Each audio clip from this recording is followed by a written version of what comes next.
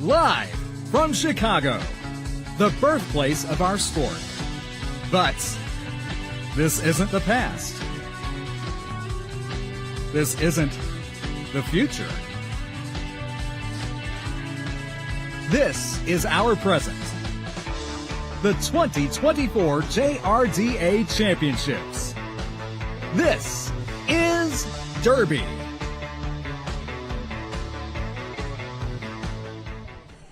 Good morning, roller derby friends, and we are coming to you live here from Chicago, Illinois for the second day of JRDA Championships here. Our first game, Central Time, 8 a.m. is going to be Columbia taking on the Foxtails. We are warming up for that. Stick around, 10 a.m. Central Time will be Nashville versus Tampa. Our game after that will be Des Moines versus, that is going to be the Pixies, I believe. So we're going to go ahead with our rosters.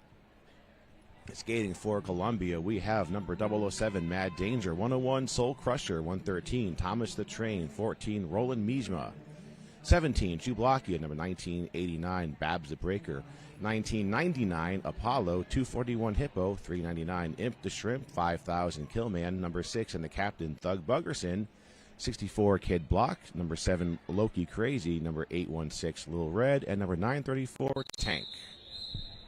Skating for the Foxtails, we have number 07, Rotten Candy, number 08, Serious Block, number 1001, Girl Plower, 144, Penny Rebel, 177, Hellcat, number 27, Catch Me, 28, Tenacious B, 37, Party Poison, 4077, Crash Mash, 423, Captain Oogie Boogie, number 6, Megatron, number 611, Tears of the Lynx, number 9, Wreck-It Riley, 911, Betty Rage, and number 928, Moxie. We are off now into our first jam. It's a Columbia lead now. Thug Bugger sitting out to jam, and Thug is our lead jammer.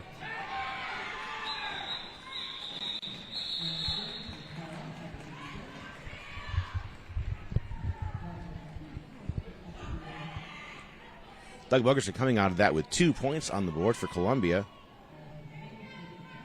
That is a scoreless jam for the Foxtails.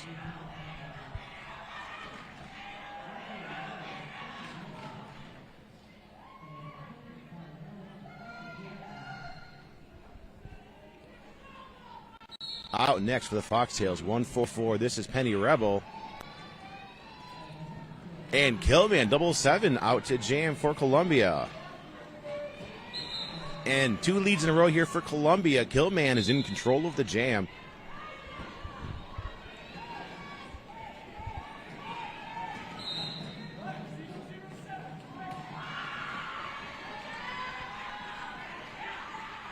Killman brought out of the pack, recycled to the front, tries to take the apex, gets some blocking by Hellcat. That's a pass complete. Our gym referee is throwing up 4 fingers, so 4-0 here in favor of Columbia. So +4 is going to make Columbia sitting at a total of 6 points, and Foxtails still scoreless.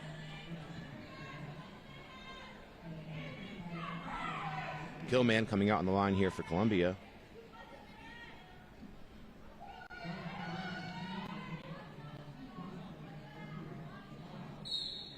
And looking at our jammer, okay, number 4077, Crash Mash.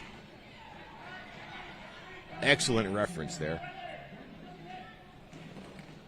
Okay, looks like there is some jammer-on-jammer defense. Crash Mash taken out of bounds and rolled all the way back by Killman. So no lead jammer yet. Killman now coming up to the front of the pack. Gets past number 611. That is Tears of the Lynx. And Killman is our lead jammer. So 3 back-to-back leads for Columbia. Now Killman is in on a scoring pass. Taken out by number 07, Rotten Candy. But it's 5 points on the board by Killman. Now Killman on a second scoring trip through. Foxtails forming their defense at the back of the pack. There's a 3-wall. Just took Killman out of bounds. 07 Rotten Candy running Killman all the way to the back, forcing Killman to restart this pass. Nice tripod work by the Foxtails. Killman taken out by the Foxtails pivot there. So Killman is recycled. That pivot, number 07 Rotten Candy, working some fantastic defense in this third jam of the game. We are not looking at a lead jammer yet. Killman has a 2-wall of Foxtails blockers up to the front of the pack. Both of those blockers working some defense. There is a lead jammer. That is Killman, and Killman does have 4 points.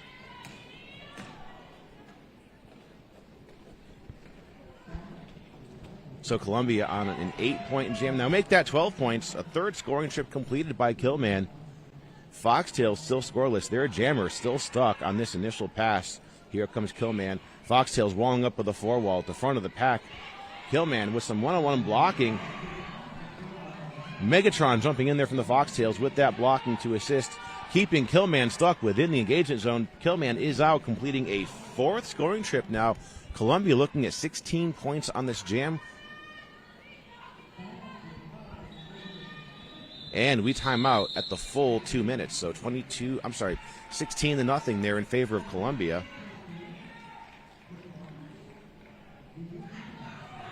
Foxtails still scoreless.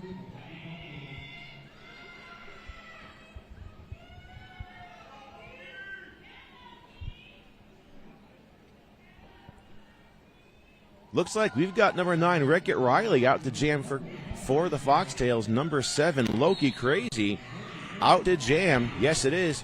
Out to jam for Columbia. Going into our 4th jam of the game.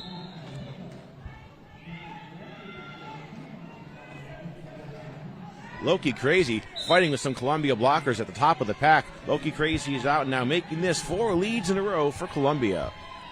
Wreck-It Riley stuck at the bottom of the pack behind those Columbia blockers. Here comes Loki Crazy in for a first round of points, taken out of bounds. I believe that's Tears of the Lynx with that defense against Loki Crazy. Our pack reforming here, coming around the straightaway. Wreck-It Riley taken down and brought out of bounds.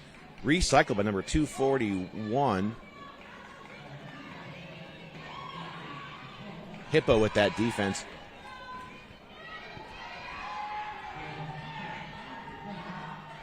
Foxtails certainly strengthening their defense here against Wreck-It Riley. Against Loki Crazy. Wreck-It Riley still on this initial pass for Foxtails.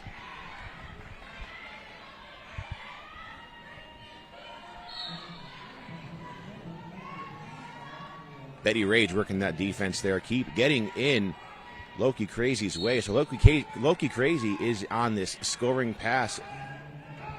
Does not currently have any points. There's 4 whistles, so that jam is over. Let's see what the jammer referees are saying for points. Okay, that's going to be a +4 for Columbia. And Wreck-It Riley scoreless on that jam.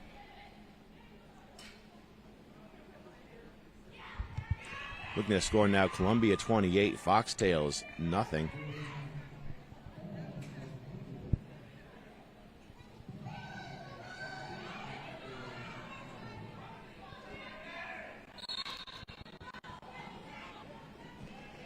Doug Bogerson taking on Penny Rebel. Doug Bogerson is out. Doug Bogerson, your captain today of the Columbia Junior Rollers.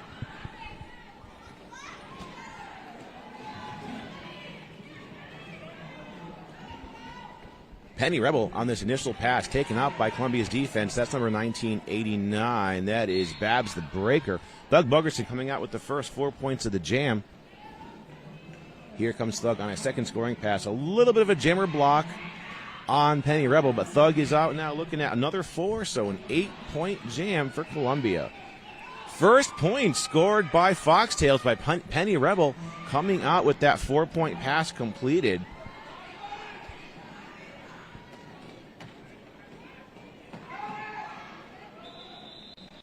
And Thug Bogerson calls off the jam. Looks like we're going to see 4 more points going up for Thug. There it is. That's going to bring Columbia now up to the 40-point mark. Foxtails with their first points of the game. They are at 4.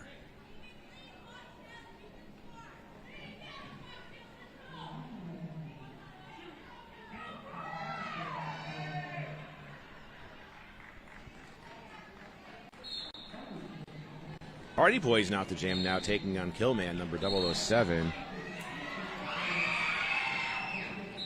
Oh, and it looks like Party Poison is off to the penalty box, so this is a power jam in the hands of Columbia with Killman in full control. Killman coming in. Nice toe-stop work on that inside line. Stays in bounds, has 4 points. So Party Poison still seated for that penalty. Oh, failed apex jump by Killman. My number 07, Rotten Candy, shutting out apex jump. Jam called off, just a 4-0 there in favor of Columbia.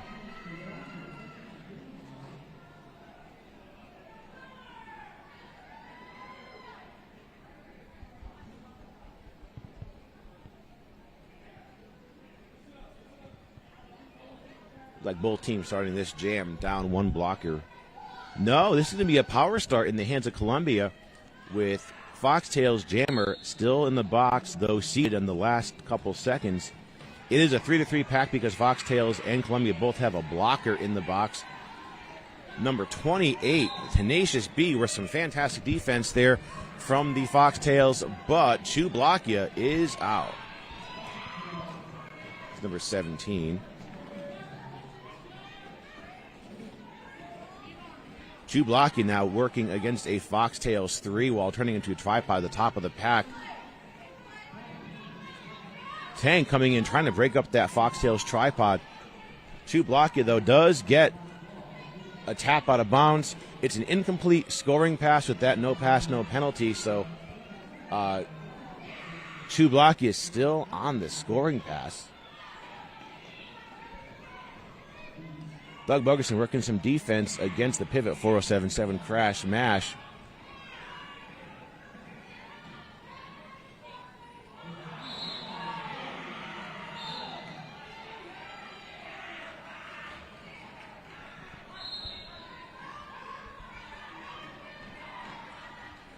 And Chublakia called off on what looks to be a forearm penalty at the same time. Foxtails loses their pivot to a penalty. So Crash Mash is re-enters the pack.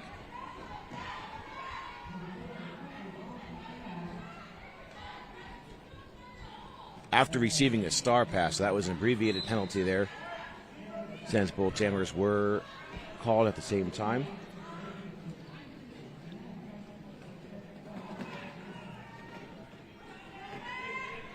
Mad Danger up front receiving that Columbia star.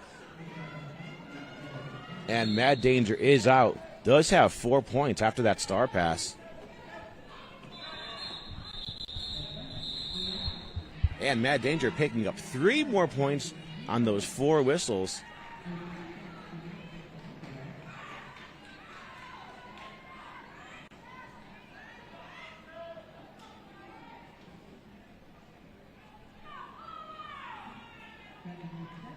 Okay, our scoreboard updating now, so.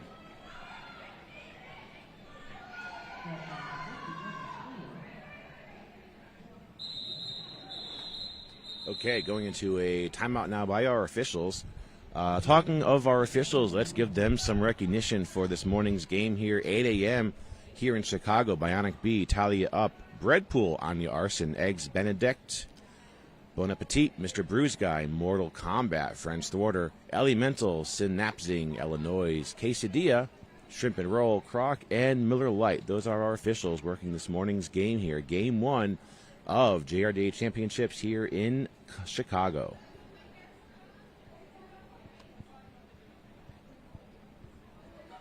Our next game, estimated to be around the 10 a.m. mark Central Time, will be Nashville versus Tampa.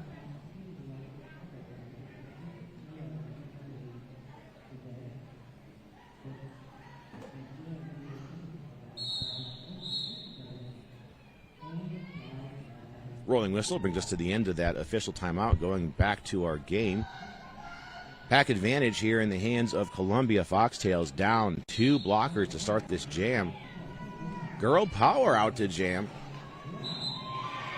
for Foxtails, and this is number 64. This is Kid Block jamming for Columbia. Kid Block is lead.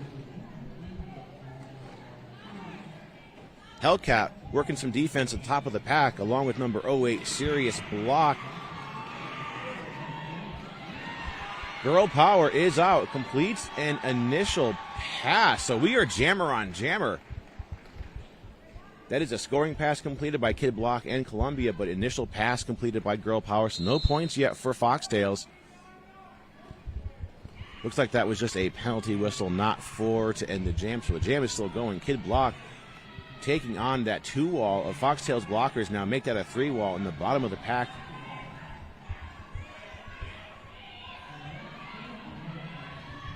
Our pack slowing down and tightening up here, coming around the apex. Killman with a full rollback on number 1001, Girl Plower, I apologize, who is jamming for the Foxtails.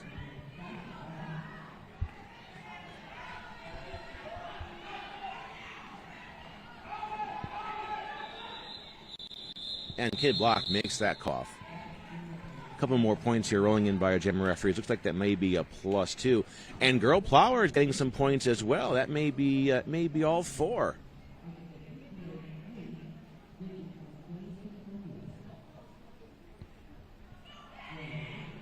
Seven-point jam by Kid Block. Going to bring Columbia now up to 58. Foxtails 8.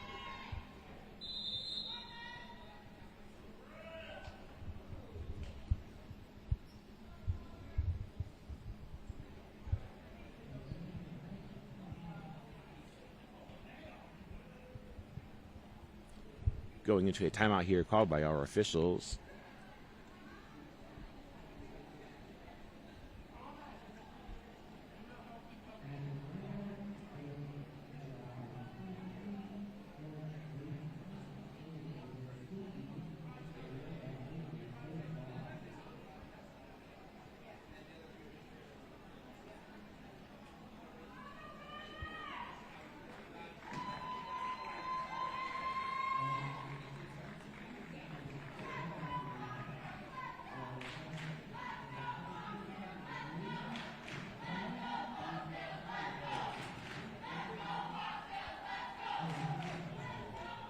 Foxtails getting a lot of love here in our crowd this morning. A lot of energy for it being just after 8 a.m.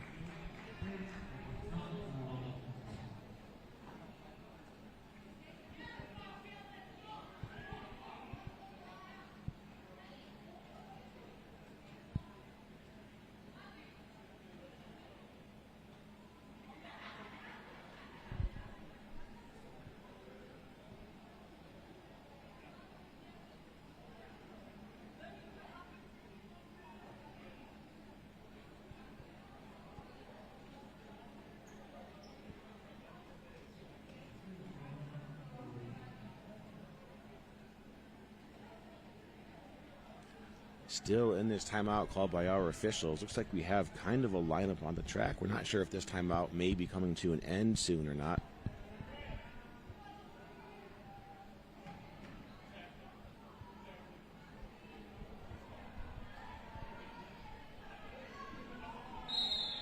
Okay, rolling whistle ends the timeout, going into our next jam.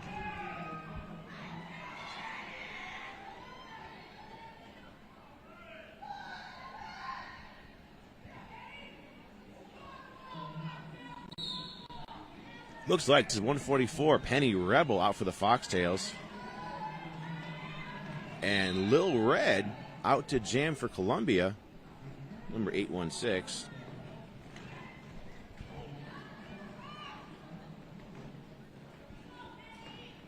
Foxtails with a tripod at the top of the pack against Lil Red. Penny Rebel taken down amidst the pack. Now Columbia bringing their defense to the front of the pack. Nice bracing work by number 101, Soul Crusher for Columbia. Okay, Lil Red does find that hole on the inside and has a Columbia lead.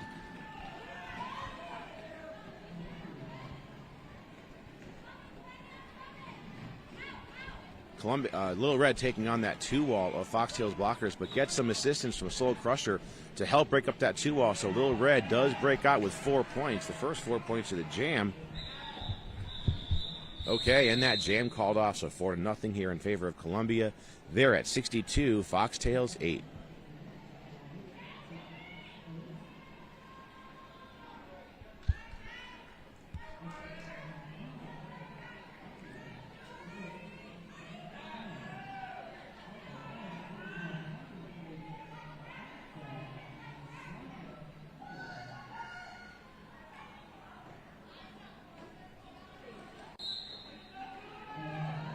Party Poison out for the Foxtails to jam number 37. And Chublakia jamming for Columbia. Columbia in the lead now. Chublakia is in control.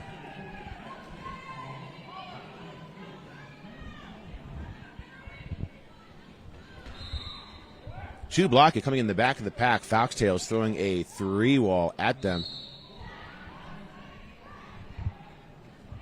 Columbia losing their pivot. Killman to the penalty box.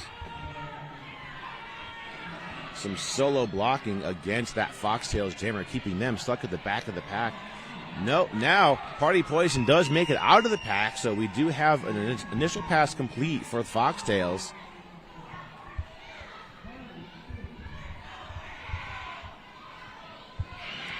Oh, and just about a completed scoring pass. Tang trying to get in the way, but Party Poison is out with a 4-point pass. Some much-needed points here for the Foxtails.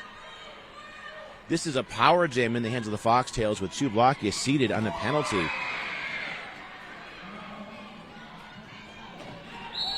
So Loki Crazy coming in there trying to do some blocking against Party Poison. But Party Poison is out, passes all 4 Columbia blockers.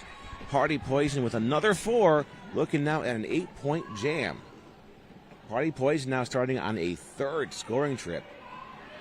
Goes to the inside, moves to the middle, we got around Tank, and it's effective because Party Poison is out with another 4, highest scoring jam so far of the Foxtails, with looking at 12 points, and Columbia still scoreless.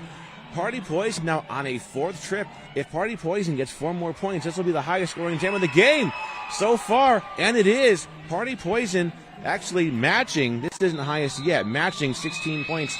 That is matching Killman's jam here in the 3rd jam of the game. Impressive work by the Foxtails, bringing their score up to 24. It's a 3-point jam for Columbia.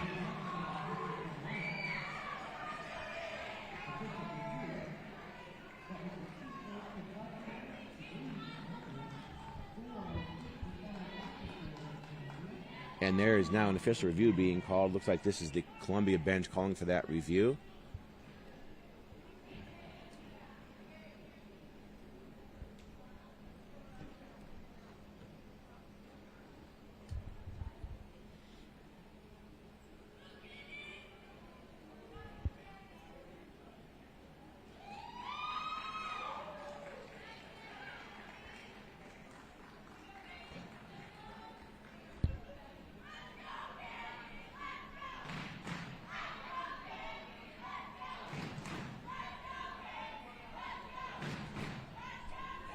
Still in this official review, we can see number 07, Rotten Candy, out with the jammer star for the Foxtails. Rotten Candy getting a lot of love from the Foxtails bench.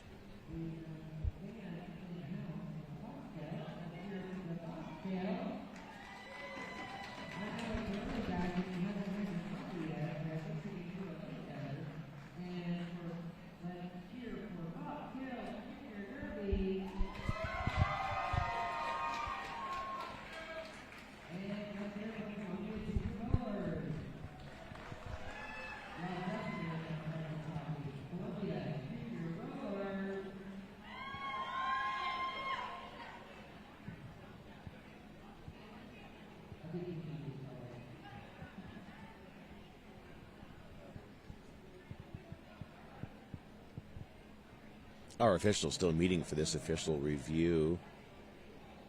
Looks like it is breaking, and our head referee may be discussing the outcome here with the team captain. So I believe we're going to be moving into our next jam pretty shortly.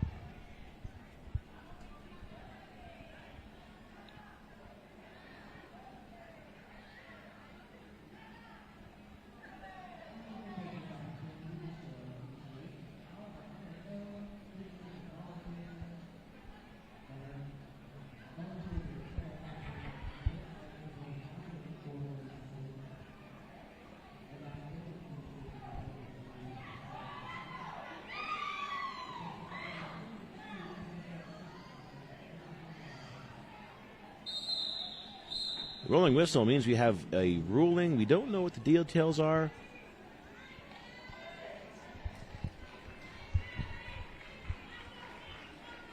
So Rotten Candy number 07 out to jam for the Foxtails. And double 07, this is Mad Danger out to jam for Columbia. So 07 and double 07. That whistle starts. Rotten Candy is ahead, but is taking on a tripod of Columbia blockers at the top of the pack. Oh, very close. It is a Foxtails lead. First lead in the game for the Foxtails, and Rotten Candy sacrificing the jam, calling it off just as Mad Danger gets ahead. So that jam sacrifice is scoreless for both teams.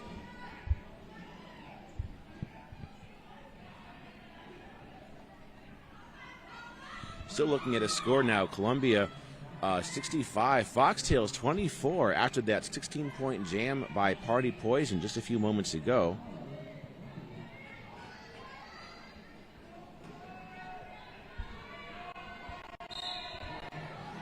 Now in our next jam, 1999, Apollo with the jammer star for Columbia.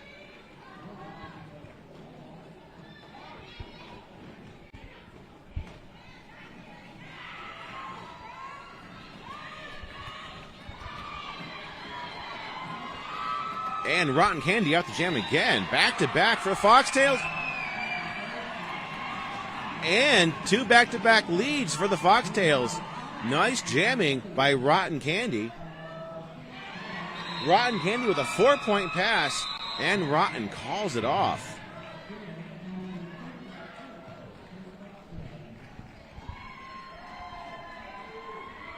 So Rotten Candy now putting 28 points on the board just in the past few minutes. I'm sorry, make that 20 points on the board in the past few minutes. Total score 28. 20 of those have been scored by Rotten Candy in the past 5 minutes or so of the game. So that was a scoreless jam for Columbia. Now Killman out to jam for Columbia. Penny Rebel has that star for the Foxtails. Killman getting lead.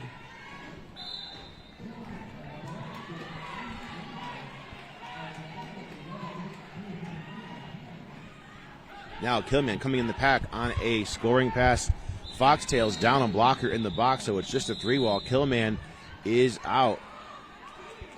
Looks like Killman may be called off on a penalty. I think that's a track cut at the very end of that jam. So the jam is still underway. It was not called off. Killman having a seat in the box, and this is going to...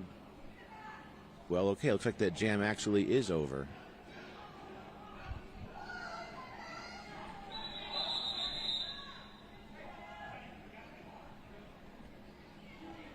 So all we know from what we could see up here is there was a track cut signaled by the jammer referee,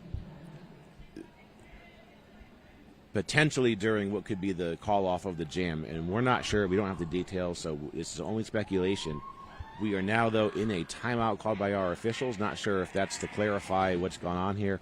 There are some points going on the board for Columbia. Those 2 points will bring Columbia up to 67. Foxtails at 28. Rolling whistle.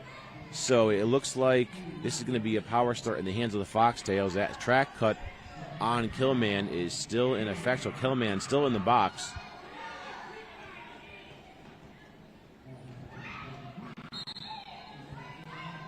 And this is Tenacious B with that star for the Foxtails. Doug Bogerson with some defense against Tenacious B, forcing Tenacious to restart this pass. Tenacious B coming in, and she's only got to get past Tank. Okay, Tank goes down. Doug Bogerson goes to the front of the pack, working some defense against Tenacious B. It's effective because Tenacious B is taken out and brought all the way back. Oh, you can feel the tension there between that jammer and that pivot. I think they were laughing. They were smiling. It's all in good fun. Tenacious B is brought back to the restart this entire pass. Columbia reforms their defense with a tripod at the back of the pack. Killman comes out from that track cut in the last jam. Lead jammer still open, and I believe is called off on a high block. So back-to-back penalties here for Killman with a high block penalty. So the chance of a power jam still in the hands of Tenacious B. Tenacious B is out. Just about, that is. kid block coming to the front of the pack. Stays in play, continuing some blocking now. Thug Buggerson joining this blocking. Columbia reforms their entire defense at the top of the pack. They are not giving any mercy to Tenacious B. Tenacious B does get 2 whistles, but is taken down. Tenacious B calls off the jam, was unable to score. So a scoreless jam for both teams. Now Columbia calling for a team timeout. About 8.5 minutes left to our first half of this game.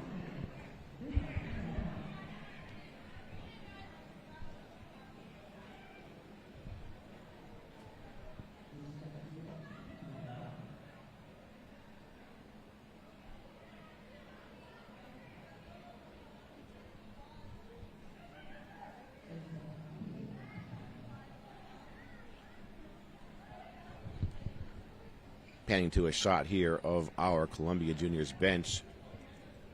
Columbia coached by Coach Eddie and Darth Mahler.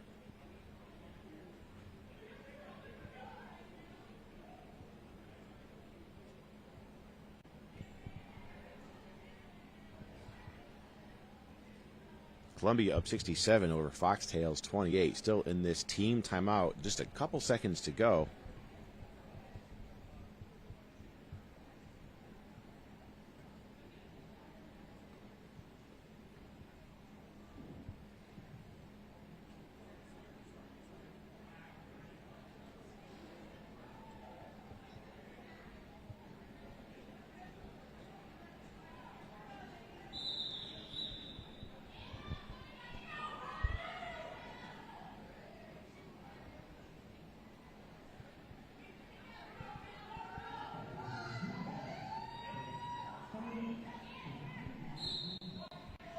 Okay, into our next jam.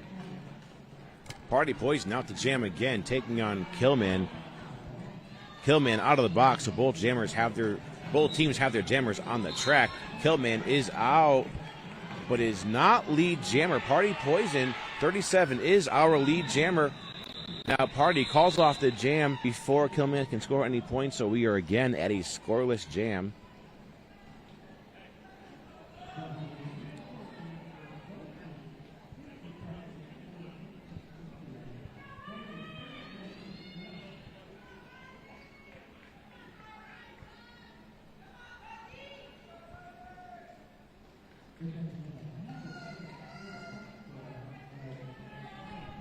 Three to 4 pack here in favor of Foxtails. Doug Buggerson out versus Wreck-It Riley. Wreck-It Riley is making her way to the top of the pack, but Columbia throwing their entire defensive strength at Riley. Meanwhile, Doug Buggerson sneaks through there and gets a Columbia lead. Wreck-It Riley getting past number 14 from Columbia. That is Roland Riesma. Both jammers now are out. Doug Buggerson on a first scoring trip through. A 2-wall of Foxtails blockers. Wall up against Thug Buggerson, but Thug is out, has 4 points, and he calls off the jam.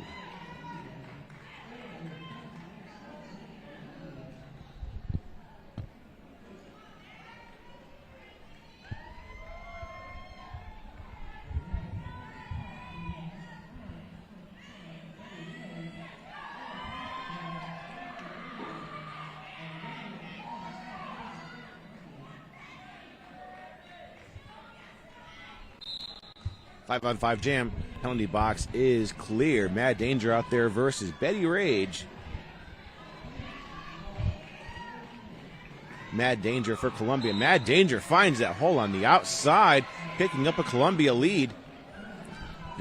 There's a toe stop on the track. Betty Rage still on this initial pass. Looks like that was not Betty Rage's toe stop, so both jammers with their full ability right now. Betty Rage getting some blocking at the back of the pack by those Columbia blockers, turning into a 3-wall. Mad Danger is out with the first 4 points of the jam. Betty Rage still stuck on this initial. Mad Danger coming in for a second scoring trip.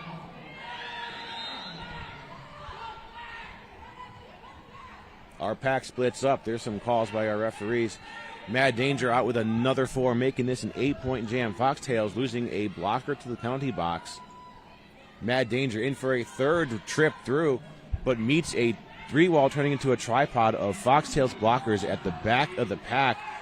They are giving Mad Danger a little bit of difficulty in completing this third scoring pass. Mad Danger goes for the call-off, keeping this at 8-0.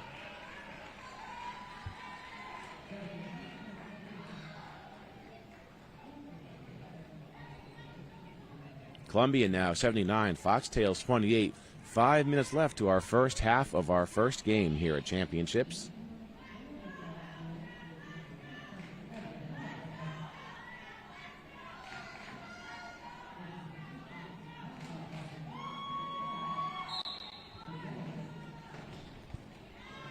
Hellcat out the jam for Foxtails. Thug Buggerson with the star for Columbia, and Thug Buggerson gets an attempted block but stays in bounds. Hellcat is our lead jammer for the Foxtails. Hellcat catching up now to Thug Buggerson. Thug Buggerson with an apex jump gets way ahead of Hellcat. Hellcat still stuck in the pack. Hellcat being recycled to the back.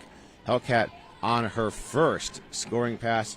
Thug Buggerson already has 4 points now, working on a second trip through, and it is effective. Thug with a second scoring pass complete, making this 8 points for Columbia.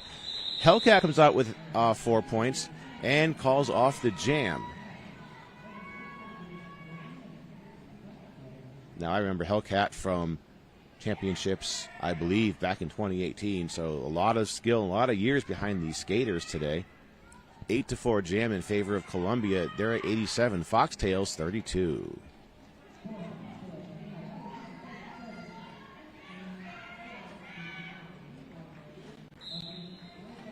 Crash Mash out the jam versus Killman. Rotten Candy going for some defense against Killman, but Killman is just too fast. Gets ahead and gets lead for Columbia. Crash Mash stuck in the bottom of that pack. Crash Mash does find the hole. Gets ahead. Kid Block working some defense against Crash Mash. Crash Mash still yet to complete her initial pass. Killman out now with a second scoring trip complete, making this an 8-point jam and no signs of slowing down. Star pass underway from Crash Mash. Here comes Killman on a third trip through.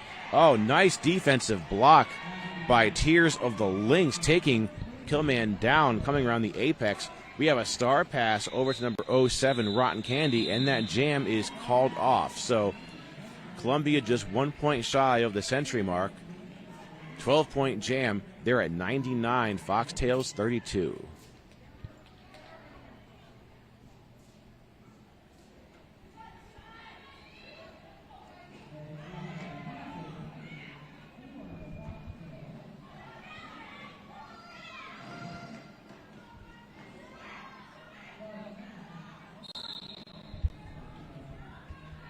Doug Buggerson back out versus number 9, Wreck-It Riley.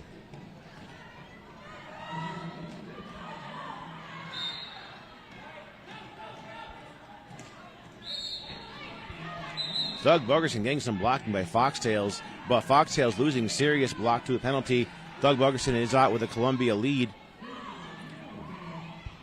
Wreck-It Riley seated in the penalty, so this is in the penalty box. So this is a power jam here for Columbia. Wreck-It Riley is released, has to complete her initial pass. Tank trying to work some blocking, but Riley is out. Doug Buggerson with the first 4 points of the jam now, coming on a second trip through. Goes for an apex jump, but it is incomplete. So Thug, looks like, okay, it was complete. Doug Buggerson does come in, calls off the jam.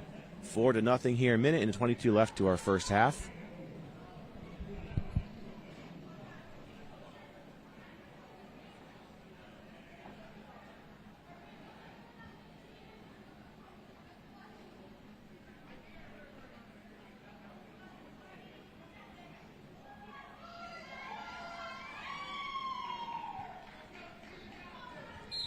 $5,000 Killman out. Party Poison jamming for Foxtails. Killman coming out with the Columbia lead. Party Poison coming out completing her initial pass, so both jammers now able to score points. Killman is in on a first scoring trip through. Foxtails down a blocker, making things a little bit easier here for Killman. So Killman keeping this at a 4-0 jam. Columbia 107, Foxtails 32.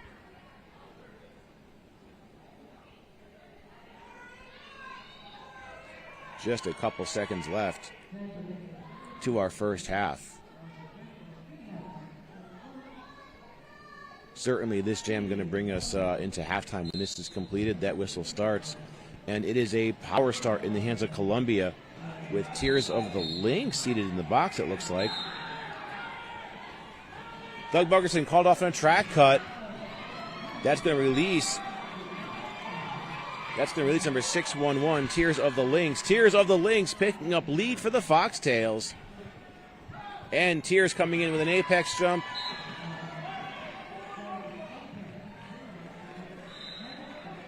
And called off on a track cut. So no longer a lead jammer for the jam. Tears of the Lynx will have a seat in the box. That's going to release Thug Bugerson. Thug Bugerson coming back into the pack. Foxtails throwing a 2-wall at Thug, but Thug stays in bounds, completes an initial pass. So far, no points scored.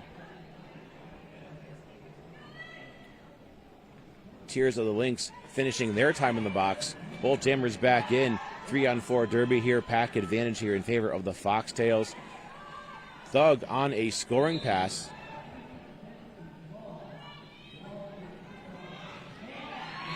Thug just being brought back and forth by number 6 from Foxtails. That's Megatron with that defense, but Megatron called off.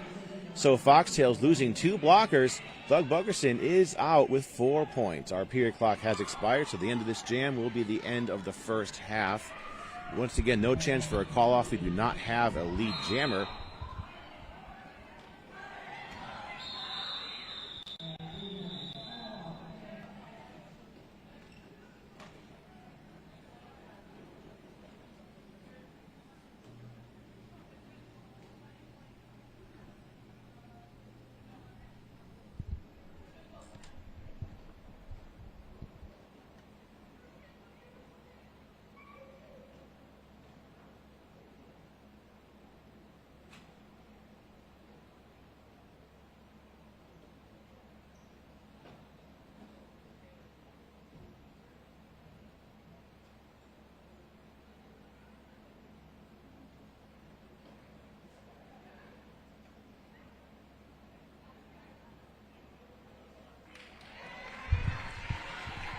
Jam called off on a matter of safety.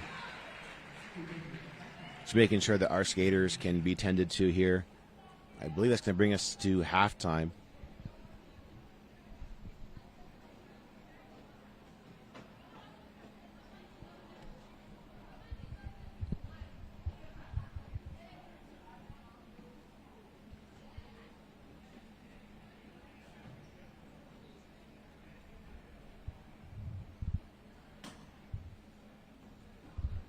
We are still in this timeout, so halftime has not yet begun.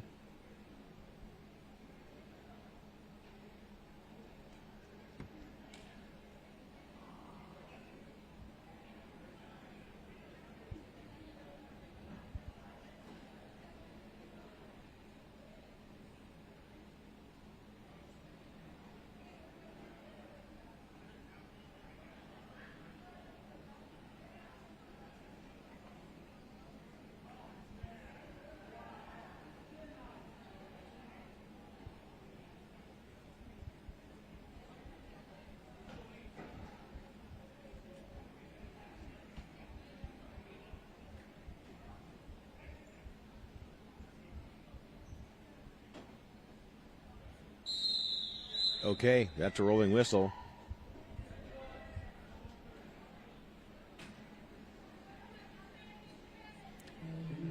I think it is safe to say that we are going into halftime after that. Okay, we are. Going into halftime, Columbia 115, Foxtails 36. We're going to take a brief break here and come back to you in just under 15 minutes.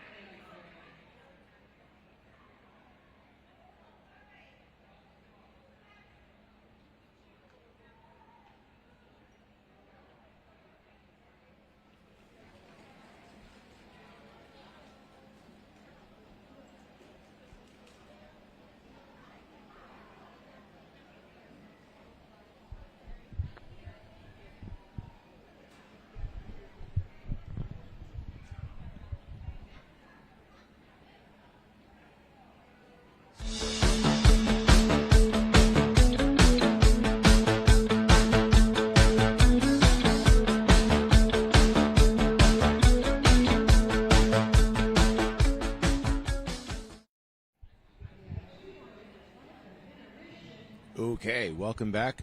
We are going into our second half of Game 1 here at JRDA Championships, live to you from Chicago. This is Columbia versus Foxtails. Didn't have a whole lot of jams here in the first half of the game. Columbia certainly had their fair share of points. They are at 115 over Foxtails 36. Foxtails maintaining kind of a lower scoring game here up until Party Poison had a 16-point jam and accounted for most of the points here on the board. Taking a quick look here at our penalties.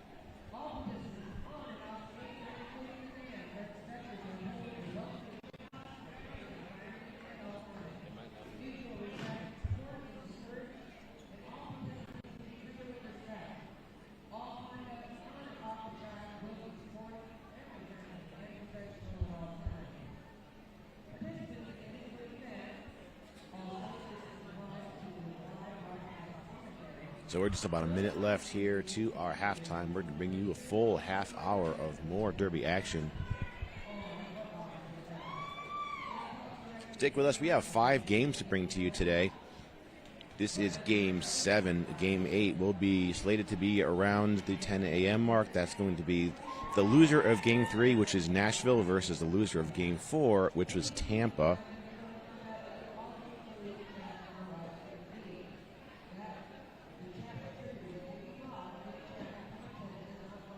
Game 9 will be the loser of Game 5, which is Des Moines, versus, I believe that's going to be the Pixies playing. Game 10 will be Santa Cruz versus Rose City.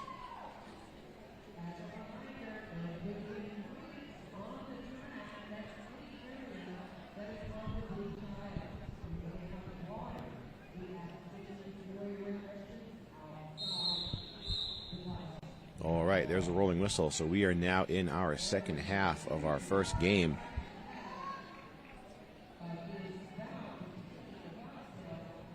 Going over to our jammer line, number 6, there's Thug Buggerson out there to jam for Columbia. And Party Poison out to jam, number 37 for the Foxtails. Thug Buggerson takes a bit of a defensive hit there and is brought to the back. Both jammers are recycling.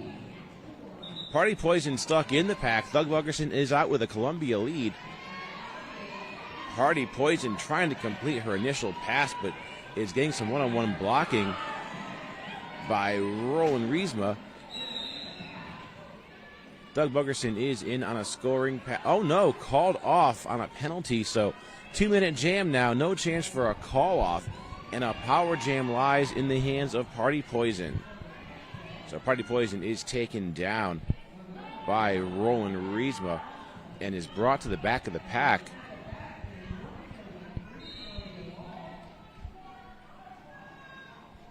Still in this power jam in the hands of Party Poison. But Party Poison is not lead. Thug will have lost that lead privilege. This is a 2-minute jam. Now Columbia walling up with a 3-wall with a catch, keeping Party Poison stuck. Doug Buggerson with an apex jump comes in and scores 4 points right out of the box.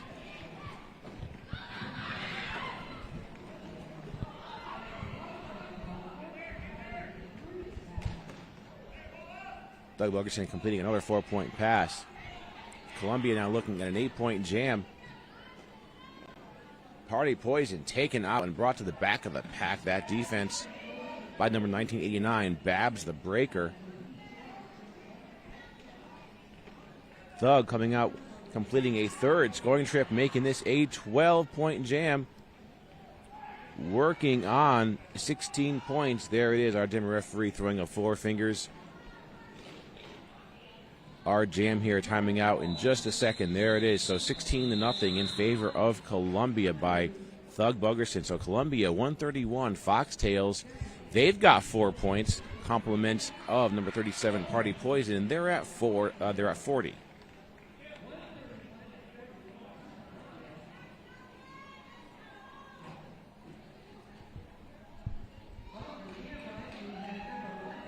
It looks like we have 177. Is that Hellcat on the jammer line? Let's see what our officials are telling us. Yes, Hellcat versus Mad Danger, and Hellcat just about gets through, but she is taken out and has to restart that pass. No lead jammer yet. Hellcat meeting up with a tripod of Columbia blockers, unable to get any assistance for her teammates. So Kid block with some one-on-one blocking against Hellcat. Now Hippo coming in. Hellcat, called off on a penalty. So no lead jammer yet. Chance of lead in the hands of Mad Danger for Columbia. Mad Danger taken out and recycled to the back. Foxtails down that jammer and a blocker, so they've got only 3 blockers on the track. Still no lead jammer.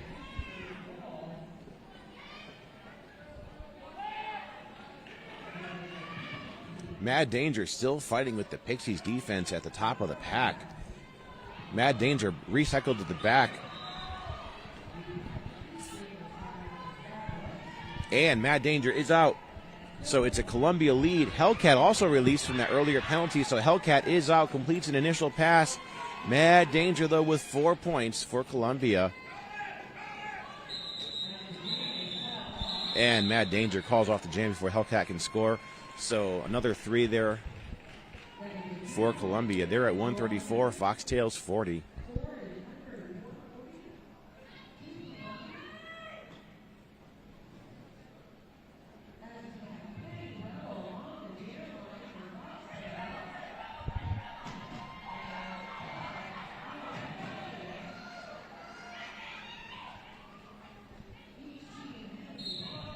Looking at Thug Buggerson back out there versus Penny Rebel from Foxtails.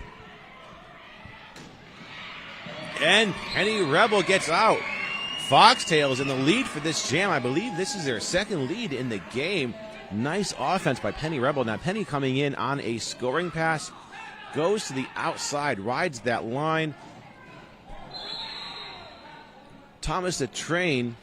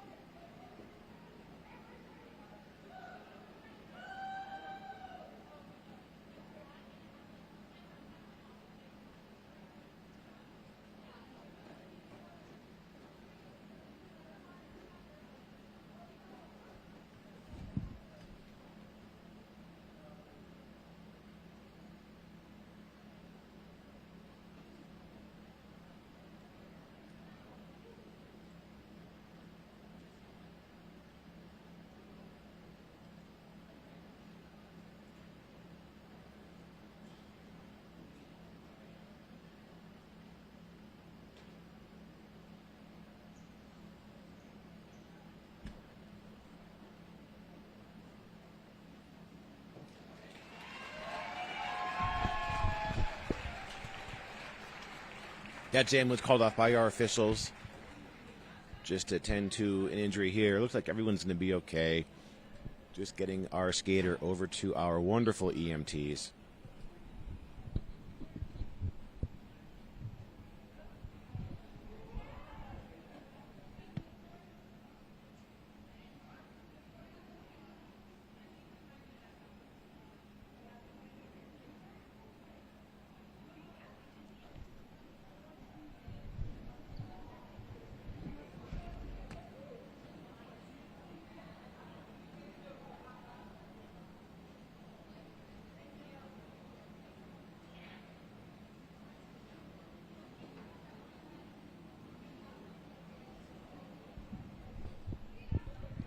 Still in this timeout. Once again, a shout out to our officials working in this game. We have Bionic Bee, Talia Up, Breadpool, Anya Arson, Eggs Benedict, Bon Appetit, Mr. Bruise Guy, Mortal Comcat, French Thwarter, Elemental, Synapsing, Illinois, Quesadilla, Shrimp and Roll, Croc, and Miller Lite. You can see a little bit of a huddle there by our officials in the center of the track. Bionic Bee is our jam timer.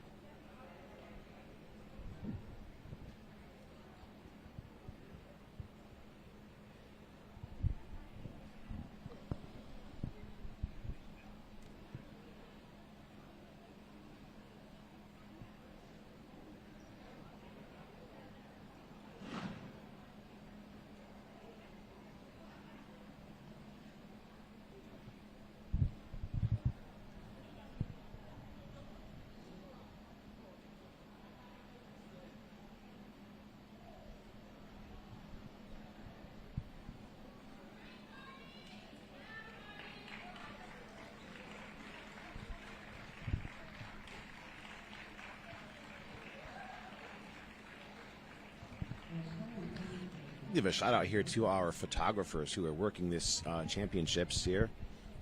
For this game, our head photographer, Andrew Keys. We've also got Drew Wiedemann here from the Philadelphia area. And, of course, none other. We are so lucky to have our friend Lloyd from Hit Squad TV taking those wonderful, famous action videos that Lloyd and Hit Squad TV are known for. They are kind of huddled up at a table behind the JRDA officials table. We are still in this timeout. Not sure what's being discussed there with our referee and the bench staff from the Foxtails.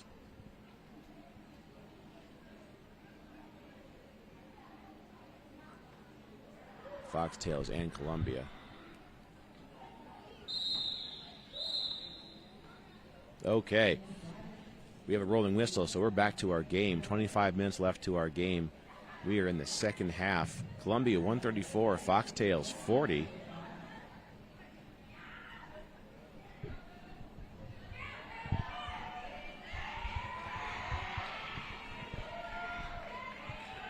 Coming out to jam for the Foxtails, number 911, Betty Rage.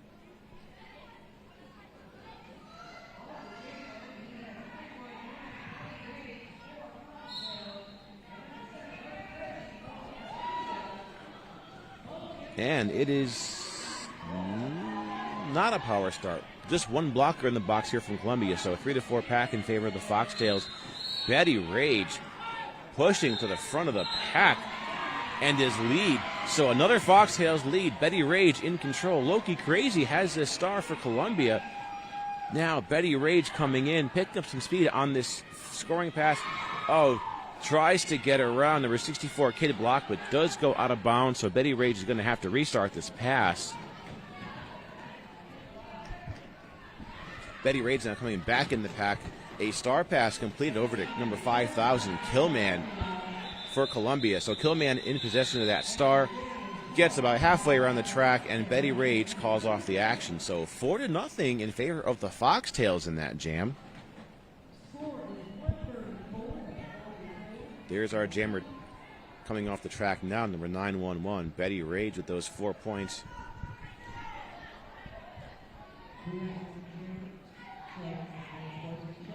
Panning back to our track, we do have a 3-on-4 jam. Foxtails with the pack advantage. Columbia is still down a blocker. Penny Rebel versus Thug Buggerson. And Thug working to the front of the pack. But Thug Buggerson called off on a penalty. I didn't catch that hand signal, but this is a power jam, and I believe 3 leads in a row for the Foxtails. Penny Rebel coming out and is in full control. So Penny Rebel now coming in the pack, goes for that hole on the inside, but is shut down by Roland Riesma. Penny Rebel goes and signals the call-off. That is going to freeze Columbia's jammer in the box and buy a power start for the Foxtails in the next jam. And it looks like this may be Hellcat coming out to jam for the Foxtails next. Yes, it is. 177 Hellcat with that star, and it is a power start. Hellcat's over there trying to get the crowd pumped up here for this power start.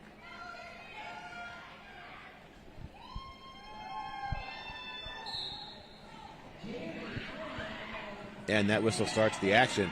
Hellcat taken out of bounds right off that whistle. Goes back in, goes to the outside, is taken out of bounds.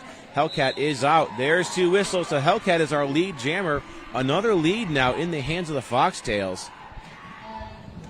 Still a power jam? Nope. Okay, no. Thug is back in from that penalty that was in the last jam. Hellcat coming out with 4 points. Thug completing an initial pass. Hellcat calls off the jam before Thug can score any points. So 4-0 there in favor of Foxtails. They're at 48. Columbia 134.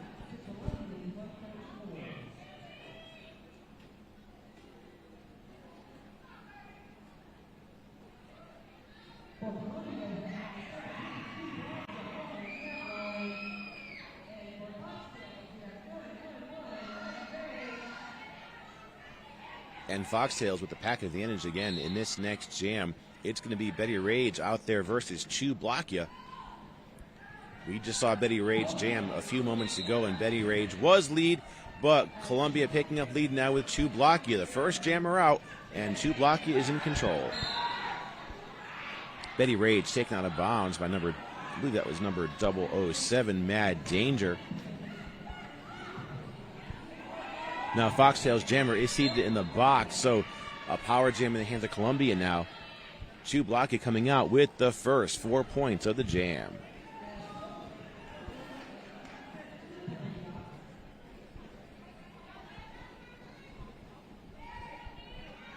Betty Rage taking a stand in the box, so just a couple seconds left to their penalty. Chublakia still in the pack on the scoring pass. Nice defense by number 08, Serious Block.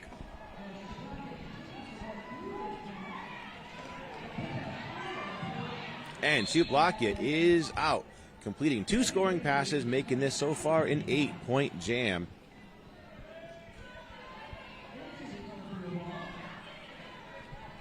Columbia now down 2 blockers. Chublakia in for a 3rd scoring trip.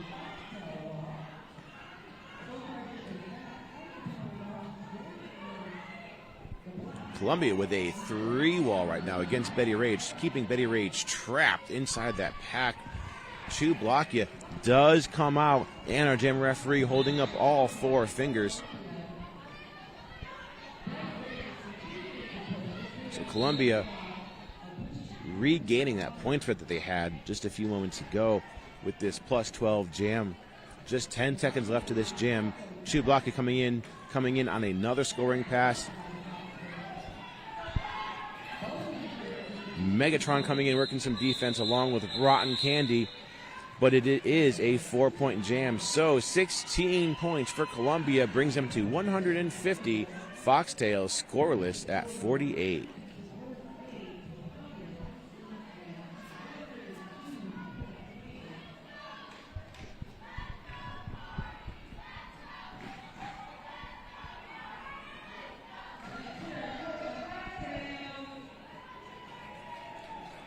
Just under 20 minutes left to our game. Party Poison out there to jam for Foxtail. Slug Bugerson with the star for Columbia.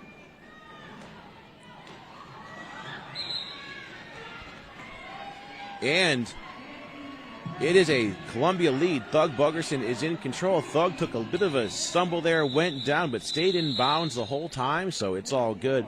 Now, Party Poison gaining some distance there on the track out ahead of Thug. Thug called off the jam, so nothing for both of our teams.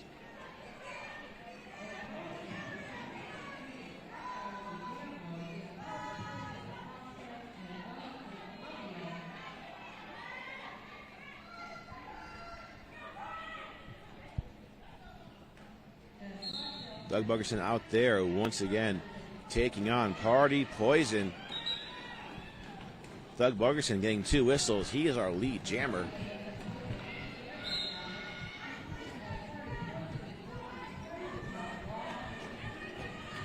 And Party Poison called off on a penalty, so this is a Columbia power jam. Doug Bugerson making his way to the top of the pack. Foxtails throwing their entire 4-wall at Thug, but Thug is out with 4 points and is still on this power jam. Party Poison still seated in the box. Doug Bugerson coming in now on a 2nd scoring trip, and he is out making quick work of that pass. That's 4 more points. Columbia with an 8-point jam. Doug Bugerson calls off the jam. That's going to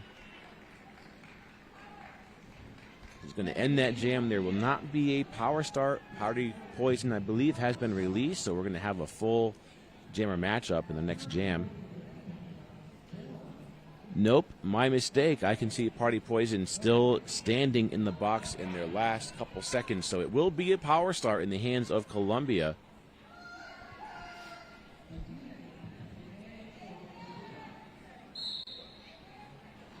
And Loki Crazy is out, jamming for Columbia. Very brief power start because Party Poison does finish their time in the box. And Party Poison, despite starting in the box, is out with a Foxtails lead. So Loki Crazy taken down on this initial pass. Here comes Party Poison on a scoring pass. Takes a little bit of a roll there on the track. Looks like Tank with that initiation. So Party Poison is going to recycle to the back and restart the scoring pass. Oh, Party Poison once again being taken out by Tank. Loki Crazy coming in, completing an initial pass, ready to score some points. Comes into the engagement zone, but Party Poison calls off the jam, not before scoring 2 points for the Foxtails. So Foxtails now at 50, Columbia 158.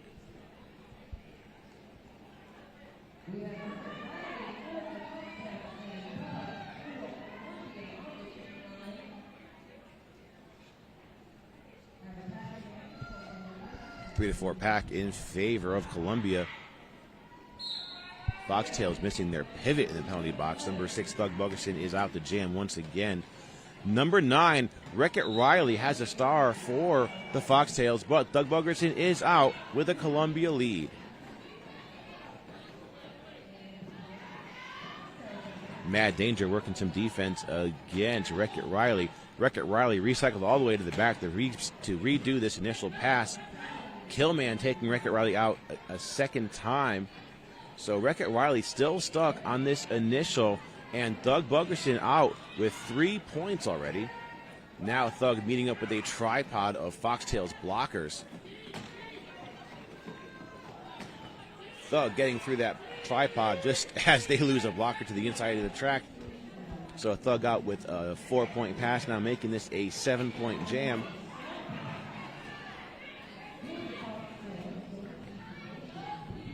Thug now taking on all 4 Foxtails blockers. Tries to get through on the outside, but is shut down and taken out of bounds. Nice recycle by Rotten Candy. Thug brought all the way to the back.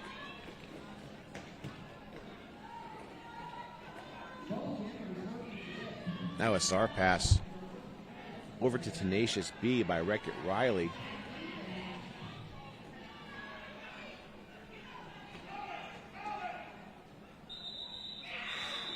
Jam called off.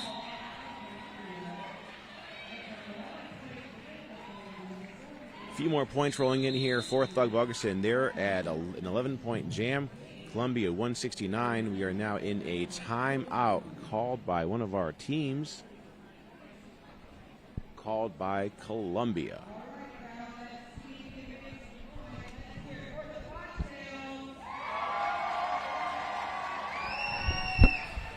Foxtails getting a lot of love in our crowd this morning.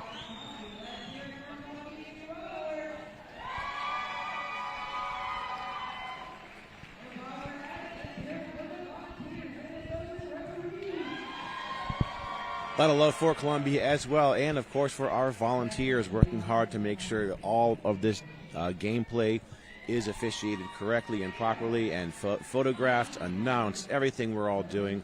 A lot of volunteers. Big thank you to everybody who's making this work this weekend here in Chicago for JRDA Championships.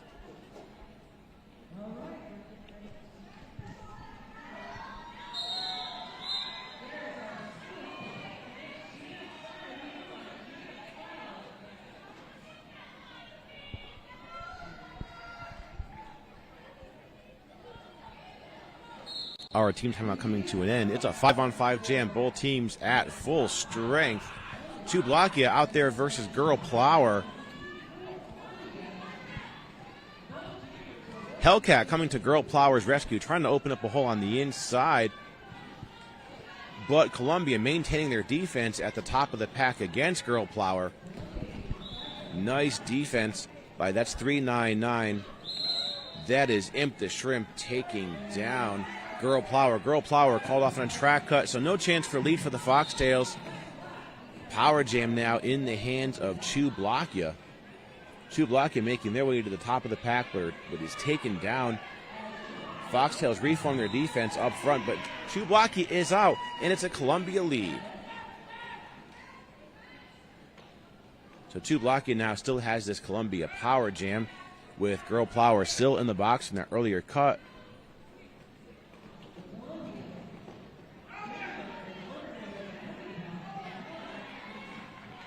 Chublakia taking a bounce, coming around, looks like turn 3, and that jam is called off. So incomplete scoring pass, just a matter of 3 points there, brings Columbia to 172. Foxtail still at 50.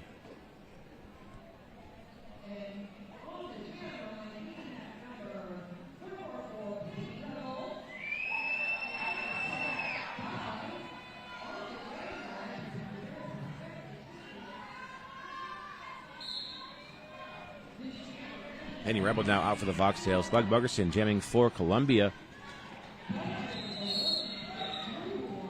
think Penny Rebel was taken down on that initial pass and restarts. We have lead now in the hands of Thug Buggerson, but Penny Rebel is out, so both jammers are out and able to score points. Thug with an impressive apex jump, lands in bounds, gets those 4 points, and calls off the jam.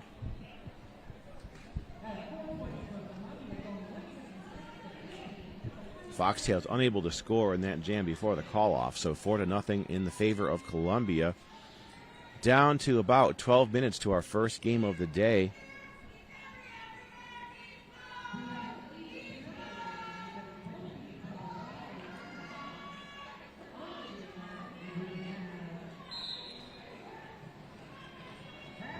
Three-on-three pack, each team down a blocker in the box. Thug Buggerson out there versus number 4077. Of course, that's Crash Mash. And Thug Buggerson with an incomplete initial pass. So no lead jammer here for Columbia, even though Thug Buggerson is the first jammer out. So lead in the chance of Crash Mash. And Crash Mash taken out of bounds, forced to recycle. Thug Buggerson not lead, but does have 4 points. Crash Mash stuck at the back of the pack with that tripod held up by Killman. Thug Buggerson working to the front of the pack is taken out of bounds by number 911. That's Betty Rage. So our penalty box now empty. Both teams at full strength. Thug Buggerson coming out, completing an incomplete scoring pass, so just 3 points there on that pass. Columbia taking any points they can get now. Crash Mash still scoreless in this jam, getting some solo blocking at the bottom of the pack by number 5000, Killman.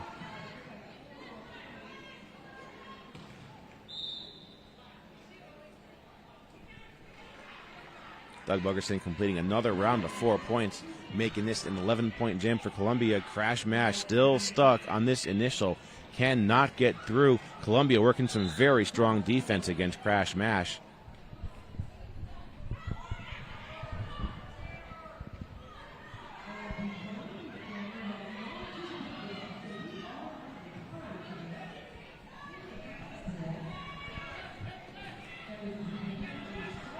Crash Mash with a star pass over to Tenacious B with just a few seconds left to our jam. And Tenacious B called off on a track cut. So Tenacious B will be sitting as the jammer for the Foxtails in the next jam. It will be a power start now for Columbia.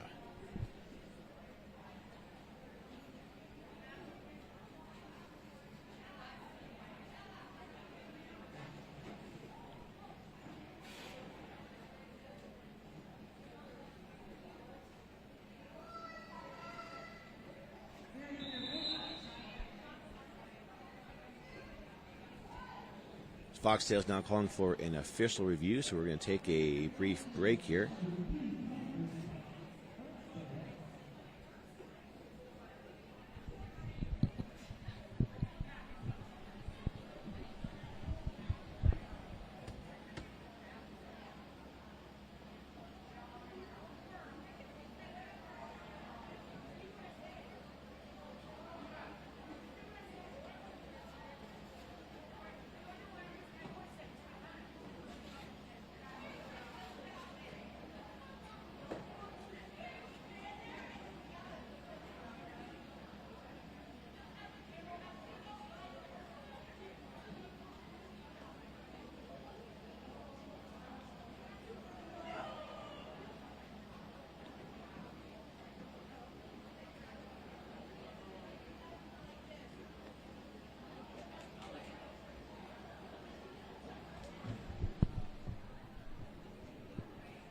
Our next team taking their spot on the track here just to begin warm-ups when this game is over. Our next game will be Nashville versus Tampa.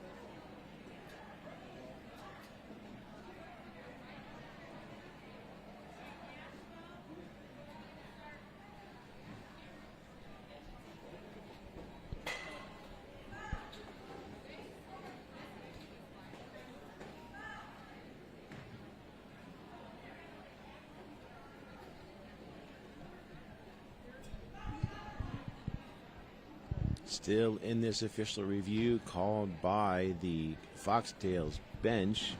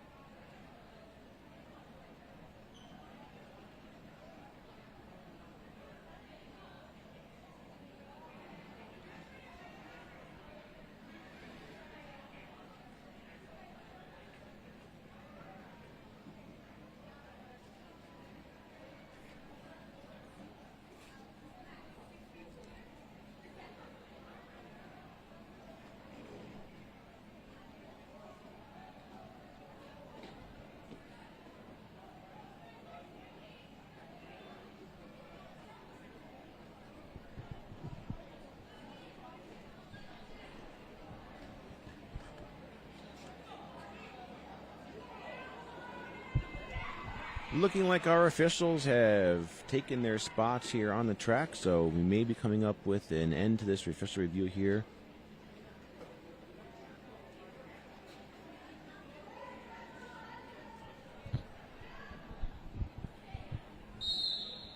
Okay, there's a rolling whistle. That does bring us to the end of that review.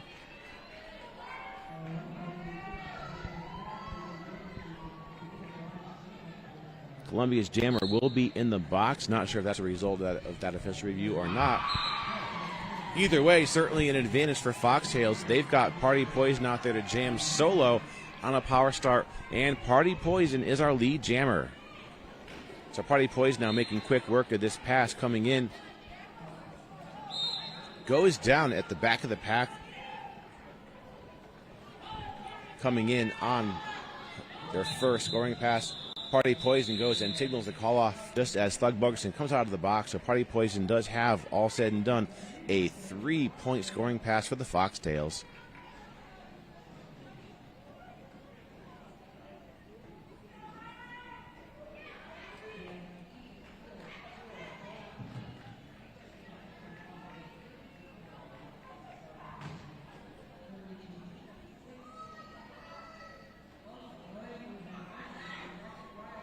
Rickett Riley out there for the Foxtails.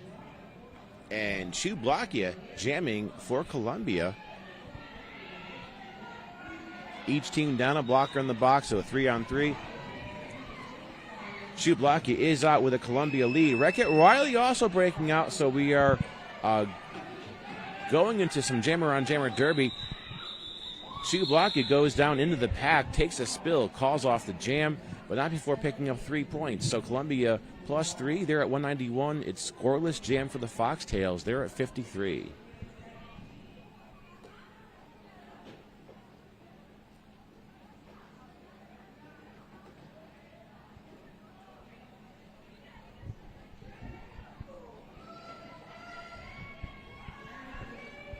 About 7.5 minutes left to our game.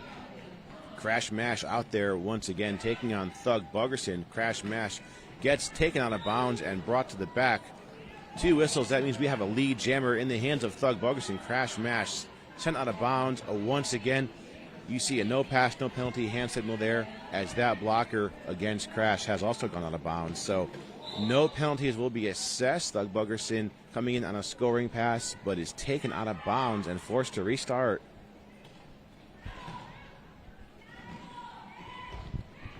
Thug Bugerson does come out of the pack with 4 points. Crash Mash completes her initial pass and is now able to score. So both jammers coming into the pack. Thug Bugerson with an apex jump gets those 4 points, and he calls off the jam. So 4-0 jam there in favor of Columbia.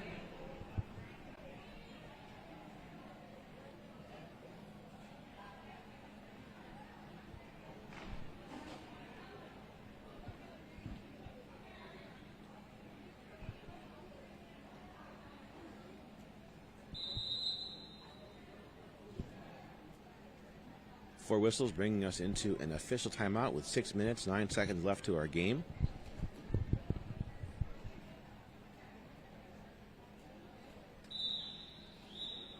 And a rolling whistle brings us to the end of that timeout. So things moving pretty smoothly here in the last few moments of the game, hopefully.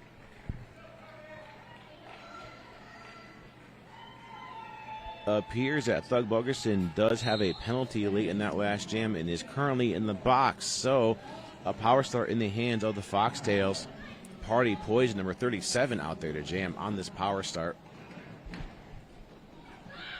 Party Poison making her way to the top of the pack, and she breaks out. There's two whistles. It's a Foxtails lead now. Party Poison is in control. Doug Bogerson having a stand in the box. Party Poison on the track, rides the line, stays in bounds, puts 4 points up for the Foxtails. Doug Bogerson coming out of the box on an initial pass.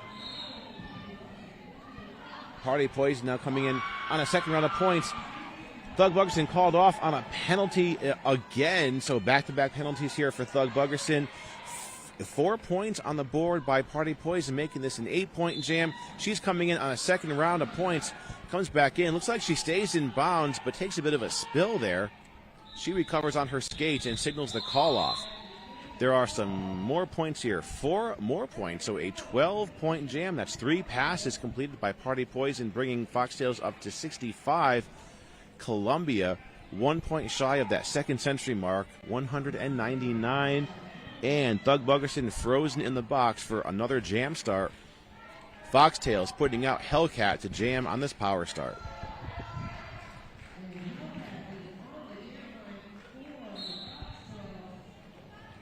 That whistle starts to jam. Hellcat coming in, trying to spearhead that pack, but is taken out of bounds and forced to recycle.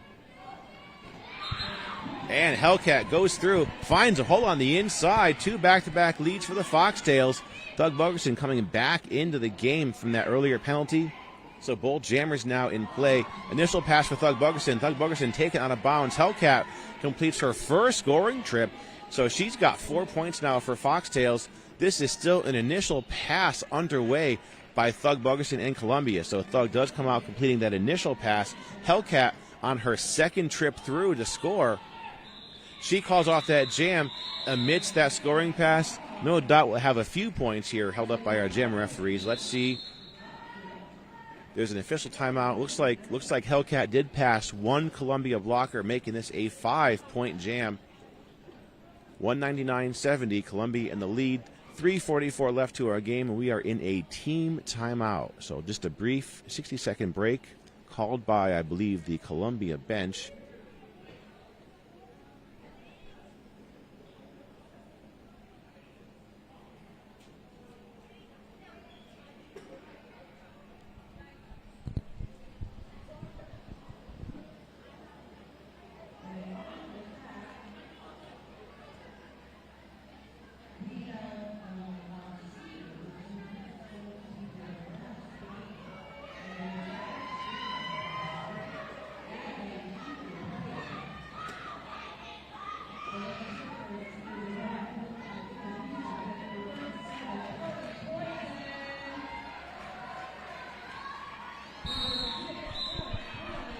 Our Nashvilleans taking their warm-up spots here on the track, getting ready for our intermission between games.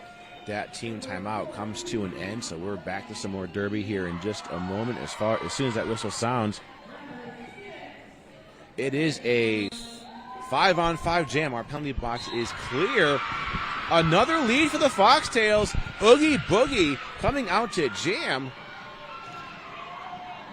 That is number 423, the captain, Oogie Boogie, with that Foxtails lead. Thug Bogerson. I'm sorry, no, Loki Crazy with that jammer star. Loki was stuck on that pass.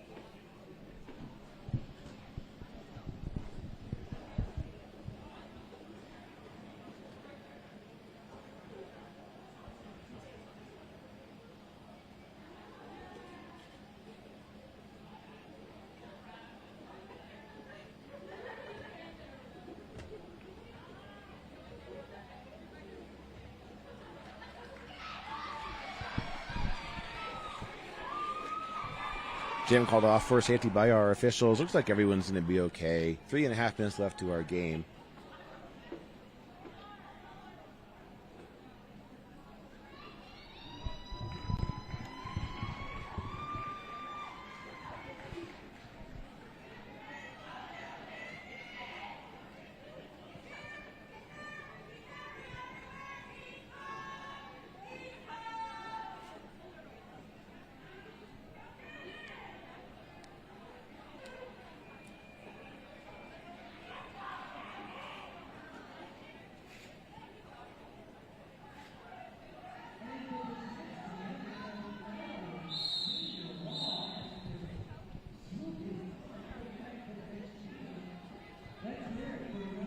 Going to be a 3-on-4 jam here. Columbia with the pack advantage. Thug Buggerson out there to jam, and jamming for the Foxtails. This is Rotten Candy. Thug Buggerson is out with the Columbia lead. Rotten Candy, though, breaking out not far behind Thug.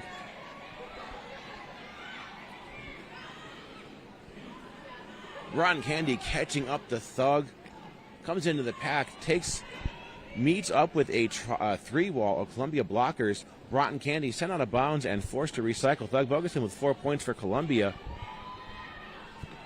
Thug coming in now on a second scoring trip is in. Thug's out with 4 more points.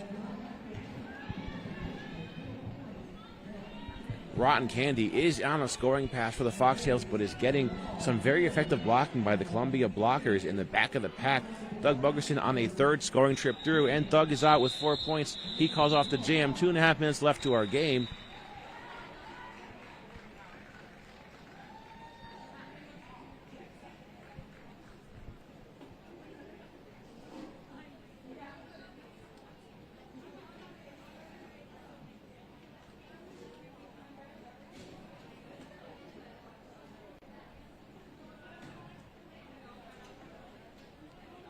Going now into a team timeout. Called by, I believe, the Foxtails making that timeout call. We have what appears to be an empty penalty box, so our next jam should be starting at full strength, 5-on-5.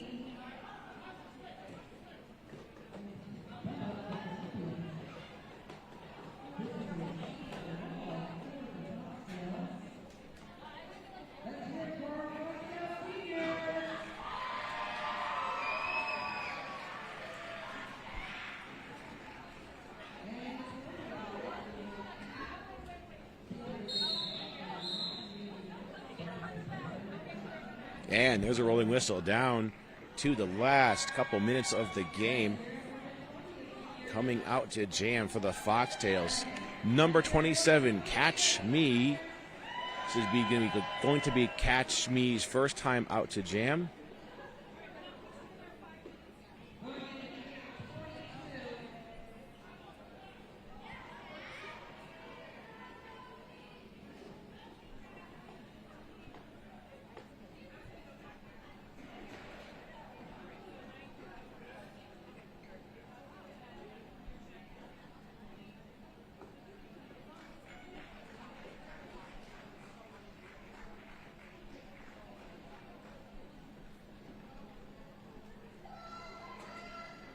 Okay, coming in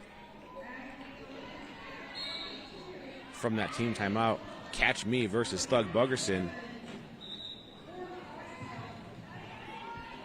Thug Buggerson coming out with lead jammer for Columbia.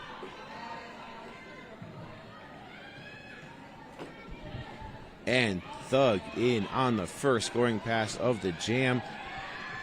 Catch Me does break out. There is some sort of equipment there on the track. Picked up by Tank. Thug Buggerson with 4 points. Catch Me picking up some speed coming into the pack, but is that jam called off by Thug Buggerson.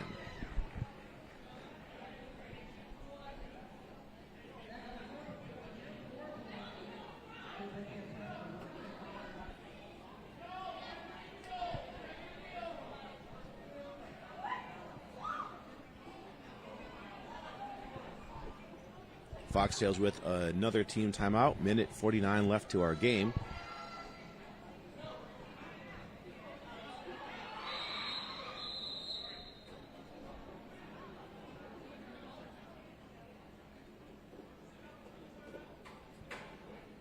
That team timeout now being ended and going into an official review called by the Columbia bench.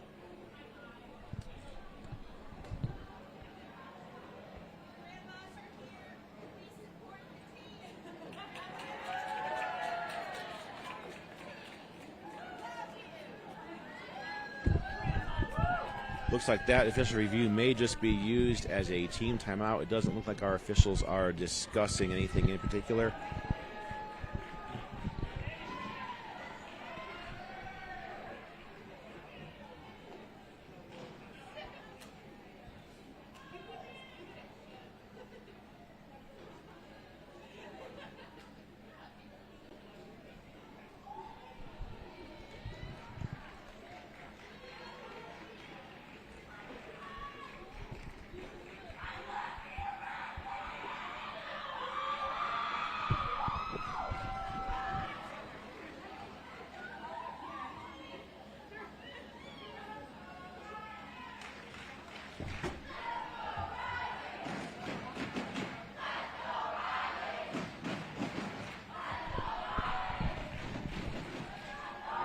It sounds like Wreck-It Riley might be out to jam and getting a great deal of support from our spectators and the Foxtails bench.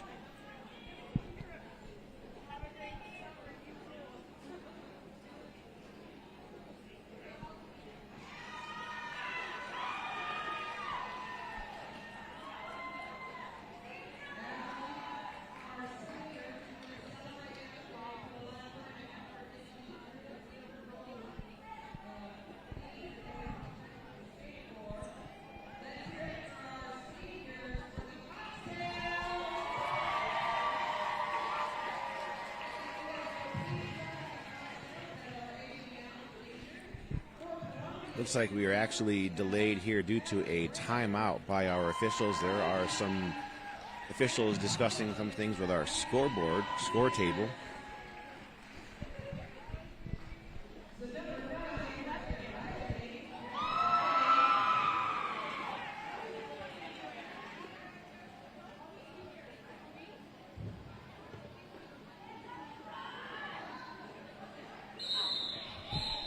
Okay, there's a rolling whistle coming out of that official timeout. Minute 49 left to our game.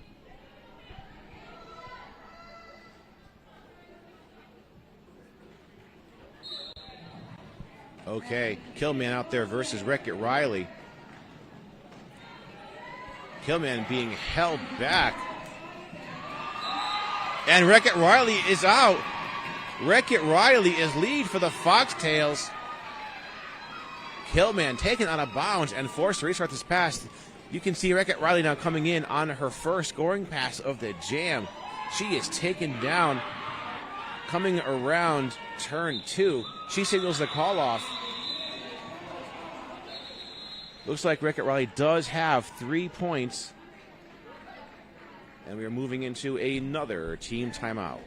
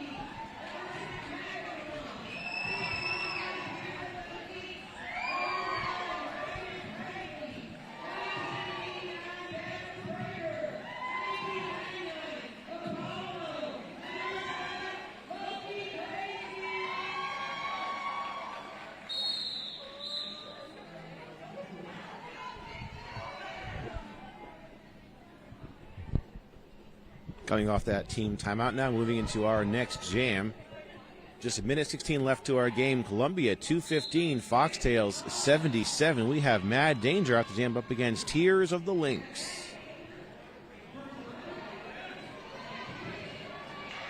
Tears of the Lynx gets up front, gets a hit, but stays in bounds. So it's another Foxtails lead. Tears of the Lynx now in control. Now Tears coming in on their first scoring trip through. And Tears is out. Scores 4 points, and they call off the jam. So Columbia unable to score.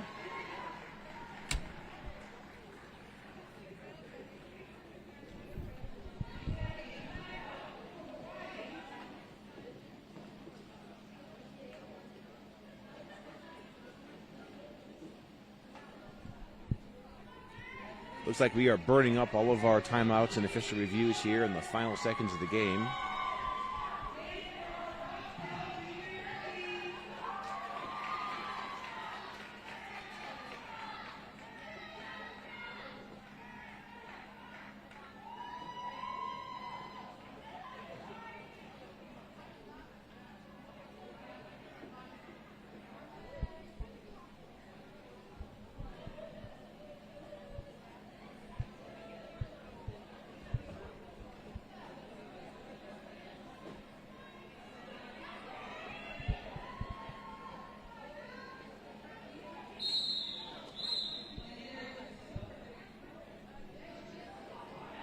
That timeout coming to an end. 42 seconds left to our official period clock.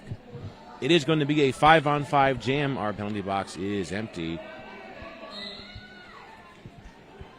Party Poison out there to take on Thug Buggerson. Thug Buggerson taken down. Party Poison leads, so Foxtail certainly ramping up their leads in the last couple minutes of this game. Party Poison in control. Thug Buggerson stuck on this initial pass. Party Poison calls off the jam, gets 1 point up against Thug scoreless jam, so 1-0 for the Foxtails, and there's another review timeout being called.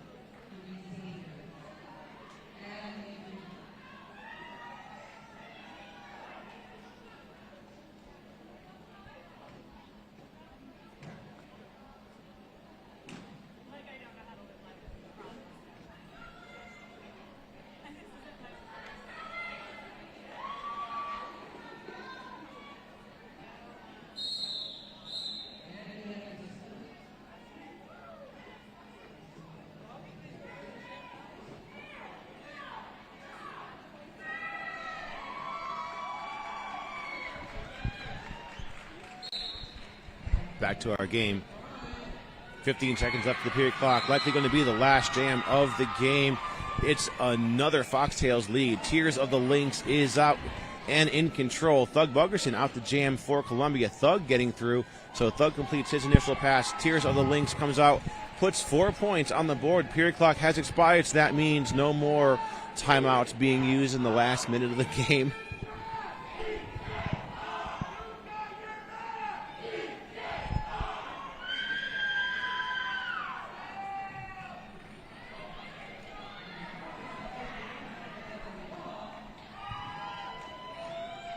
Tears of the Lynx now coming out. I'm sorry, no, this is Thug Buggerson with 4 points for Columbia. Tears of the Lynx is stuck in the pack. Okay, and that jam called off. That's going to bring us to the end of the game. Unofficial score, Foxtails 88, Columbia 219. Our officials will confer with the scorekeepers and make sure everything looks good, and they will declare an official score. Our next game, slated to be 10 o'clock or slightly thereafter, will be Nashville versus Tampa for our female division.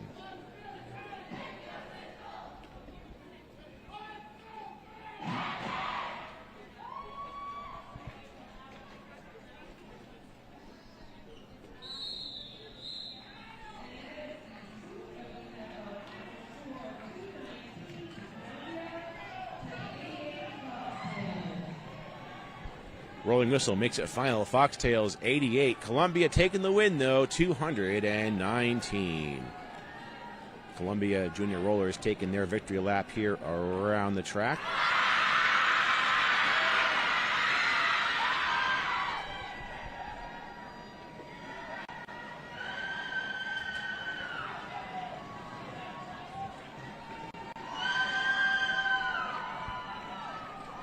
Now coming around the track, Foxtails Junior Derby.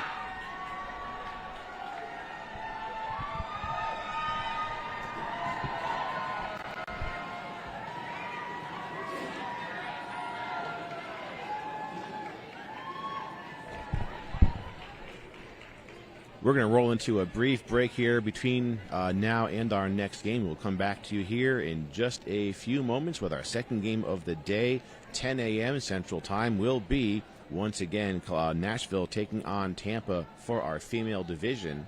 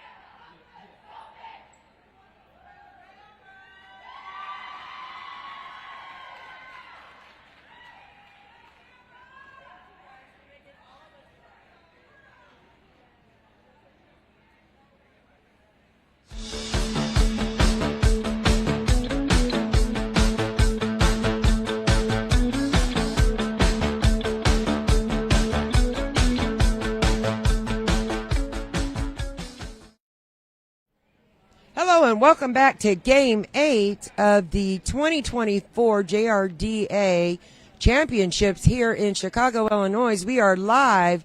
I am Chaos Coordinator, bringing you the announcements play-by-play for this game between Tampa Bay and Nashville. This is for the Female League. Both teams have been gear checked.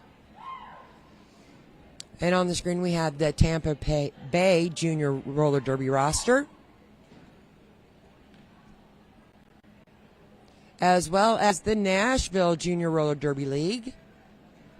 These two teams are going to be going head-to-head to see who's going to be taking third and fourth place for the championships for 2024. We have about a minute and 8 seconds till we begin the first jam here in Chicago. We do have a lot of parents and fans in the house.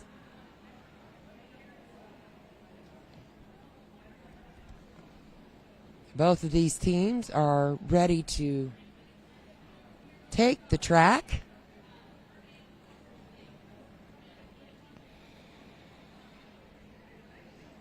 As you can see, the referees are warming up and getting ready. This is a new crew. This is the second game of the day, but we have a new referee and NSO crew getting ready for today. And without them, we wouldn't be able to have these young athletes participate in roller derby. It takes approximately 22 officials to make a single bout happen. That's between the referees, which are our zebras, and the NSOs. Those are the non-skating officials that are on the track and off the track, keeping track of penalties, including the medics, keeping our skaters safe.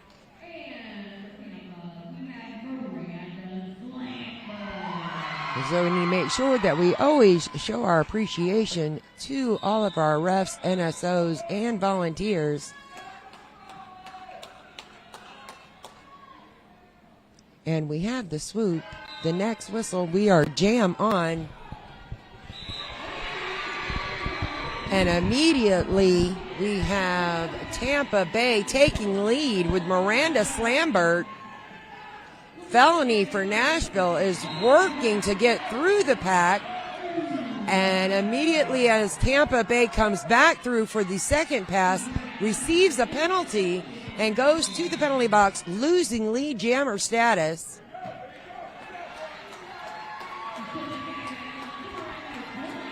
As well as a Tampa blocker. Had a little bit of a spill there on the track. As Felony is working her way, she gets recycled back into the pack. And these walls need to work together to keep her back, because right now we are on a power jam. A power jam is when we have a jammer in the box. That way the blockers will be able to concentrate on assisting their jammers so they get the power.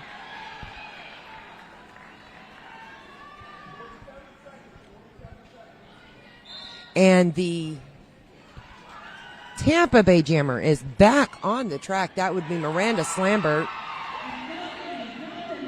And the pack is moving. Slambert comes in, does a whip around the outside of number 63, her teammate, to pick up another 4 points.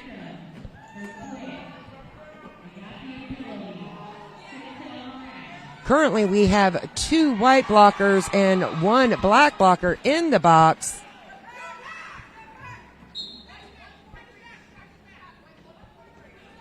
And Nashville's getting cycled back, but takes an easy step through on the inside to pick up an additional 4 points for Nashville. That is a 16-point jam for both teams. So far, it looks like it's pretty even. We'll see in the next couple of jams.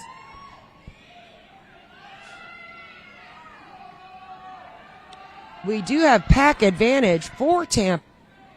Well, no, we don't, I guess. But we do have a blocker standing for Tampa.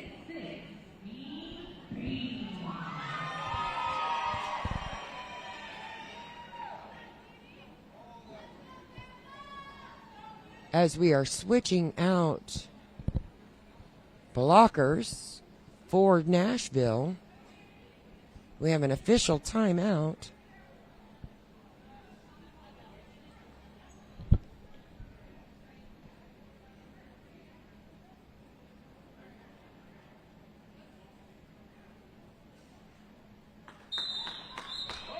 All right, that's our swoop that we were looking for to get this Jam 2 going. Both jammers come off the line. We have Mean Bean for Tampa Bay and Roadrunner for Nashville. Roadrunner takes lead jammer status, but right behind her is Mean Bean making her way around the track. We have a little bit of a spillage here as the jam is called off.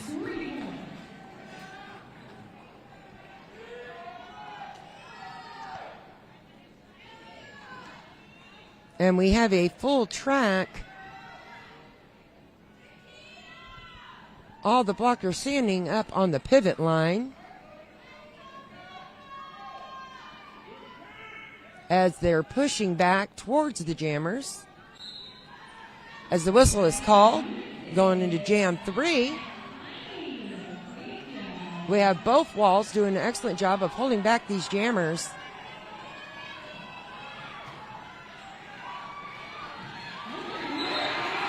As Nashville cuts on the inside, makes it through Lunatic. Lunatic makes it through to get lead jammer status.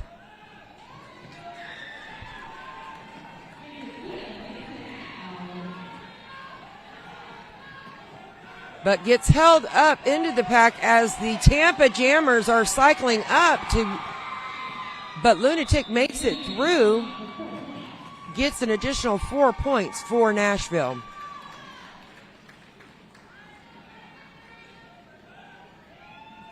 Tampa is going into Jam 4 with a pack advantage as the pivot for Nashville is in the box.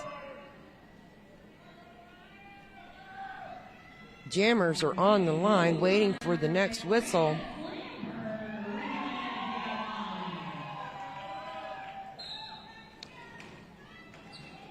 And we have Miranda Slambert for Tampa Bay and Roadrunner for Nashville. Both jammers pushing to get through, and Tampa takes lead with Miranda Slambert as she comes around the track, already back coming into the pack to pick up she got pushed out and she's getting cycled back by Nashville.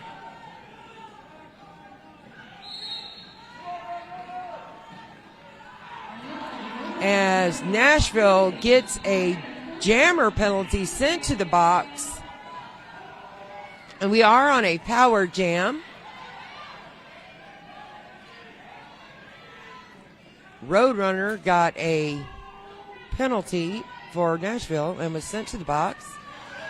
Miranda Lambert is making good use of this power jam, picking up additional points as the jam is being called off. The Tampa team is playing some strategy here because by calling the jam off with the jammer, white jammer still in the box, they get a power start, which is an advantage for the Tampa jammer.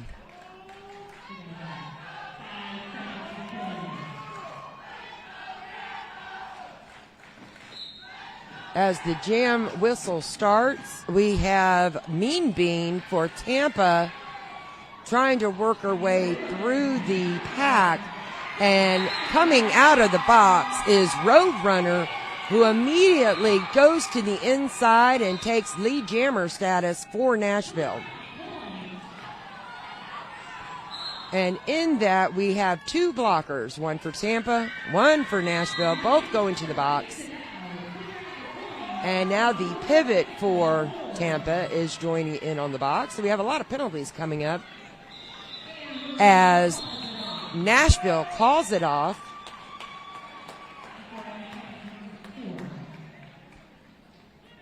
Nashville's going to have a 1 blocker advantage on this next jam. Nashville has 1 blocker, Tampa has 2 blockers in the box.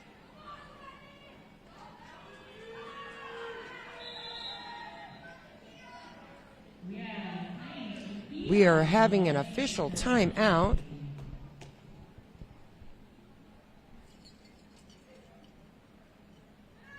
So far, both of these teams are putting up some very strong walls and talented jammers. So it's pretty even gameplay at the current moment.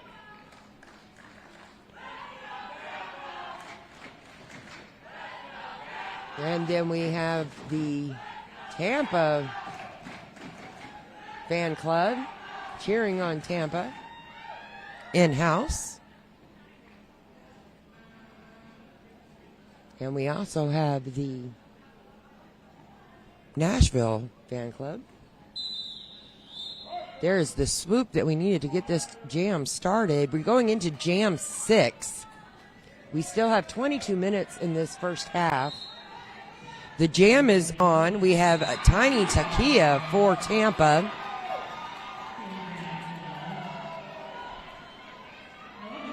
And Felony for Nashville.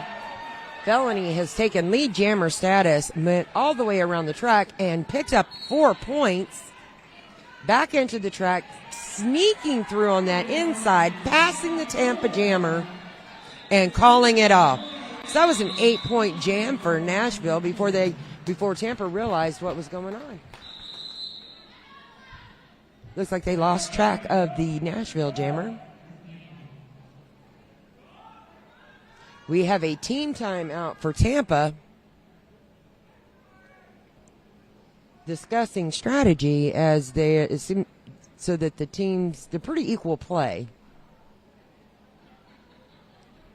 As Nashville is on the track having a team meeting, Tampa is over at the bench. Looks like the coach is giving a pep talk to our Nashville team as well as the Tampa team. Sometimes you just have to take a timeout, get everybody to calm down.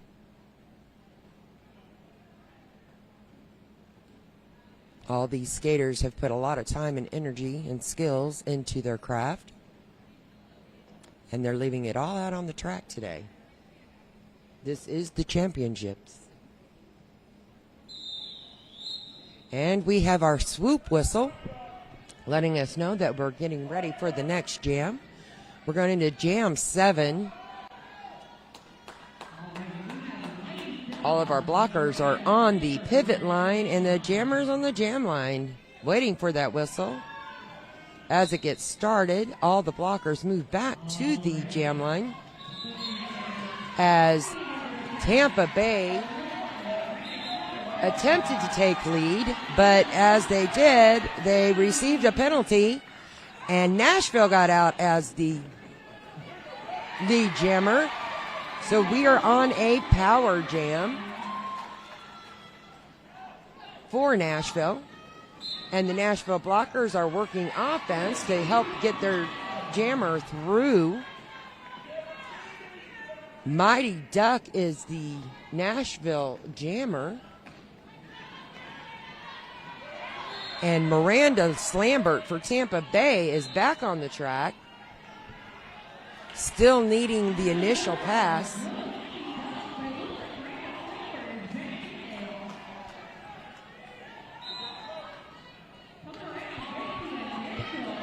And these blockers are not prepared for these jammers as they're coming through. They need to stay together a little more with the Tampa Bay. And the Nashville jammers are doing a great job of making a hole for Mighty Duck.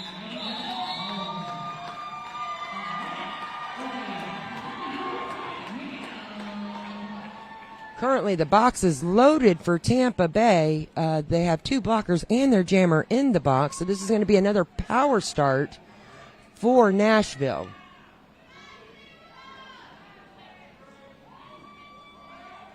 And the pack advantage is going to go to Nashville as well. So Felony for Nashville is on the jam line as the white wall is helping her get through, but Tampa is coming up to the front of the pack, waiting for the jammer to get loose so they can block.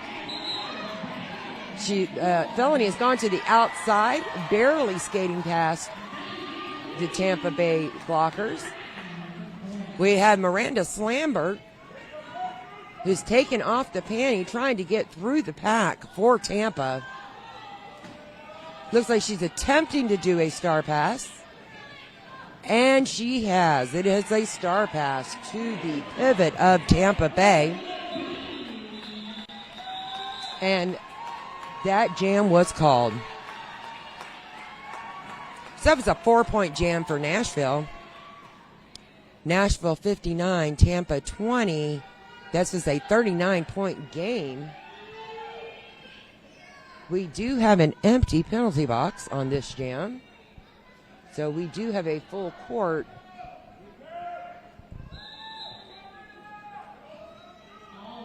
And now we have an official timeout.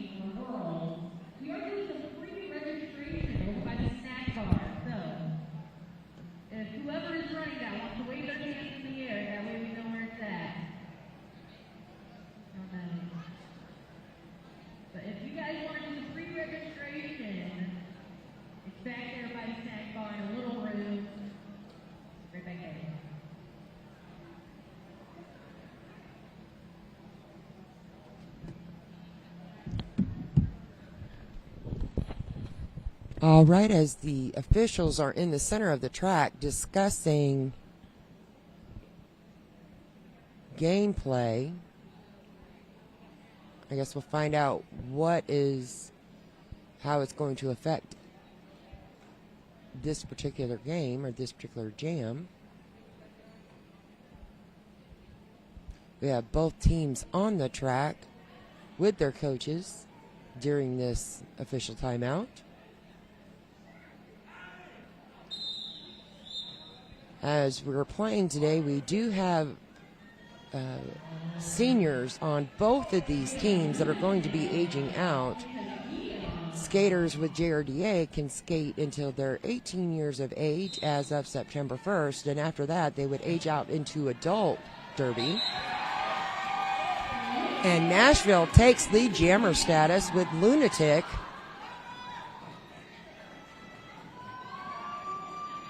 And we have Tiny Takia as jammer for Tampa, working her way. She's getting recycled back by the white blockers. As Lunatic tiptoes, does a spin on the inside on her toe stops to get through that pack, picking up 4 points for Nashville.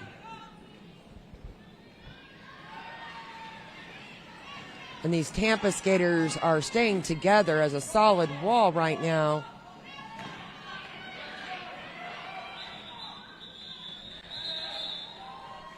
And the jam was called.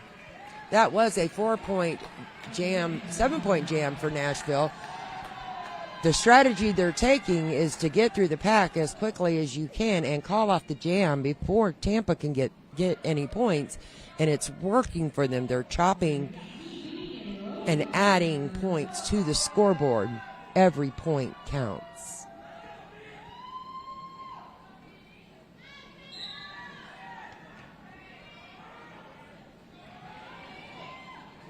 So we have Mean Bean for Tampa and Roadrunner for Nashville. We have seen this mashup before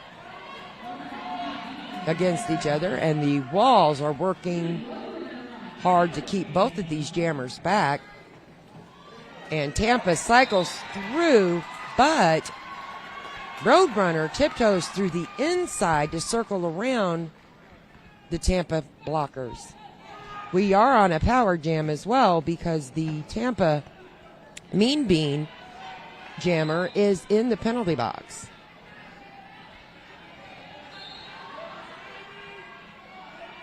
We have a little bit of a stumble into the third corner.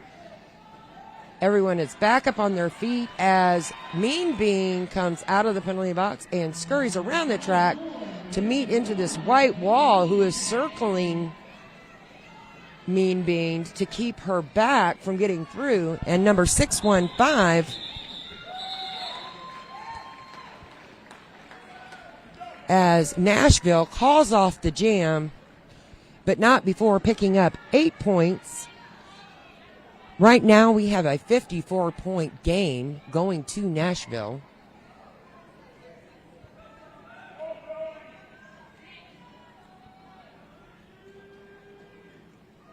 Both of these teams are showing their endurance and pushing through, leaving all the energy they have on the track. And we have Felony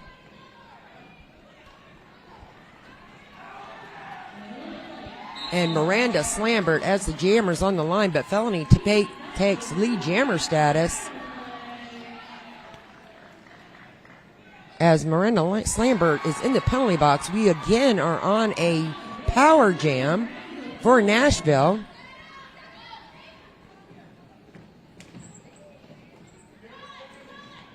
And Felony has gone into this pack, calls off the jam. We're going to get a power start for Nashville. Now, Miranda Slambert, the jammer for Tampa, is standing in the box, which means that she will be let loose in approximately less than 10 seconds after this jam starts, but every second counts when you're on the line.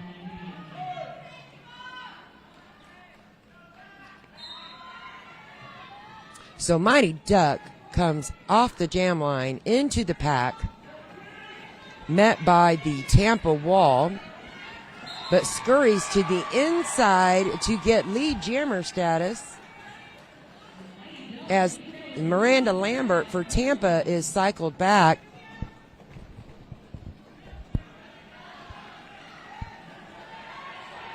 But Miranda makes it through the pack.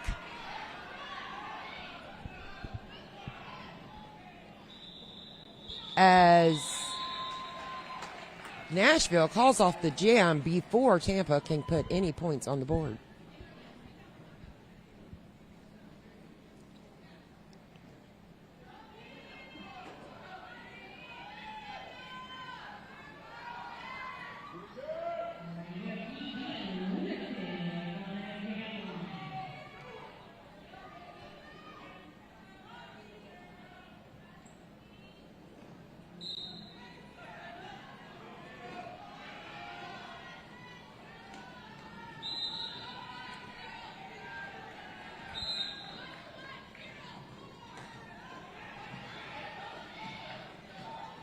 As we have both jammers on the track working their way through, we have Tampa cut track.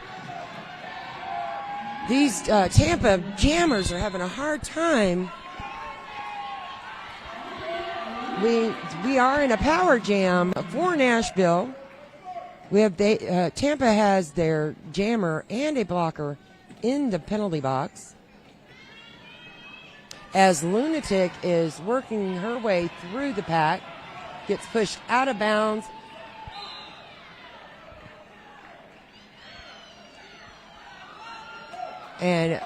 But the blocker that pushed her out went out of bounds as well, so she didn't get any advantage over that particular blocker. The Tampa jammer, Mean Bean, is back on the track, made it through their initial.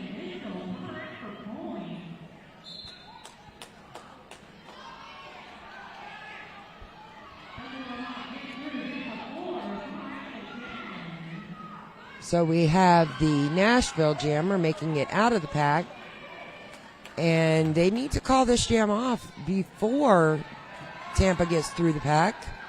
but did not. I guess that explains why, is because there's no lead jammer status.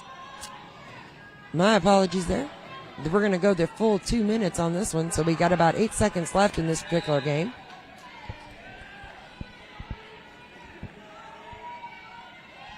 But we do have a lot of blockers going to the penalty box.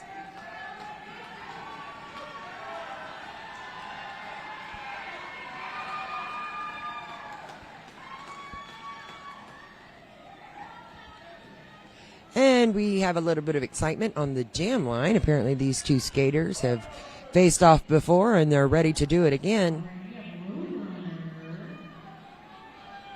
We do have pack advantage again for Nashville, as there is a black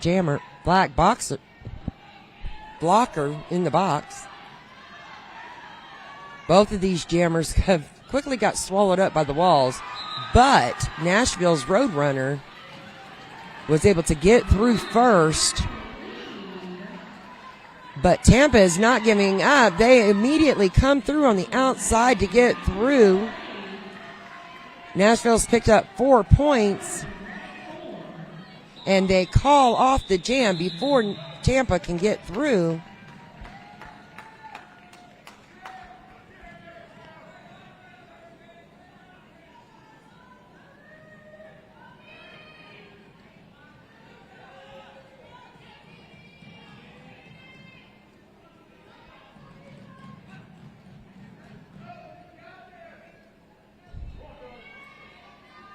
We're setting up for jam number 15.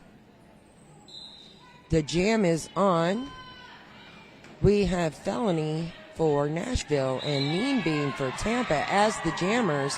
Tampa takes lead jammer status. We haven't seen that in a little bit. But Felony is not giving in.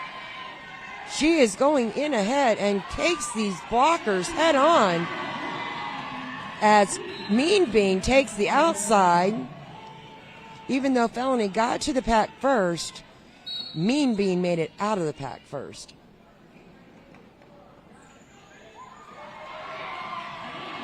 So we do have two pink or black blockers in the box, and we're gonna call this jam off. That was a 4-point jam for both teams.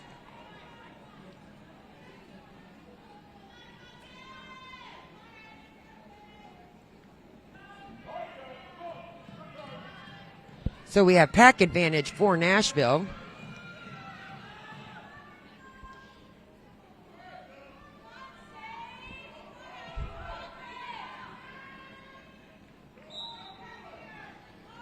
Both jammers get quickly off the line, but they are met with these powerful walls. Mighty Duck for Nashville made it out of the pack first. A little bit of a fobble for Tampa Bay's jammer, Miranda Slambert, as she has to circle back around. Miranda Slambert has taken off her panty cover, but is putting it back on as Mighty Duck goes back through the pack. Thought she might have called that off, but she did not. She gave the opportunity for Miranda Slambert to get through and pick up. That was the initial pass. So there was 8 points for Nashville on that particular jam. We are going into jam 17.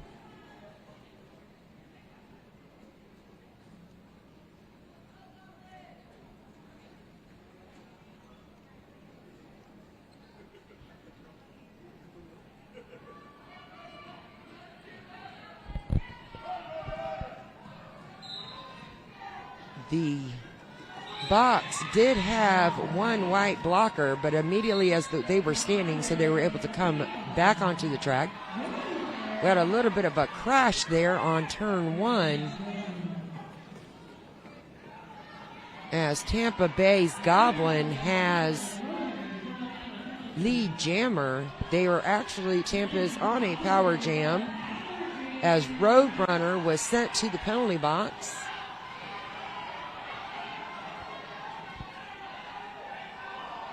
So we're on a power jam. Tampa needs to use their blockers to help their jammer get through, since they do not have a jammer to worry about. But in that, we have one blocker from each team going to the penalty box, and we have the white jammer standing in the box. So this is actually technically going to be a power start for Tampa Bay, as the skaters are lining up.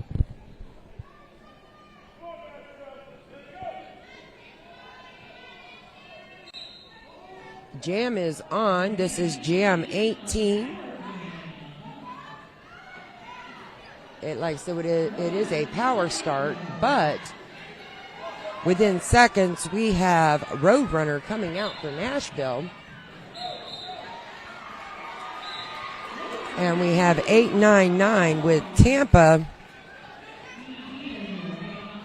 Excuse me.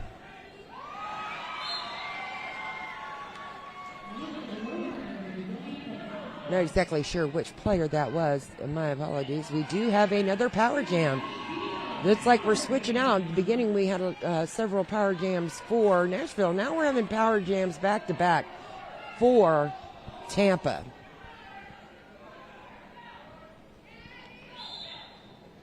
So this is going to go a full 2 minutes. We have a minute left in this jam because lead was lost when Roadrunner was sent to the penalty box. You lose the advantage of being able to call off a jam when you are sent to the penalty box after you've received lead jam status. That was a little hop over that first turn for Mean Bean, and another little hop, and that one was from Roadrunner. But both of these jammers are going to have to go another 30 seconds in this jam. Tampa's wall is doing a great job of doing a circular tripod, rotating through to block this jammer no matter which direction she goes. But we do have the offense being played by Nashville to come in and help their jammer to get through. But Tampa makes it through first, picking up an additional 4 points, and that would be the end of that jam. The end of Jam 18. We're doing the lineup for Jam 19. It looks like Nashville will have the pack advantage because there are 2 Tampa blockers in the box currently. But we do have both jammers on the jam line. And there is the whistle to start Jam 19. As the Tampa Tiny Lunatic makes it through the pack first to get lead jammer, kind of does a little spill, but immediately gets back up because Lunatic, the jammer for Nashville, is immediately behind her, but calls off the jam. That's a 2-point jam for Tampa. Barely called it off in time before Nashville had the opportunity to pick up any additional points. Again, we are going to have the power is going to go to Nashville on this one with the track advantage because there are 2 boxers for Tampa in the box. Mighty Duck has made an easy pass on the inside, followed by Miranda Slambert. Both jammers are out of the pack. Mighty Duck has lead, but tries to do an apex jump, kind of misses and goes on the inside, out of bounds, but is able to turn and see that the Tampa jammer was right on her tail and was able to call it off before they were able to get any points.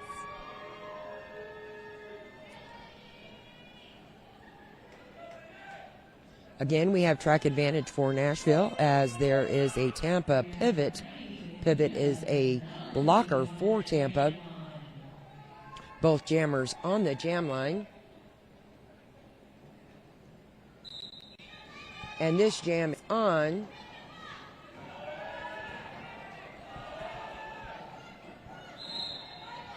And Felony is scurrying to her feet to get lead jam as pushed back.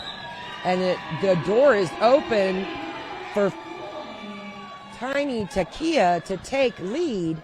And this is in a power jam situation. Tiny Takia does a slight apex jump on this second turn, but her skate landed on the outside of the track. So she had to circle back, but was able to get back through the pack to pick up 4 points during that power jam. As Felony is back on the track, immediately following Tampa Bay's footsteps. Both jammers are fighting these walls as Tiny Takia receives a whip to get through.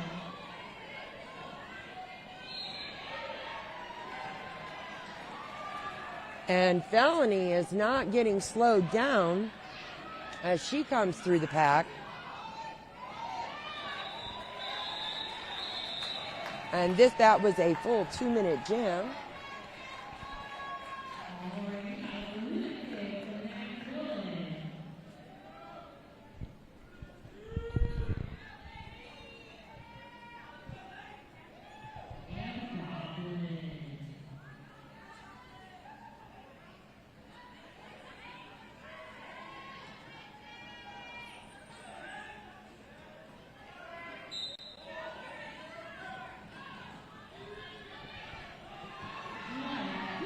All right, we have Twisted Lace, first time seeing that jammer today, and Lunatic for Nashville. Lunatic has made it through the pack first to get lead jammer, as Twisted Lace is still working to get past these white blockers, but makes it through on her initial. And the jam is called off before Tampa can pick up any points. 4 points for Nashville.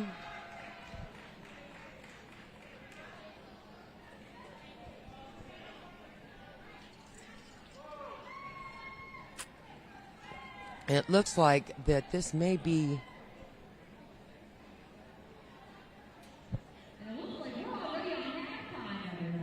this is intermission.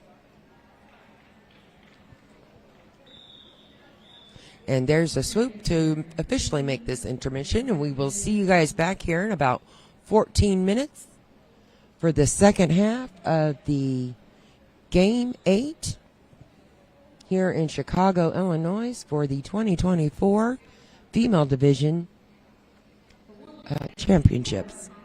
Looking a little bit at the score, we have on your screen, you can see that Nashville, who's at 127, is pretty consistently slowly putting up the points in each jam. Whereas Tampa, they do have a couple of large jams. They have a 12, a 20, and a 12, and also a 16 from the beginning, but they're not being consistent on every jam, adding to the scoreboard. So we can kind of see a little bit of why we are sitting at 127 for Nashville and 76 for Tampa Bay. Thank you for joining us. We'll see you back here in about 10-15 minutes for after intermission for Tampa Bay versus Nashville Female Division.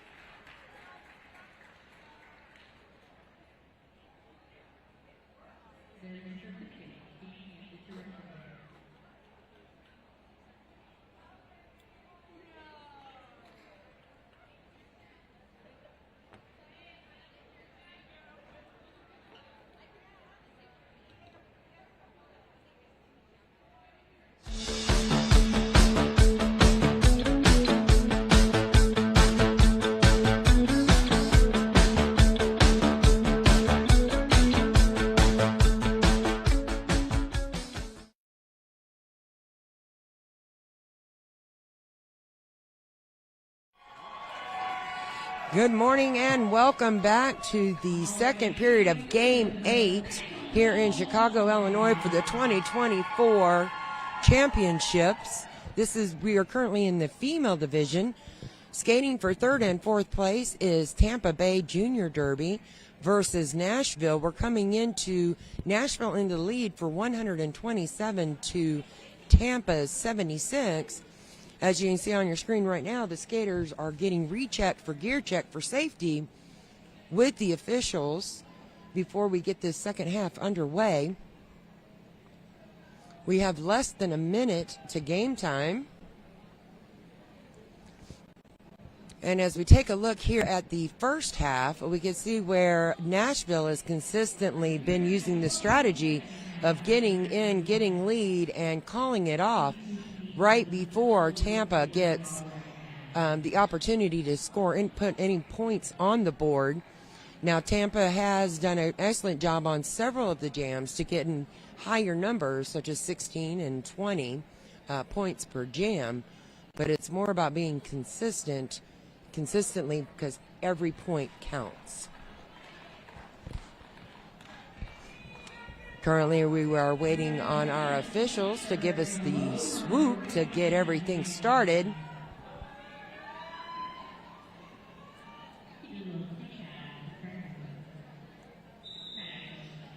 And there is the swoop we've been waiting for. Next whistle is going to start this jam. We are starting with a pack advantage for Nashville. Tampa has a number 42 in the box as a blocker. For the jammers, we have Miranda, Slambert, and Roadrunner. That being said, Miranda Slambert takes lead jam, but immediately followed by Roadrunner, as Miranda Slambert is swooping to the outside, low and tight, to get those 4 points,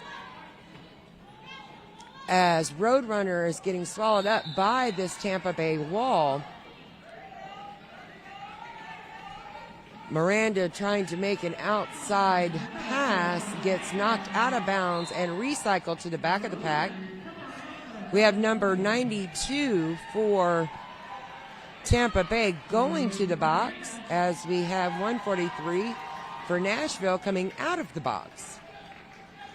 Both jammers are working hard to pick up points for their team.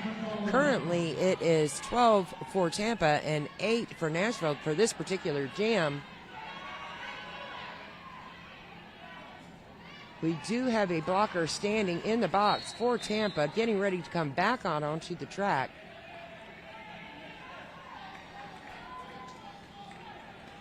As Roadrunner passes up Tampa to be able to get 4 more points on the board. And the jam went for the full 2 minutes.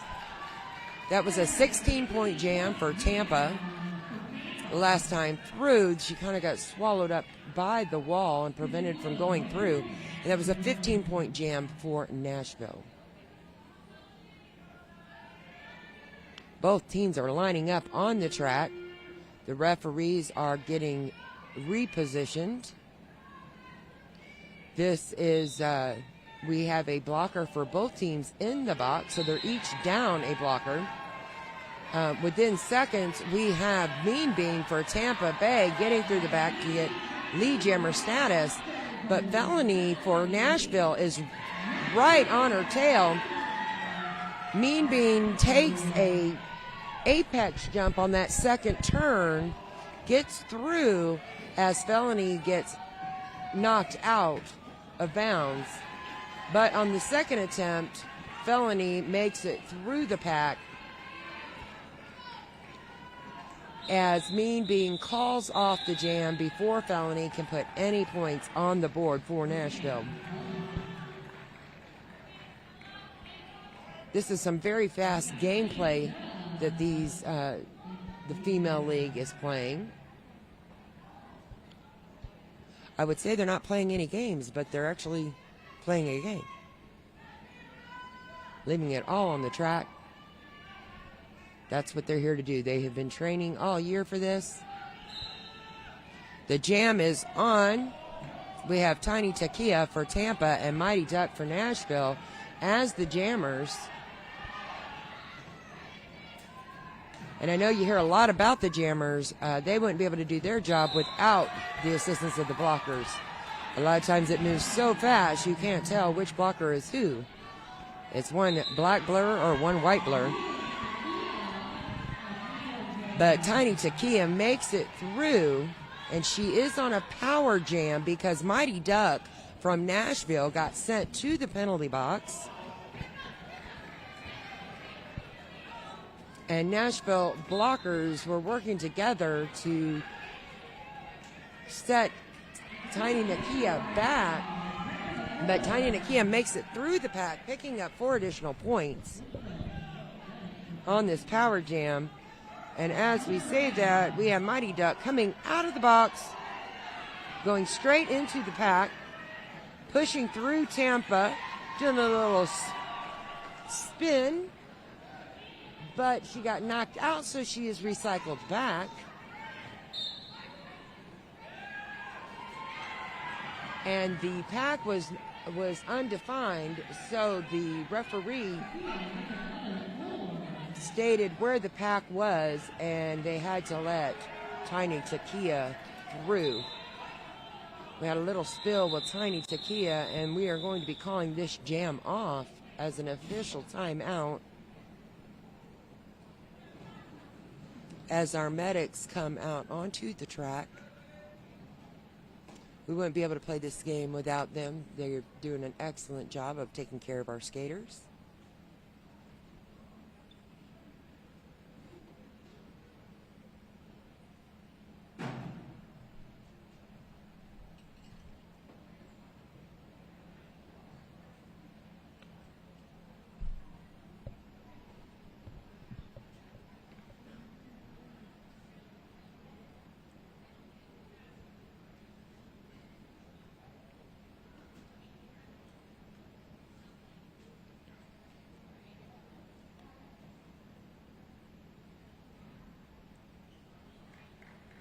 And Tiny Takia is back up on her feet, skating back to her bench.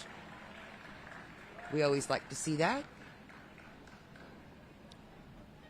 Actually, she's going to go get checked out and then hopefully be back on her bench.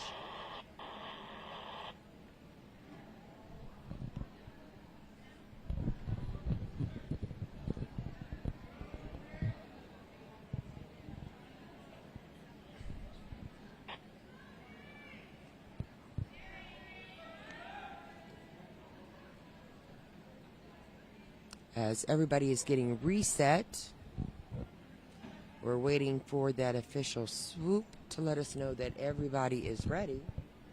And sometimes with the medical, we do have to wait a little bit because we've got to make sure that our medic has eyes on the track and seeing everything that is going on.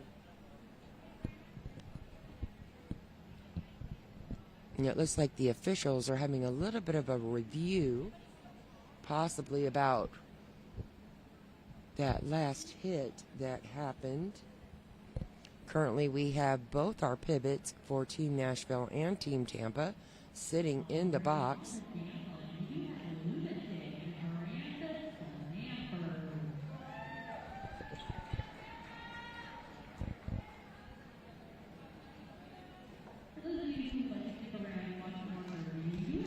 And we have Lunatic and Miranda Slammer on the jam line. We have seen this mashup before.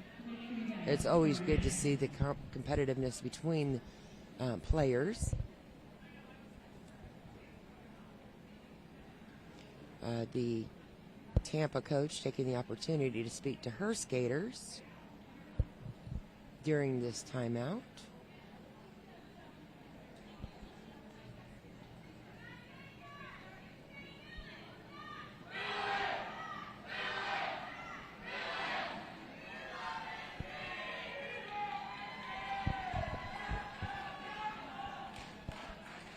And we have some crowd cheering going on as we're waiting on this timeout. It's always good to see the parents and the spectators supporting these skaters. Looks like at the last minute we're going to have Nashville going to switch out their jammers.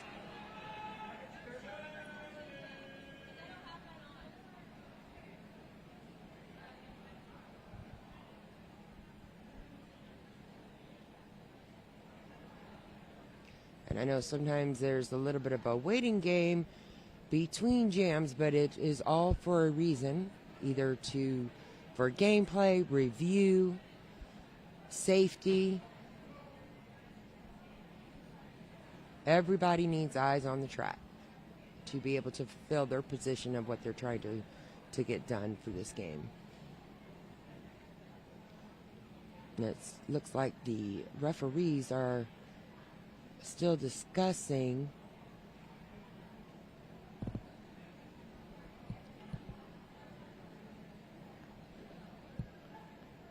of what happened.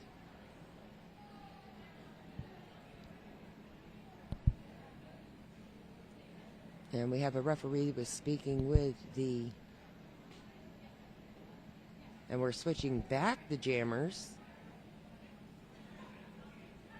for Nashville. Whatever review that was, I have a feeling it had to do with the particular jammer. It probably had to do with if we were going to continue the same jam or start a new jam. It looks like we're going to start a new jam by them switching back their jammer. Whenever a jam is called off for injury, it can be restarted as a continuation of that jam. It looks like this one is going to be the start of a new jam. Yep, it's the start of a new jam. We're into jam 4. As the jammer for Tampa Bay, Miranda Lambert, quickly makes short work of getting lead jammer as Lunatic is working her way through the pack, and it was called off immediately by Tampa. Tampa got cycled back. That was a very good game strategy, not giving Nashville the opportunity to put any points on the board. We do have both pivots in the penalty box. Both jammers on the line, waiting for the whistle.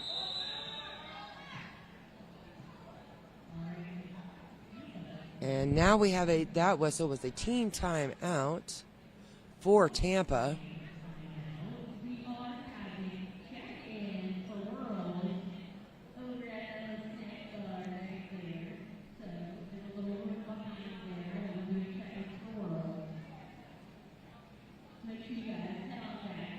Looks like we're having another. Let's see, our team timeout went to Tampa, so Tampa's having a little bit of a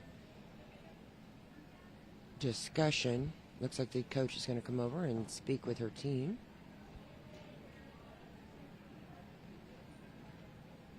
As these two teams and their coaches are going back. Well, we do have the two pivots in the penalty box. We have the Jammers on the line. So the walls are equal for both of these teams.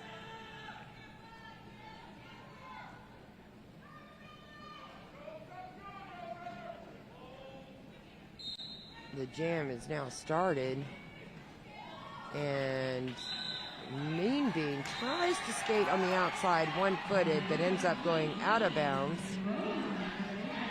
And it looked like Roadrunner was going for one to get lead jammer, but as she came through, she got a cut track penalty sent to the box, so we are now on a power jam. And Mean Bean, as she was cycling back, was able to get through because of the penalty through Roadrunner. So Mean Bean has lead jammer status. Works going right from side to side on the laterals. Mean Bean is put another 4 points on the board. We do have, the power jam is over as Roadrunner is trying to make it through the pack.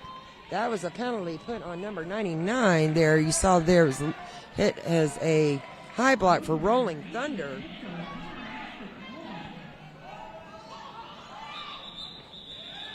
And the jam was called.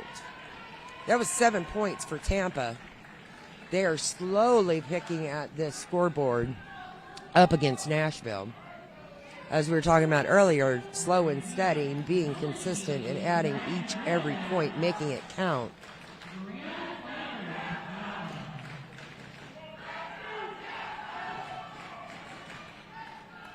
We do have a pack advantage for Tampa as, for Nashville, as Tampa has a blocker in the box. Both jammers come out quickly off the line as Tampa's Miranda Slambert takes lead jammer, and immediately following is Felony. Felony made it out of the pack. It looks like Miranda Slambert's going to make it into the pack and try to pick up additional points for Tampa, but Felony squeaks by on the outside and gains an additional 4 points before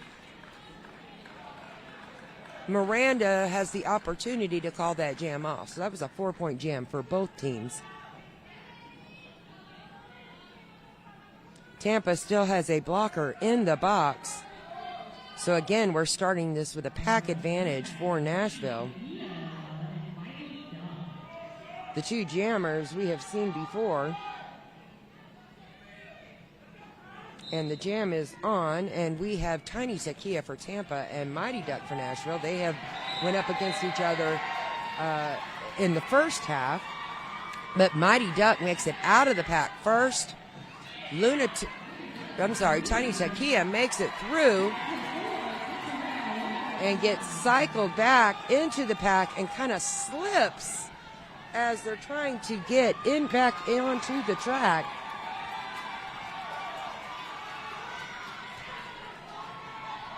Tiny Takia has removed her head cover, trying to get through the pack. On her first initial, you have to have the panty on when you are to be able to get points.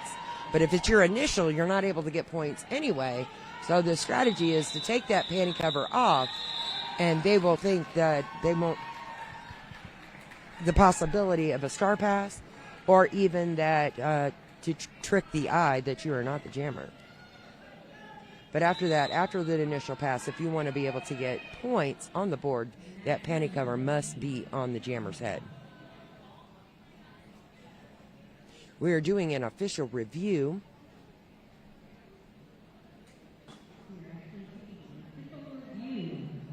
This is an official review request by Nashville, as the teams are each their players are in a huddle on the track. We do have the coaches and team captains for each team in the center talking with the refs.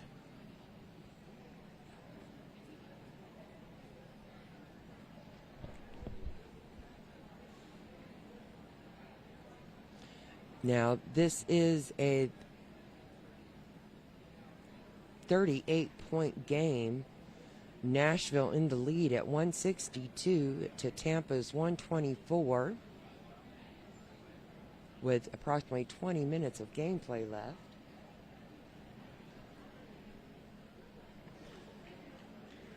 So we are going to have our referees discuss what was going on. We don't know. I'm going to speculate that it had to do with the penalty on the last jam.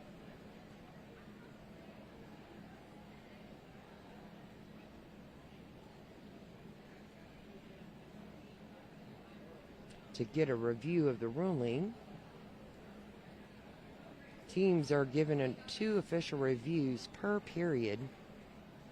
You do have the opportunity, if the referees agree with what your review is, you can get your official review back, but that'll only happen one time.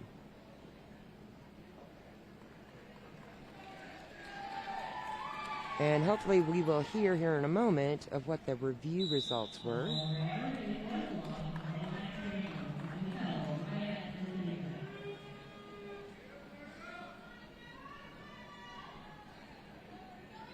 We are going into Jam 8 after we are in a power jam because the Tampa skater jammer went to the penalty box, has to serve 30 seconds.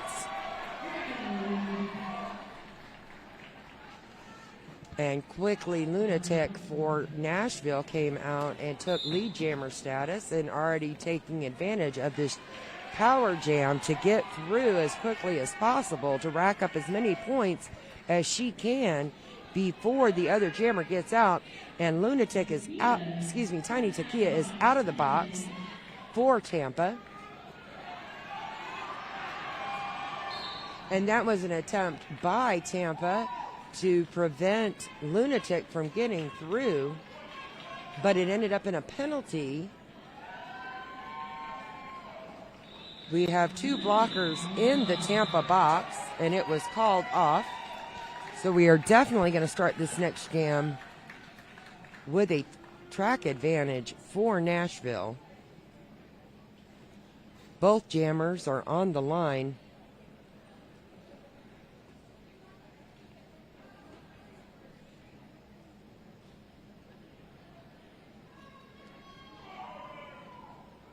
Okay, these teams are lining up. We have 19 minutes left in this period. That was the game whistle. And Roadrunner comes out quickly on the inside to take the lead. And passes again, tiptoes on the outside to pick up another 4 points. As Tampa, it looks like they are working on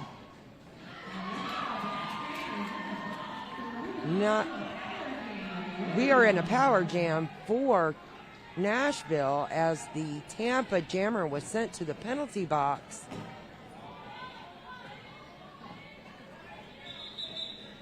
And strategically, Nashville calls off the jam so they can get a power start going into Jam 10.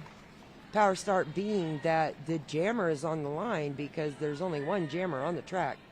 They're able to get offense assistance from their wall.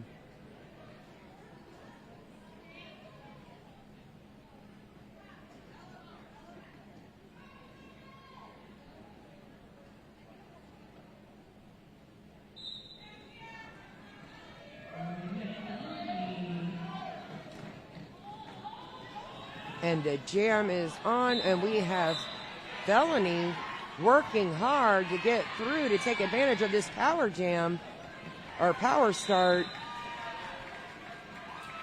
And it was for naught because Felony thought she received lead jammer status, but she actually received a penalty on that. So she has been sent to the penalty box, and now Miranda Slambert has the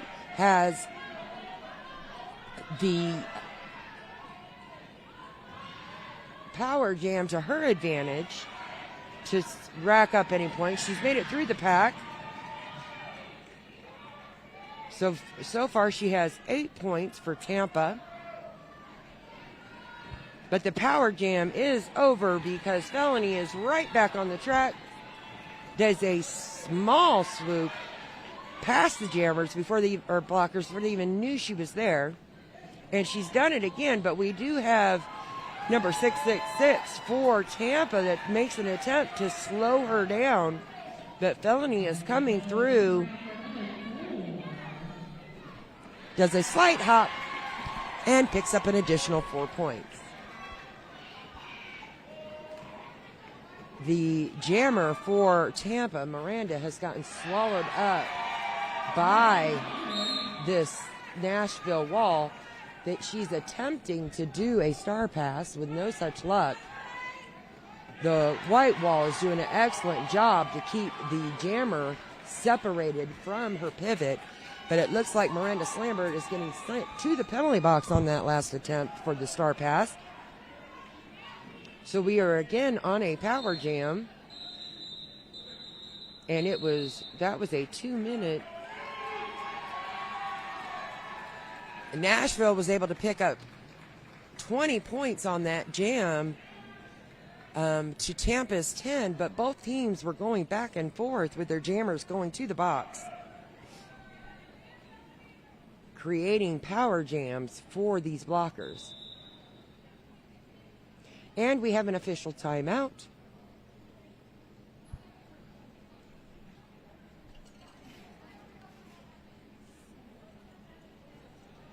Coaches are using these official timeouts for strategy for their team. Gives them the opportunity, if they need to discuss anything with the refs about any calls or any plays that were made on the track. That is what they are there for.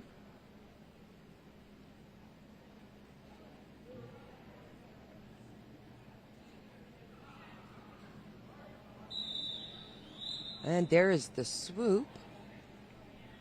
They are going to continue. And the next jam is going to be jam 11.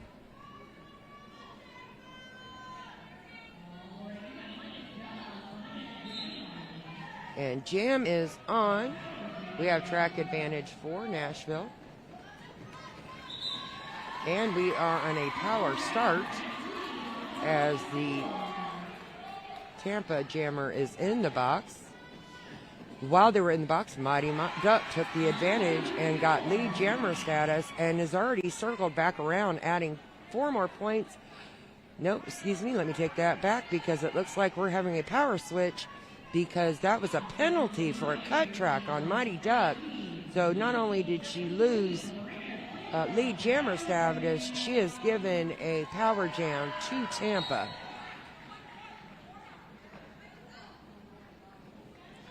Miranda Lambert is not taking full advantage of this power jam.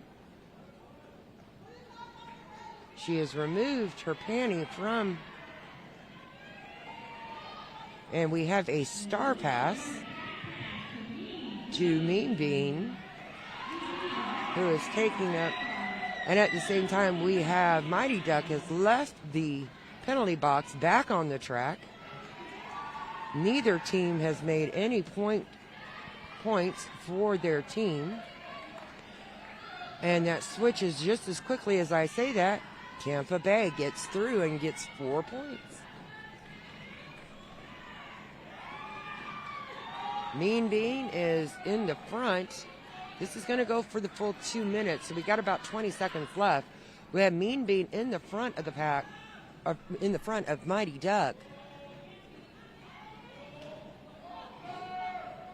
Have a little bit of a spill there, and a hip and a hop, and Mean Bean and Mighty Duck have both made it through the pack, picking up 4 points for each team.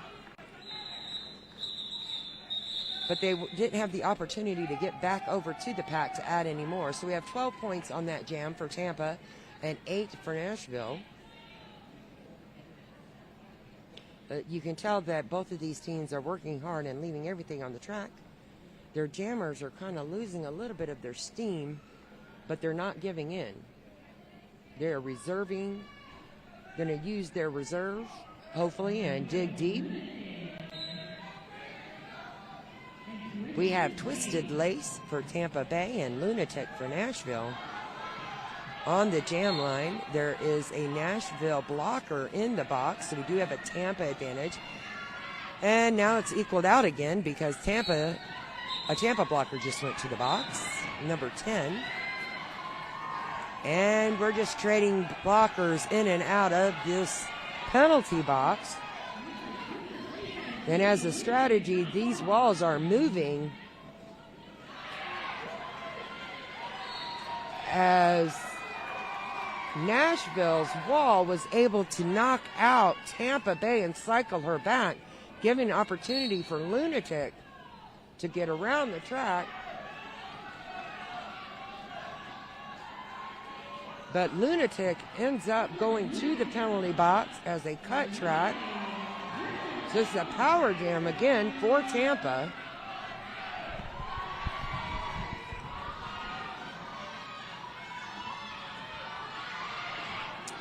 And there on the apex, we did have, this was called off. We have a 3-point jam.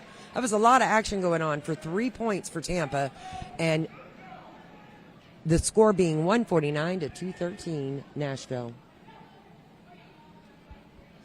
We are going to have a power start, even though it's going to be a short power start because our jammer for Nashville is standing. We also have a pack advantage to Tampa.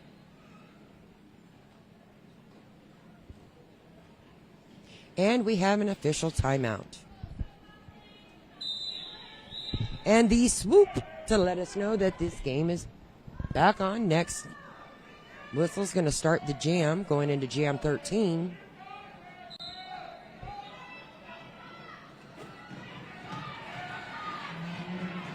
As Miranda Slambert is fighting through these walls, trying to get past to get lead jammer. And Lunatic is getting held up in the Tampa wall. These walls are not messing around. They are working well together. They just knocked Miranda Slambert out and cycling her back. We got 3 jammer blockers on the Nashville jammer, who is Lunatic, but she was able to sneak by. But Goblin was able to get lead jammer status for Tampa by getting out of the pack first. But Lunatic is not giving in.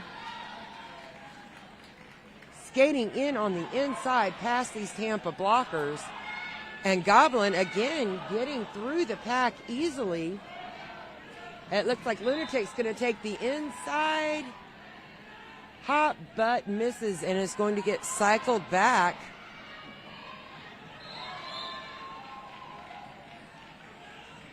Goblin does have lead jammer status, but she's trying to make up some ground here. Every point counts.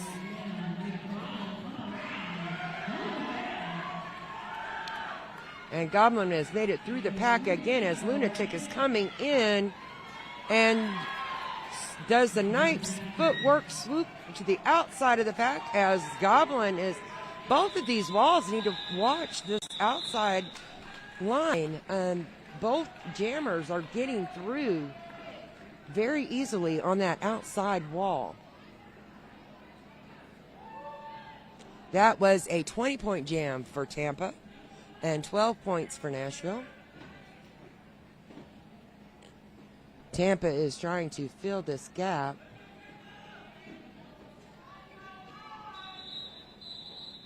And it looks like we had a player foul out on the Tampa team. Fouling out means that you had 7 penalties. Once you reach 7 penalties, you are no longer allowed to play, and you are removed from the game, and you have to de-skate. We are in an official review, and it happens.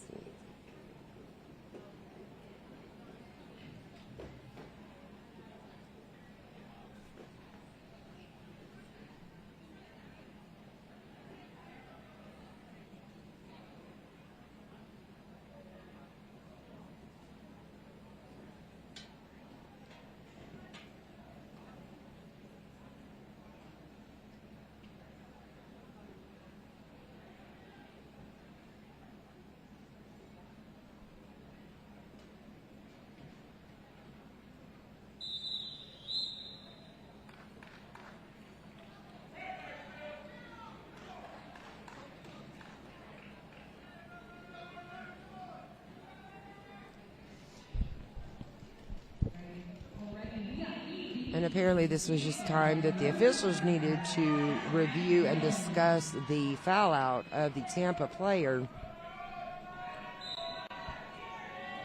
Being up here in the broadcasting booth, I'm not sure exactly which player that was. But immediately Mean Bean comes out for Tampa and takes lead jammer status as Roadrunner is being recycled into the back of the pack. And that was a little bit of a tumble on the outside as Mean Bean was knocked out of bounds. She's doing a good job of recycling back, but that Nashville wall is slowing her down, but she still is able to get through. Roadrunner is chasing down Mean Bean. I'm wondering if we're going to see some nope, and the jammer calls it off. Tampa was able to pick up 4 points on that jam.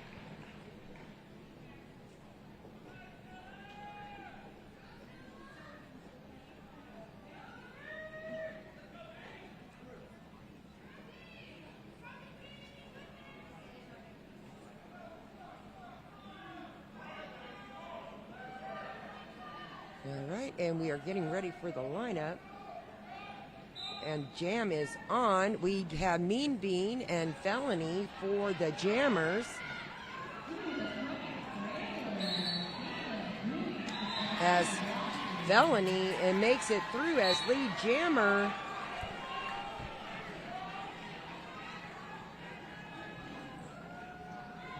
For Nashville, as Mean Bean kind of sneaks in there and does a apex jump on the inside, followed by Felony, who does the exact same thing. We do have a pretty full penalty box. We got 2 blockers in for each team in the penalty box. Makes it a little bit easier for these jammers. They only have 2 blockers to deal with versus 4.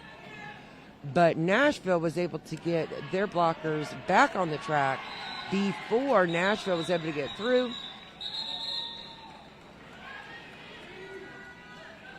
And number 50 is getting sent back to the penalty box for Nashville.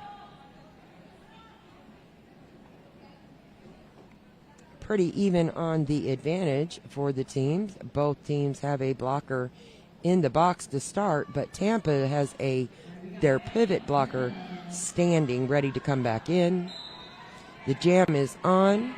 We have Twisted Lace for Tampa, who we looked like she was going to get lead jammer, but Mighty Duck for Nashville snuck through on the right side, on the outside of the pack.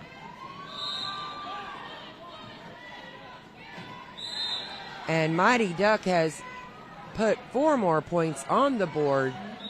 And I will be backing out of that statement because Mighty Duck actually received a penalty on that.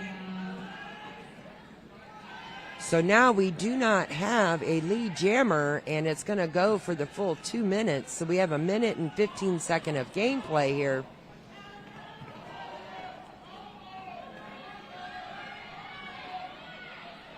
As Twisted Lace is doing her best to work through this white wall and sees the opportunity to go on the outside to pass up the white blockers. And we're getting ready for Mighty Duck, the jammer for Nashville, to come back onto the track, entering behind all the blockers to get through on the initial pass, but no, 4 points.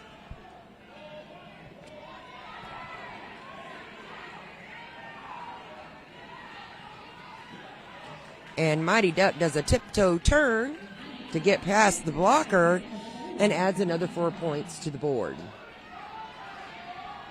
Twisted Lace has gotten blocked and stopped by this white wall. As Mighty Duck keeps circling for the points, there's nothing that can be done. There's no lead jammer. We got another 8 seconds in this jam, and these jammers are working to put as many points on the board as they can. And that was that jam 16.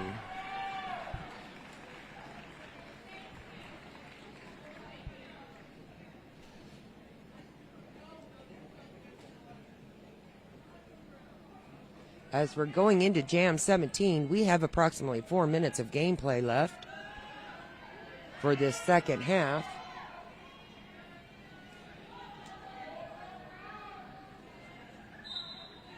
The jam is on. We have Goblin for Tampa.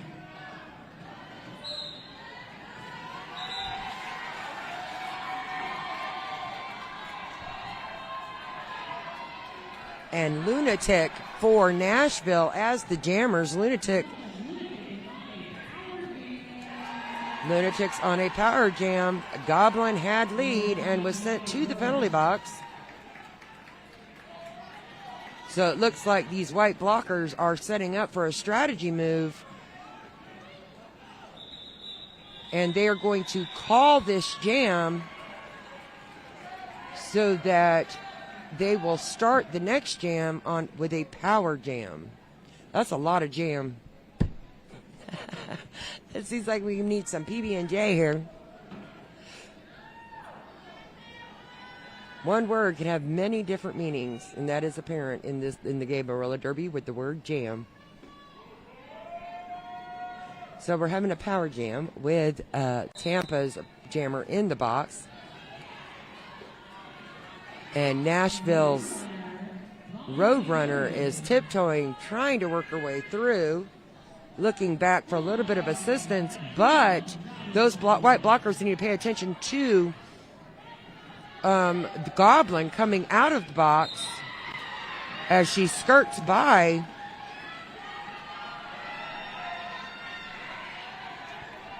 And right behind her is Roadrunner.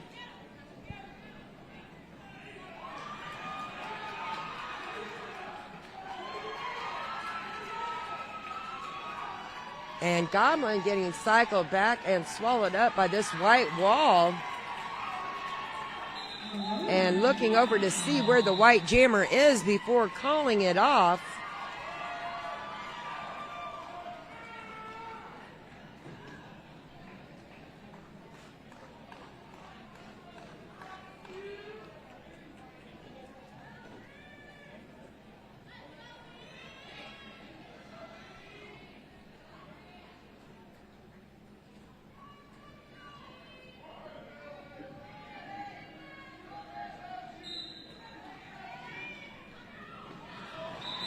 And we have jam on as Felony takes lead jammer, followed by Mean Bean for Tampa. And Felony makes a clean sweep through the pack to pick up 4 points for Nashville. Unfortunately, Nashville lost their pivot to a penalty. They're in the box. But Mean Bean gets cycled back and right back into this white wall as Felony is circling back around, takes the inside, gets a little bit of a block, stumbles, and is met by the Tampa wall.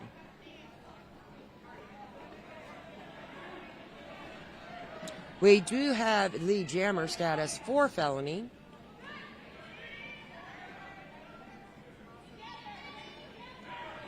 As Mean Bean is working her way around the track to pick up 4 additional points.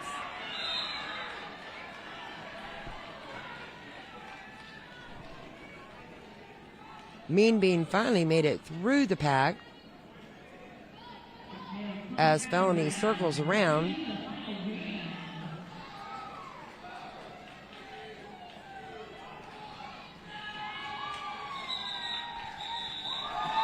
And the jam is called. That is the unofficial score. Tampa Bay Junior Derby at 208 and Nashville Junior Derby at 281. This is a 73-point game. Congratulations to both of these teams. We have Tampa Bay coming in at 4th place for the female division, and Nashville is taking 3rd. Thank you for joining us for Game 8. As we're waiting for the official score, There is the swoop. We have the final score, and this makes it permanent. Nashville is our third place winner, our bronze level winners. But all of these skaters and all of these teams are winners for reaching and being here and participating in the 2024 JRDA championships here in Chicago, Illinois. We will be back here in approximately 15 to 20 minutes to see game 9 of the Open Division.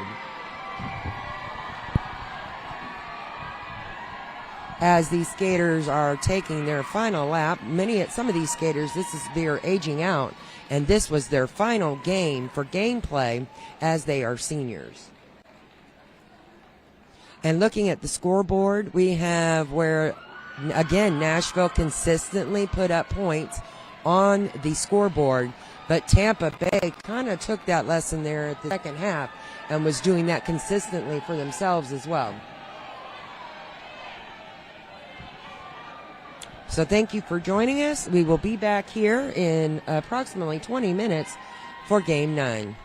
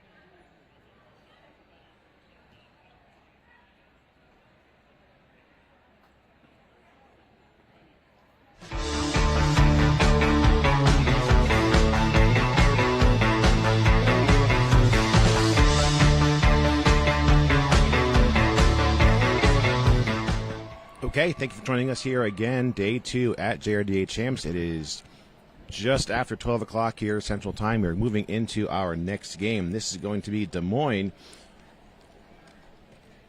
versus the Spokane Pixies. This is game number 9.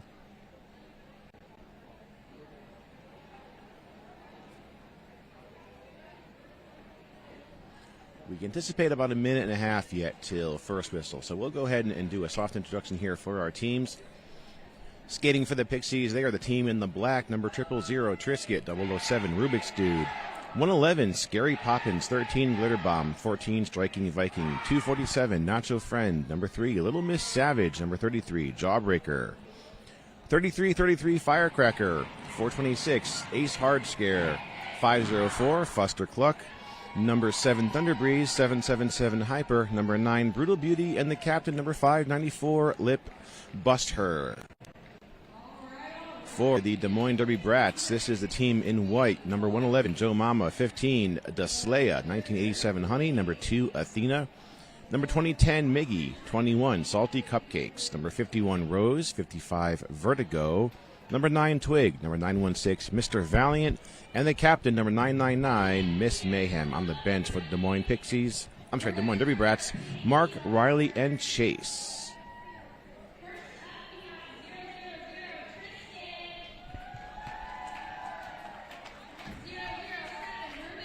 Game 10 following this will be Santa Cruz versus Rose City. And our championship game appears to be winner of Game 5 is Philly. Winner of Game 6, Foco. So Philly Foco will be our championship game here at playoffs.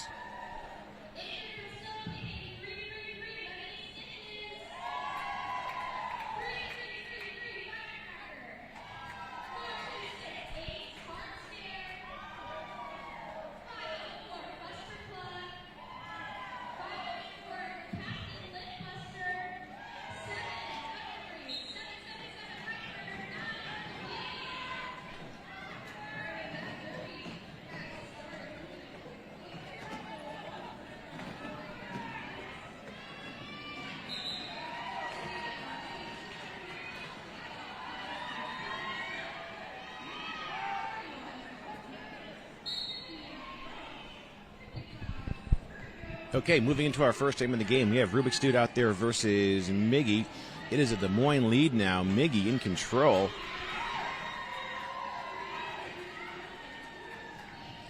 Jamming for the Pixies, 007 Rubik's Dude.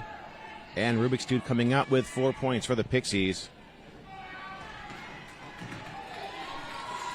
Apex jump by Rubik's Dude gets 4 more points. Miggy coming out with 4 points for Des Moines. So both jammers here, we are jammer on jammer. They're crashing into the back of the pack, trying to find that weak spot. Miggy's in, trying to go up the middle. Rubik's Dude is out with another 4, so Pixie's looking at a 12-point jam. Miggy just breaking out, coming around turn 4. Miggy calls off the jam. So our first jam of the game, 8 points for Des Moines and 12 points for the Pixies.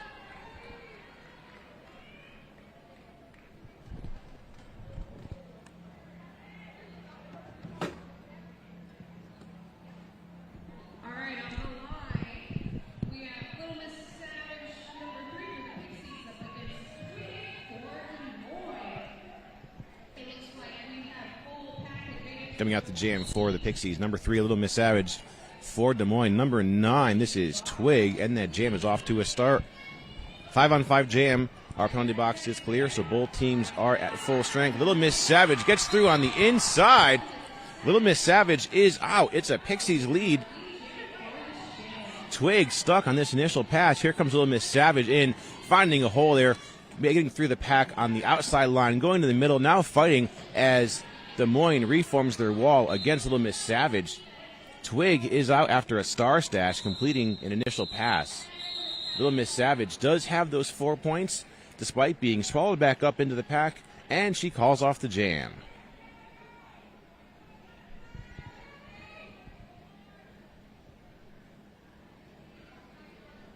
That +4 for the Pixies is going to bring them up to 16.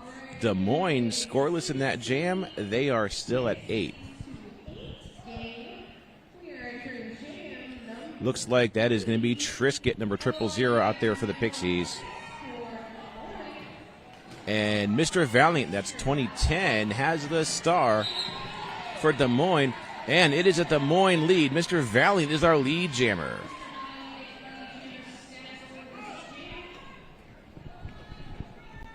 So both jammers are out. Mr. Valiant coming in on a scoring pass.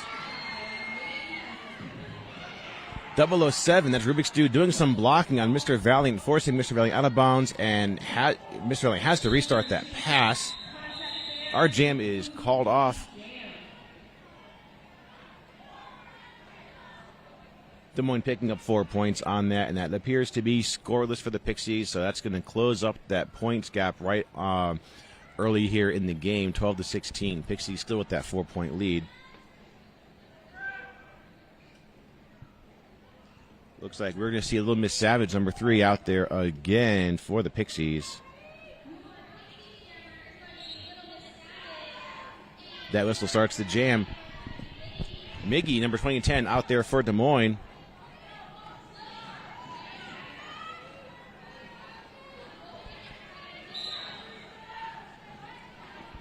Pretty solid pack here, neither jammer out. Little Miss Savage is making her way to the front of the pack, but Des Moines with a 2-wall.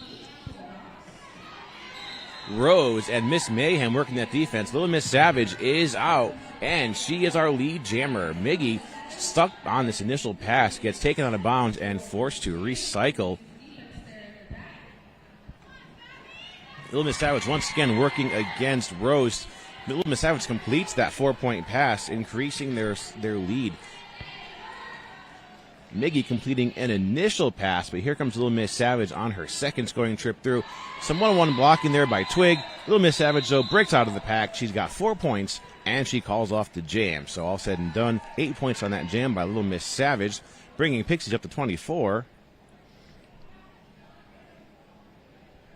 Des Moines, once again, our team in white, scoreless in that jam.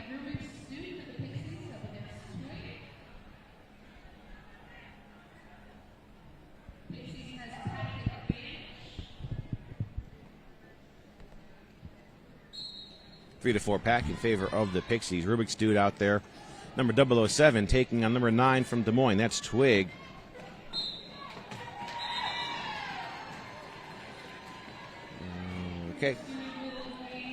Okay, Pixies lead. Rubik's Dude is in control.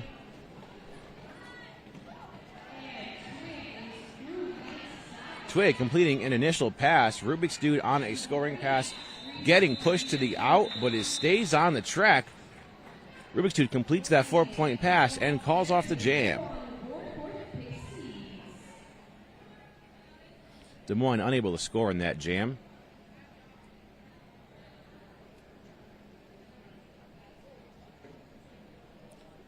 So they are still at the 12-point mark. Pixies are at 28.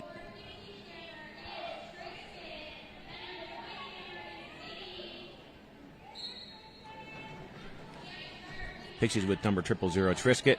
2010 Miggy out the jam for Des Moines.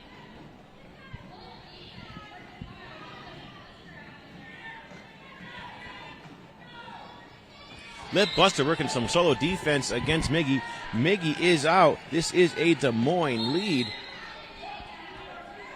And a track cut called off on Trisket is going to be a much needed power jam here in the hands of Des Moines. Their chance to catch up on some of these missed points, these lost points here from the first couple jams of the game. Miggy is out. Trisket still seated in the box, so this is still a power jam underway for Des Moines. Pixies ramping up their defense at the back of the pack. Scary Poppins working the back of that tripod. It looks like Miggy making his way out with another 4 points, so looking at an 8-point jam for Des Moines so far. Trisket coming back in from the earlier track cut, so both jammers back in play, each team down a blocker. And Miggy comes through. Looks like he might have Looks like Miggy might have passed all 4 blockers. Let's see what our referees are going to come up with. Looks like that's going to be a scoreless jam for Pixies and +4. So a total of 12 points for Des Moines. Brings us down to a 4-point game. Pixies 28, Des Moines 24.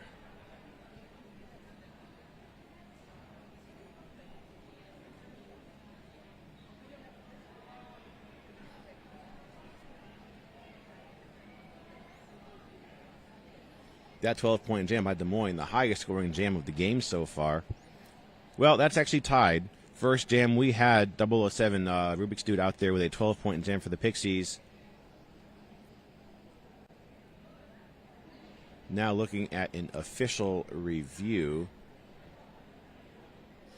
Our officials working our 3rd game here of the day at playoffs. We have Nesquik, Rocket Chop, Eggs Benedict, Misery Chop, Mortal Comcat, Troublemaker, Tally Up, Jeff, Mac and Cheeks, Richie Cranium, Noah Fallon, Miller Lite, Synapsing, Elemental Web Links, and Casey Dia.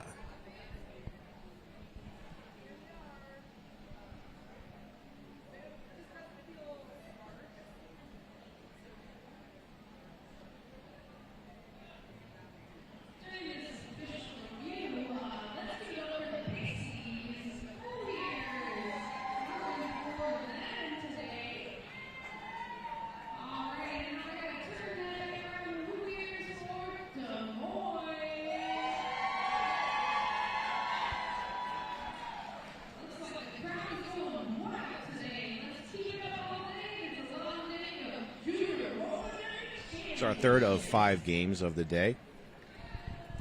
Yesterday we had our first 6 games of playoffs. Our first game was Des Moines, Columbia. Des Moines taking that win 223 over Columbia's 156. Second game was the Pixies versus the Foxtails. Pixies took that win 252 over Foxtail 72.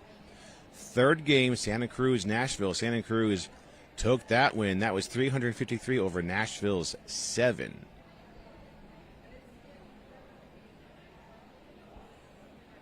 Looks like our officials are taking their spots back here on the track, so we may be moving into our next jam as soon as our referees meet with the bench staff about this official review.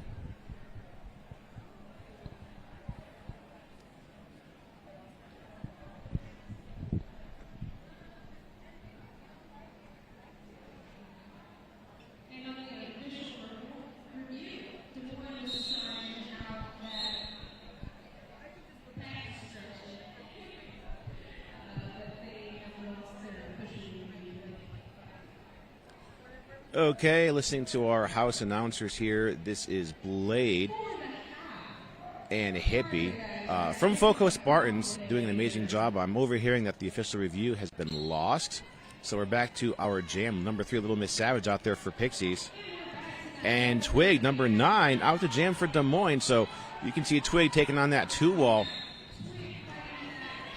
That 2-wall of Pixies blockers. Little Miss Savage sneaks through, and she is our lead jammer. Now Savage coming in, calling off that jam. And Little Miss Savage does have 4 points on that scoring pass, so +4 for Pixies, going to help keep their lead in the game. That 4 points brings Pixies up to 32. Des Moines scoreless in that jam. They're still at 24.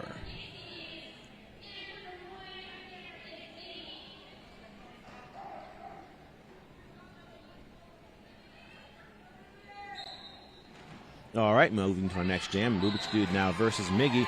Pixies lead. Rubik's Dude, number 007 out there, and is our lead jammer.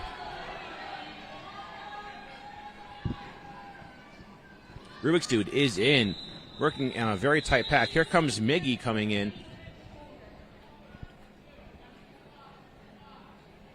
Very quick jam, 2-0, and a call-off gives 2 more points to the Pixie side of the scoreboard.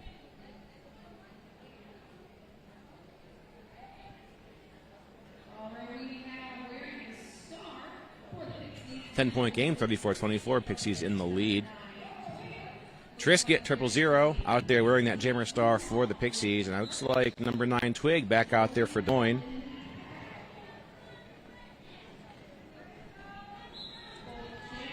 Des Moines working the 3-wall at the back of the pack against Trisket. It's a Des Moines lead now. Number 9, Twig, is our lead jammer. Both jammers out of the pack. Twig is ahead. Trisket catching up. So going into some jammer-on-jammer action, Twig goes for the call-off, sacrificing the jam, and it looks like there are no points being held up by either of our jammer referees, so that jam scoreless for both teams. Still looking at 34-24, Pixies with the lead. 20 minutes left to our first half of the game.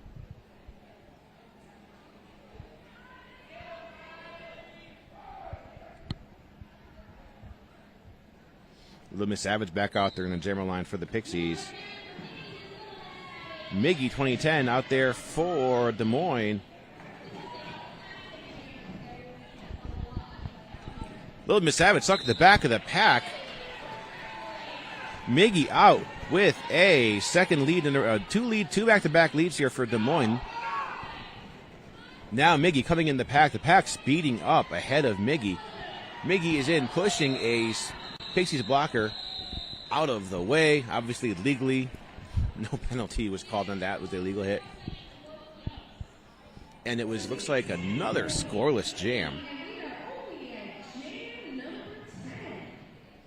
So still it's 34-24, Pixies with the lead in the game. 007 Rubik's Dude out there for the Pixies.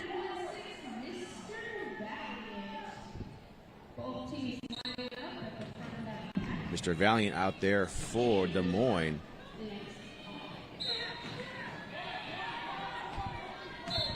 Mr. Valiant coming into the top of the pack. Pixies blockers throwing a tripod very quickly. Meanwhile, Rubik's Dude working to the front of the pack. Rubik's Dude is out. It's a Pixies lead, breaking that streak of leads by Des Moines. Mr. Valiant is out, completing an initial pass. Here comes Rubik's Dude coming into the pack, making their way through. Beautiful dance there on those skates as Rubik's Dude calls off the jam with 4 points to show for it.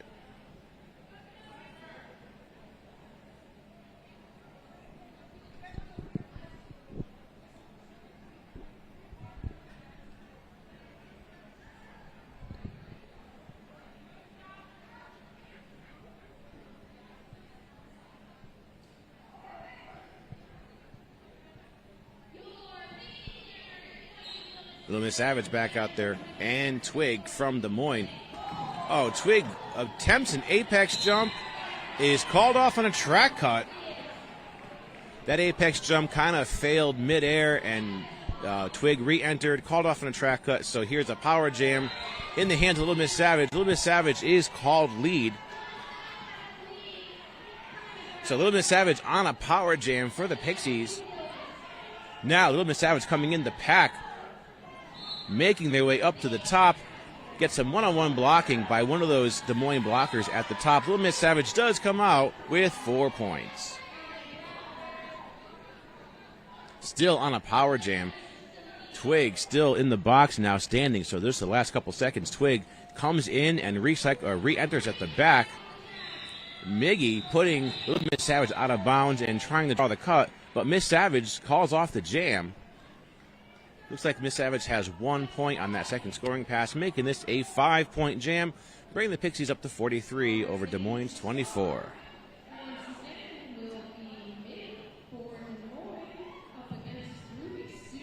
Des Moines with this streak of scoreless jams. They've been at 24 points now for 6 jams in a row.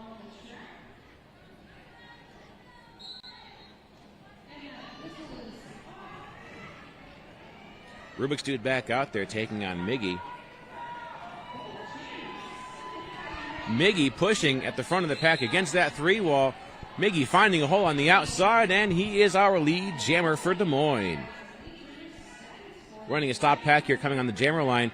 Miggy is in, Ed is out with 4 points to show. Rubik's Dude with a star stash. Breaks out, completing an initial pass with that no lead jammer hand signal. Here comes Miggy on a second round of points. Miggy finding a hole on the inside, coming around the apex, and that is 4 more points for Des Moines. Rubik's Dude is out, does complete 1 scoring pass so far up against Miggy's 2. Now make that 3. Miggy is in and is out. Jukes past those Pixies blockers. So Des Moines now with a 12-point jam. Rubik's Dude out to score for the Pixies. But Rubik's Dude is okay. Rubik's Dude does have 4 points. Des Moines losing a blocker to the penalty box. Miggy recycled to the back of the pack on this scoring pass.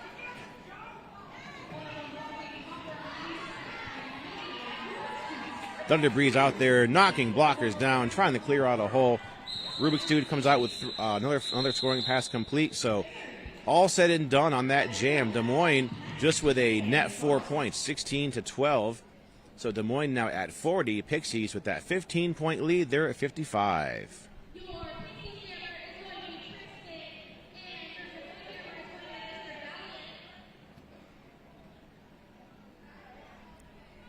Triple Zero Trisket taking on 916 Mr. Valiant in our X Jam. And there's 4 whistles. So we are going into a team timeout called by the Des Moines bench.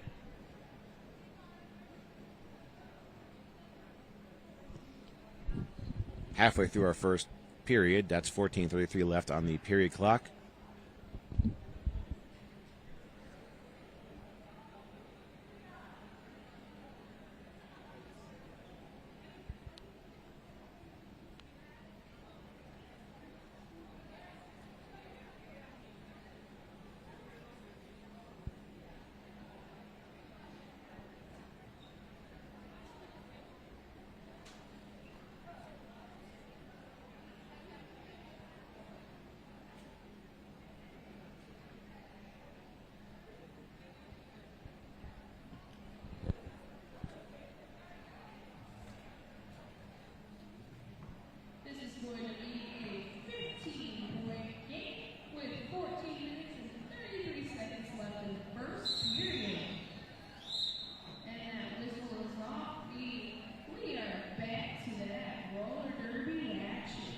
Rolling whistle brings us to the end of that team timeout called by the Des Moines bench. So we're going back to our jam, back to our game, I should say. The penalty box appears to be empty. Let's see what we got. No, there is one, appears to be one Des Moines blocker. So 4-3 pack here in favor of the Pixies.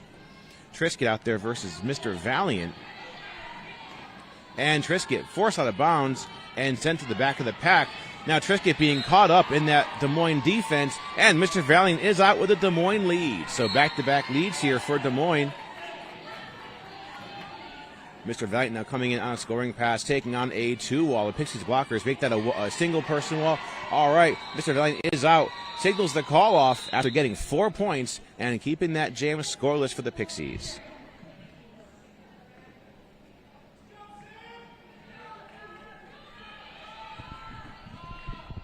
So Pixies now 55, Des Moines 44.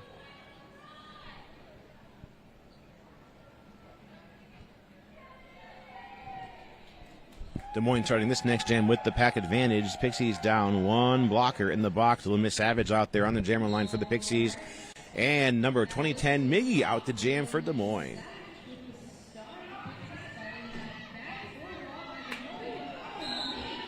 Miggy is out. Little Miss Savage stuck in the pack on this initial pass.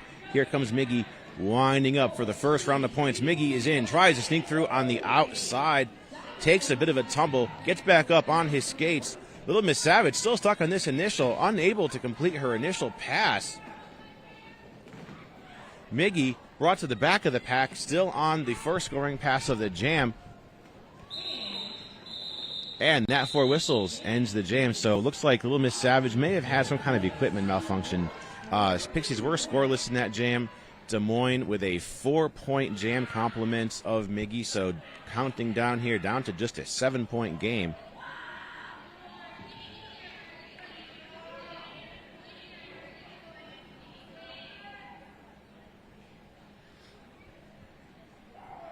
Our next jam looking to be 5-on-5, but there is a timeout called by the Pixies bench, so we're going to take another 60-second break. 12:25 left to our first half of the game. Des Moines 48, Pixies 55.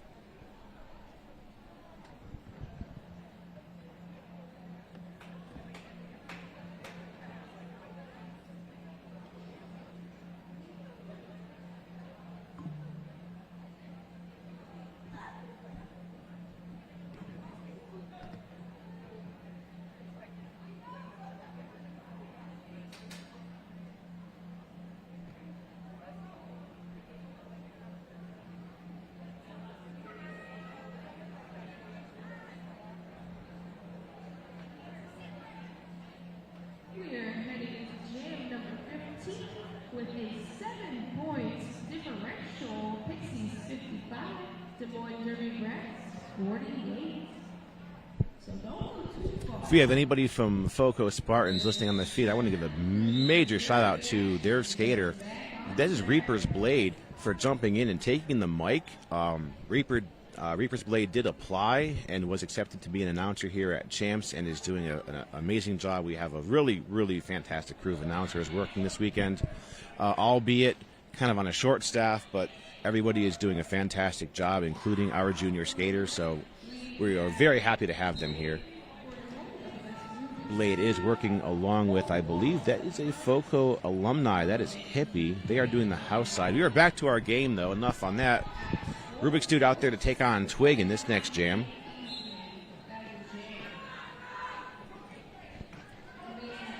Nice three-wall by Des Moines at the top of the pack. Keeping Rubik's Dude stuck on this initial pass. Meanwhile, at the back of the pack, all of the Pixies defense working against Twig, so we do not yet have a lead jammer. Rubik's Dude did make their way up to the top of the pack and is our lead jammer.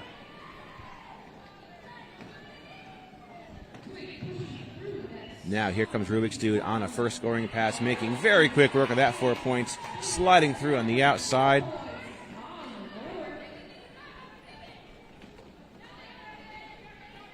Rubik's Dude now winding up for a second round of points. Collides with number 999, Miss Mayhem. Rubik's Dude is out now with another 4, so kind of undoing those last couple points that were scored by Des Moines that were bringing them up to what could have been a lead change. And another round of points completed, making this a 12-point jam for the Pixies. Rubik's Dude now working on another scoring pass. The highest scoring jam we've had so far was 16 points. It looks like Rubik's Dude is on their way to make or break that. Twig brought all the way to the back of the pack by number 777, Hyper from the Pixies, working that defense now. 247 Nacho Friend also with another jammer rollback, forcing Twig to keep recycling to the back of the pack. Rubik's Dude is out with another 4 now, looking at tying the second highest scoring jam of the game. This is 16 points. Okay, and that jam is over, so let's make sure it's official with our referees. There it is, 16-0 in favor of the Pixies. Pixies at 71, Des Moines 48.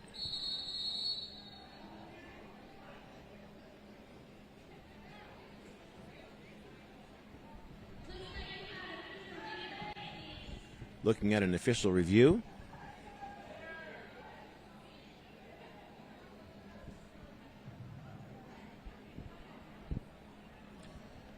This is game number 3 of our 5 games today here in Chicago for JRDA Championships 2024. Our next game will be Santa Cruz versus Rose City. After that, our final game of the day will be Philly taking on the winner of Game 6. That is the FOCO Spartans.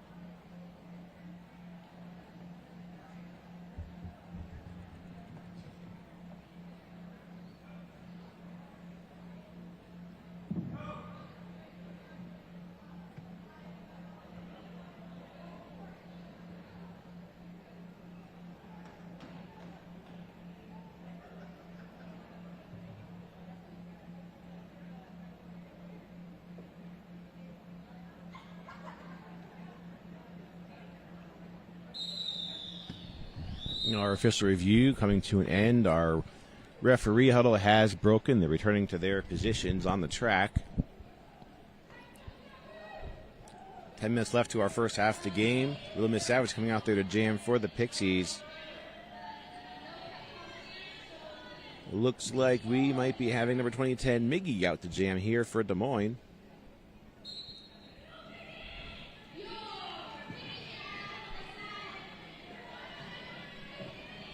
And that whistle starts the action. Our jammers are off. Little Miss Savage and Miggy, neither one out of the pack. There it is. Miggy is out, so it's a Des Moines lead. Miggy in control. Little Miss Savage stuck on an initial. Okay, Little Miss Savage is out, completing an initial pass. Here comes Miggy with an apex jump.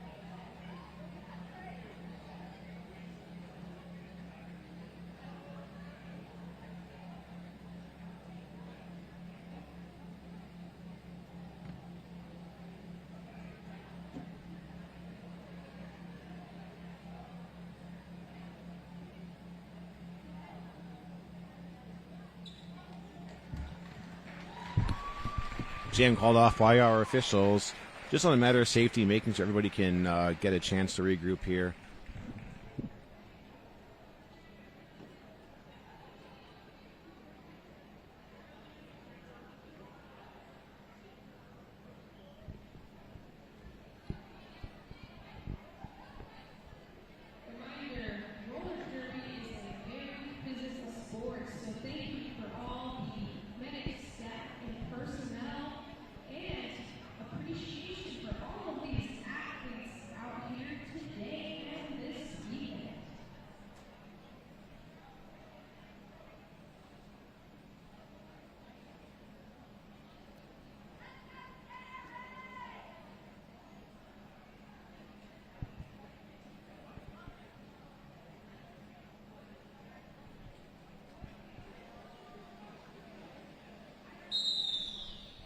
All right, this rolling whistle bringing us to the end of that timeout. Now into our next jam. 9.5 minutes left to our first half of the game. Des Moines 48, Pixies 71. We've seen Des Moines come out with a number of impressive jams that could lead us to believe that there's a possibility that they could end up pulling off a little bit of a lead change. It's really early in the game yet to make any kind of calls on that, though. We're back to our game. And this is Rubik's Dude out there versus Mr. Valiant. And Rubik's Dude breaking out, making this a Pixies lead. Mr. Valiant getting past Hyper. Now Mr. Valiant also out, so both jammers are out, are in point scoring positions. Running a pretty tight pack there for just a moment. Rubik's Dude does get in there and call off the jam. Okay, that is a partial scoring pass completed, so 3 points there for the Pixies.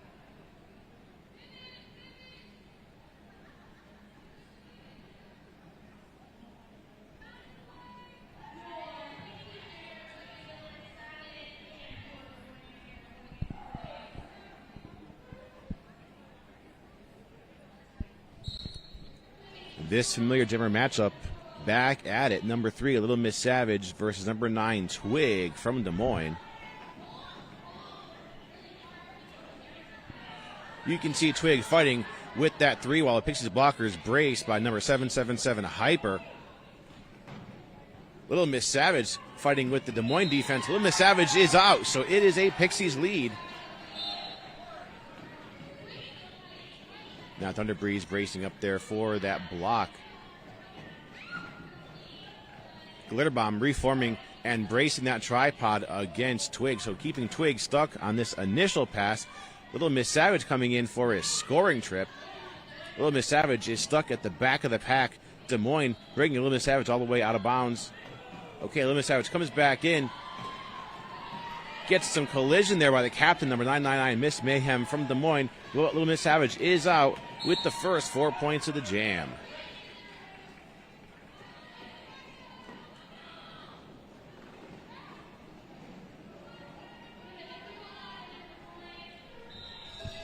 Twig coming in. That jam is called off.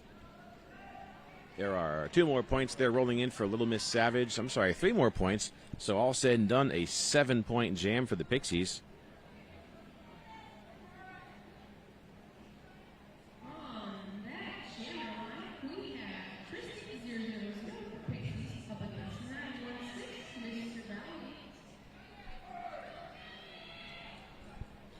Des Moines stuck on this series of 4 or 5 scoreless jams. They've got Mr. Valiant out there to take on number 000 Trisket from the Pixies.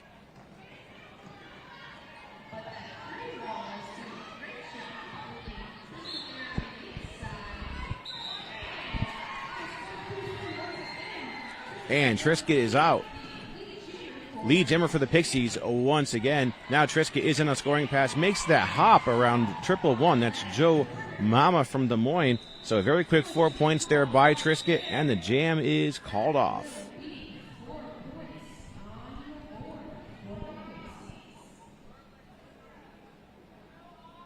That 4 points brings Pixies now up to 85. It's a scoreless jam for Des Moines once again. Looks like it's going to be a 4-3 pack here in favor of the Pixies in this next jam. Number 9, Twig, out there with the Jammer Star.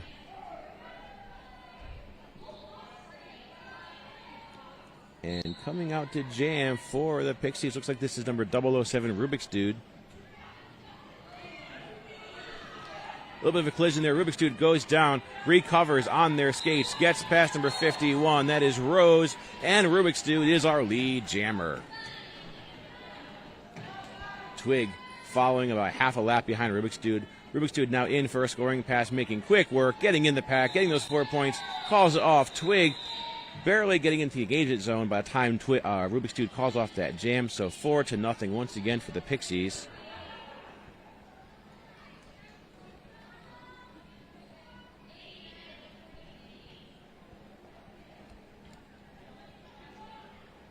Down to about 5 minutes left to our first half. Pixies 89, Des Moines 48. Still a 4-3 pack in favor of the Pixies. They've got number 3, Little Miss Savage, out there to jam. And taking on Little Miss Savage, this is number 916, Mr. Valiant. Little Miss Savage brought to the back of the pack, forced to restart this pass. Both jammers with the ability to pick up lead. Little Miss Savage meeting a tripod. I'm sorry, no. Mr. Valiant meeting a tripod of Pixies blockers held up by, I believe, that might be 504 Fuster Cluck working in that tripod position against Mr. Valiant. Still no lead jammer. Honey, number 1987, is in there trying to break up that Pixies wall, but Honey is taken out of bounds as well.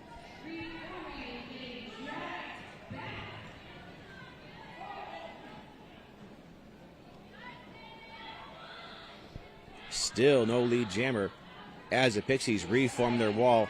All 4 blockers at the front of the pack against Mr. Valiant. Mr. Valiant just stuck. Now DeSlay coming in there trying to break up that wall of Pixies blockers for Mr. Valiant. But Mr. Valiant still getting the brute force of that defensive wall at the front of the pack. Little Miss Savage taken out and drawn all the way to the back to restart that pass. You can see Lipbuster just bracing that tripod over and over again as Mr. Valiant unable to make any headway through that defensive wall. Hyper taking down Mr. Valiant, but it looks like that was not a legal hit. because Hyper is on their way to the penalty box. That might have thinned things up enough for our Jammers to get out. So Mr. Valiant is out with a Des Moines lead. Here comes Little Miss Savage, though, on Mr. Valiant's tail.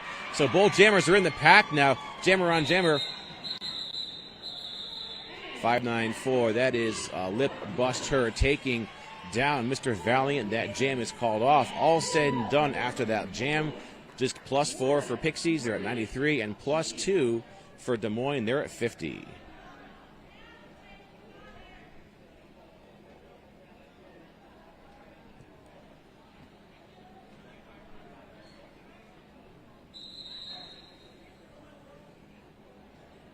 Going into a timeout.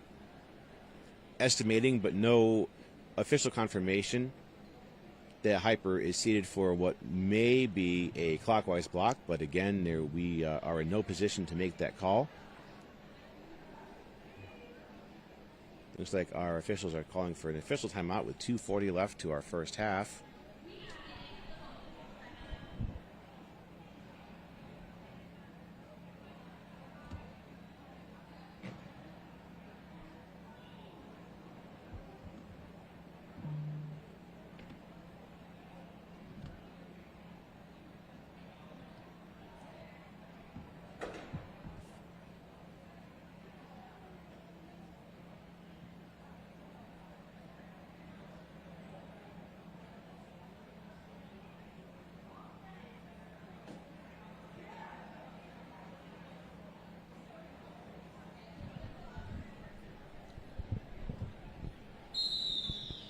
All right, there's a rolling whistle, so that timeout coming to an end. We're going to go into our next jam.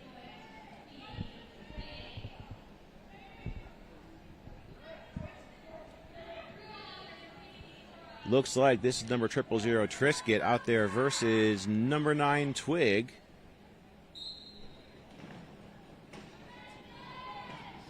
And that whistle starts the action. Twig getting past Ace Hardscare. Ace Hardscare called off on, it looks like it might have been a high block penalty. We're not sure. They only caught the tail end of that hand signal. So Twig is our lead jammer here for Des Moines. Twig now beginning a scoring pass. Gets past Nacho Friend and Joe Mala. And Twig putting 4 points on the board for Des Moines. Twig now working on a second round of points. Initial pass completed by Trisket, but Twig calling off the jam. Let's see if Twig has any points to show at the end of that scoring pass. Looks like there's 4 more rolling in, so 8-0 here in favor of Des Moines, 58-93.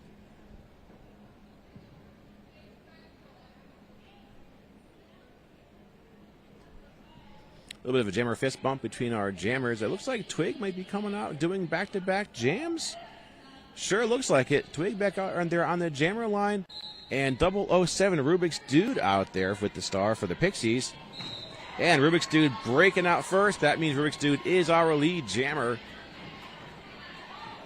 Lip Buster working some solo defense there against Twig. Now Twig taken out of bounds and forced to recycle behind that entire Pixies defensive wall. Lip Buster once again trying some defense, but both jammers are out of the pack. That's 4 points for Rubik's Dude. And initial pass complete. You can see that we are jammer on jammer right now. It's only going to get more exciting here as the day progresses, as we move into the championship games. 4-0 in favor of the Pixies. They are at 97 over Des Moines 58.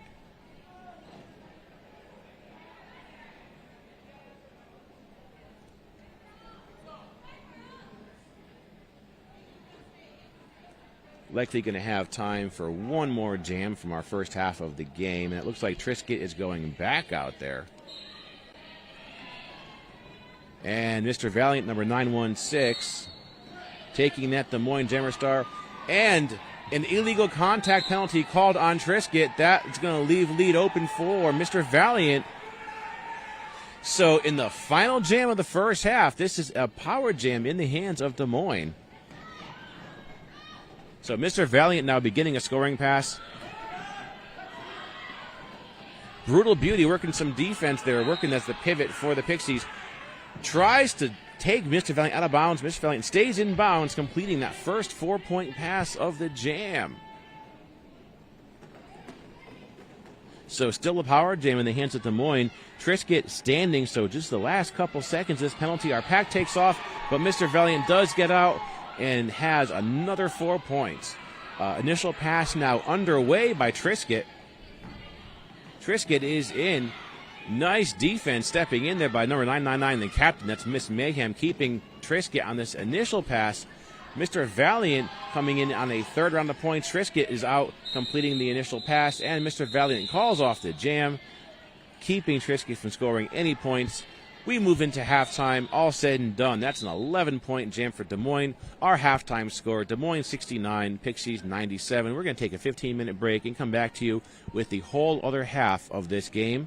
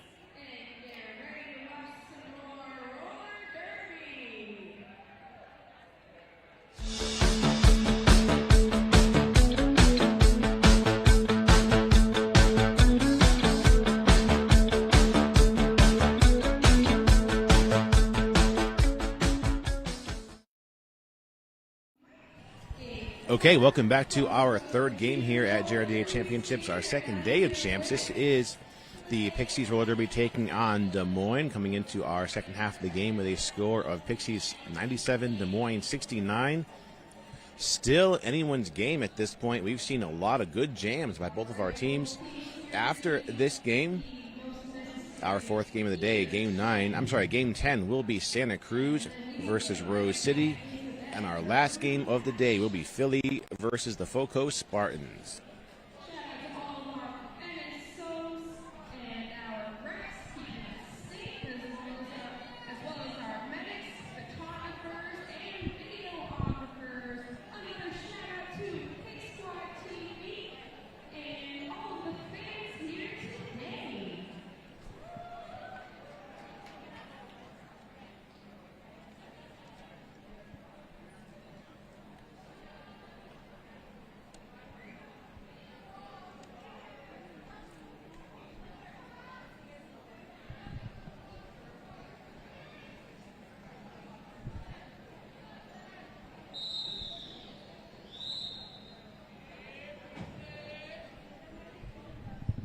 All right, that rolling whistle is bringing us out of this halftime into our second half of the game.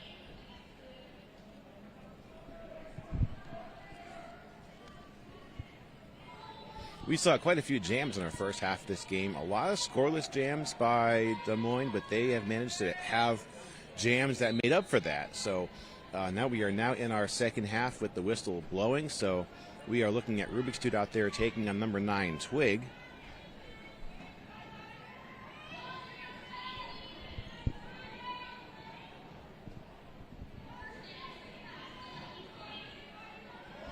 Still on this initial pass for both of our jammers, having some trouble making their way through the pack. Deslea working some defense in there against Rubik's Dude. Rubik's Dude is out with a Pixies lead. Thunderbreeze putting some blocking on Twig.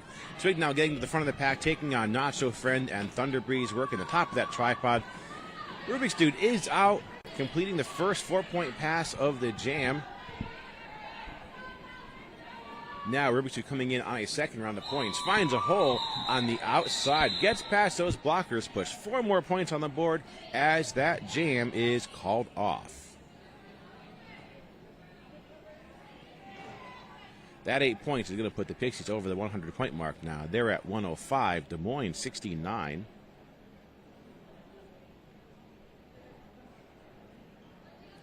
And taking a look at our jammers here for the next jam, number 3, a little Miss Savage out there for the Pixies. And that's number 916. That is Mr. Valiant out there for the Des Moines Derby Rats. Oh, and little Miss Savage called off. That appears to be a track cut hand signal by our inside referees there. So lead ability being lost for the Pixies and the chance of a power jam in the hands of Mr. Valiant and the Des Moines Derby Brats. Mr. Valiant is up front. Lip Buster trying to take Mr. Valiant out of bounds on the inside, but Mr. Valiant is out, gets those 2 whistles, and is our lead jammer on this power jam. So Mr. Valiant coming in. Pixies down, their jammer still, and a blocker. Little Miss Savage standing, so Miss Savage will be coming back in. Miss Savage re-enters the track, so we are back to having 2 jammers. Mr. Valiant 1 lap ahead of Miss Savage now on a scoring pass.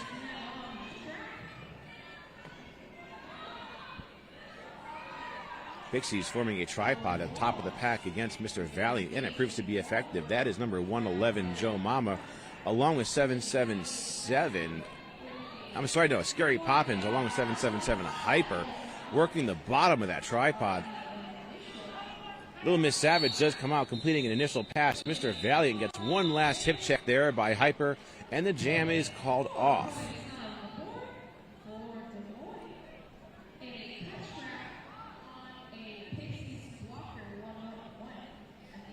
So 7-0 jam in favor of Des Moines. They're at 76 under the Pixies 105.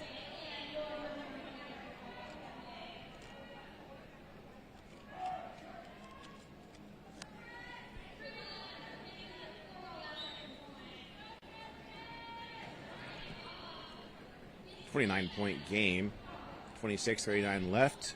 Trisket out there taking on Twig.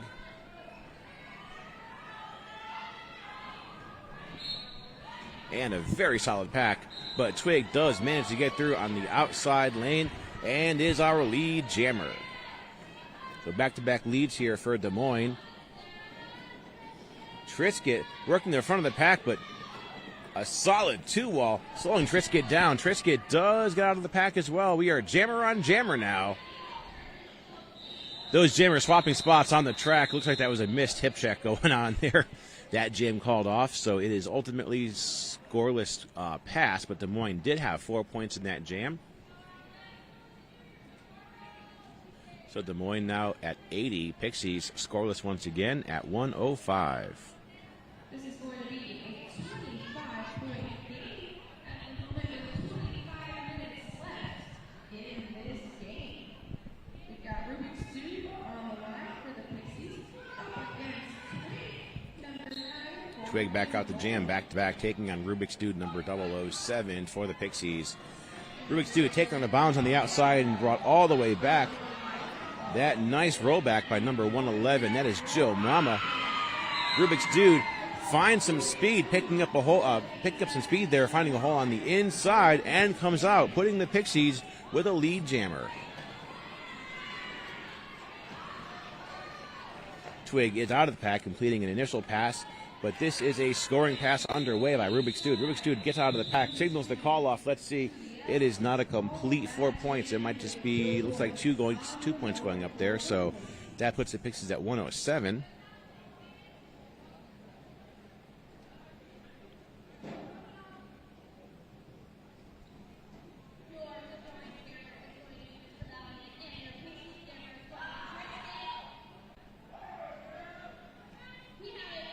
Trisket out the jam.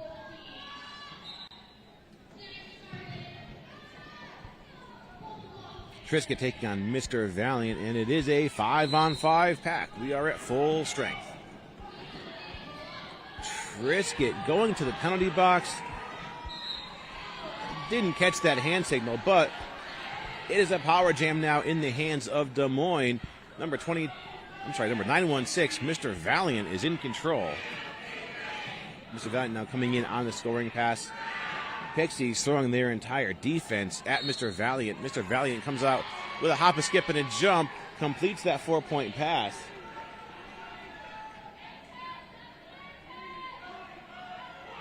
So we've seen quite a number of scoreless jams in the first half for Des Moines, but a number of jams that made up for it. Not looking at a big point spread at all. Middle of the jam, 84-107. Obviously, there's more points coming in by the end of the jam here. Mr. Valiant on a second scoring pass is being urged to call it by the bench. So Mr. Valiant does have 4 more points. Looks like that's going to be 8-0 in favor of Des Moines. So nice catching up work here. Des Moines 88, Pixies 107.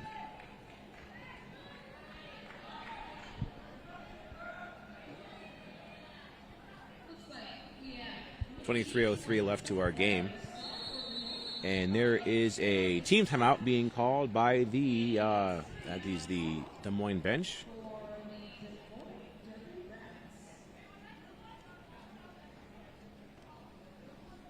As we've been saying, our next 2 games coming up is going to be Santa Cruz versus Rose City, and our last game is going to be Philly taking on the Foco Spartans. So certainly not games you're going to want to miss. Those are promised to be very action-packed and intense games as we close out this year's JRDA Championships here in Chicago. For this game, so lots of derby to be played still. Panning over to our Des Moines Derby Brats bench there during this team timeout.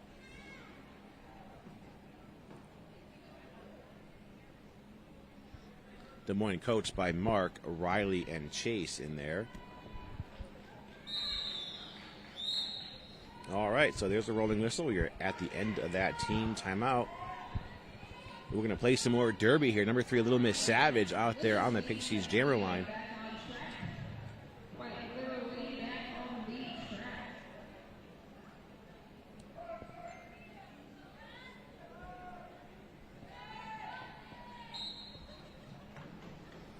All right, and our jam is off. Miggy, number 2010, has that star. Looks like Miggy has taken Miss Savage out of bounds and is doing the old jammer rollback. Miss Savage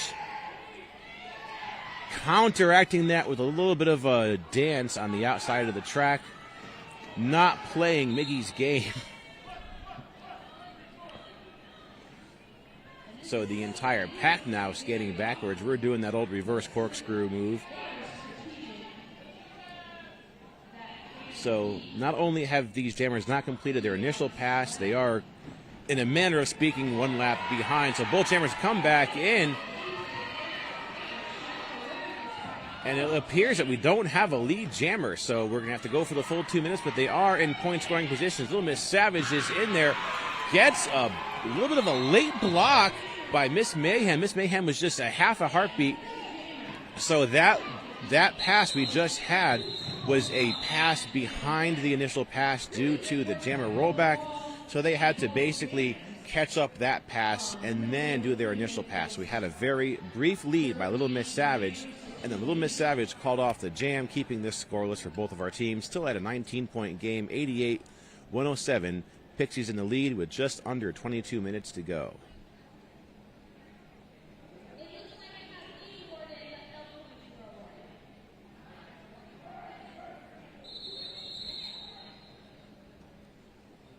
Timeout called by our officials.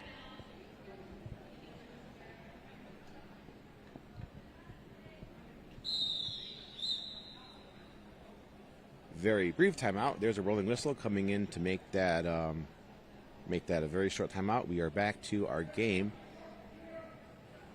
And I believe that is Trisket out on the jammer line. Looking to catch the Des Moines Derby Brats jammer here. I believe that is, that's Twig, number 9. All right, Pixie's in the lead now. Twig, our lead jammer, and is in control. I'm sorry, not Twig. That is Trisket in control. Twig breaking out, completing the initial pass of both jammers coming in to score some points. Trisket calls off the jam. No points scored by either jammer. Nothing, and that jam is over.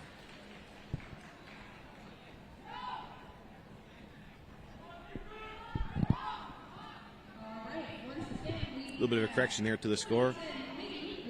Trisket did have 4 points, making their score 111 over Des Moines 88.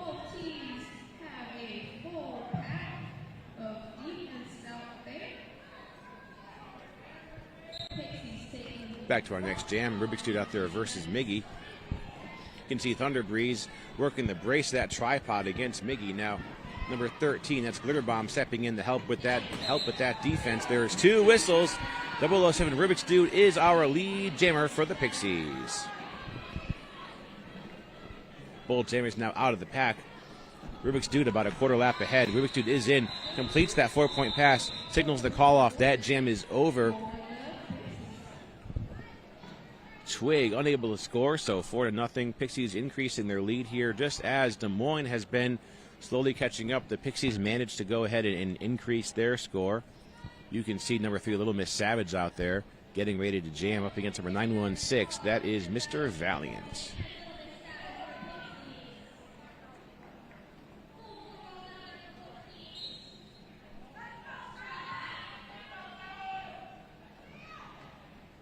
All right, and that whistle brings us off. We are on our next jam. Mr. Valiant fighting to get through. Gets some blocking by Lip Buster from the Pixies, slowing Mr. Valiant down. Now the Pixies blockers forming a tripod, keeping Mr. Valiant stuck in the pack. Little Miss Savage sneaks through. Little Miss Savage is our lead jammer. So 2 leads back-to-back for the Spokane Pixies.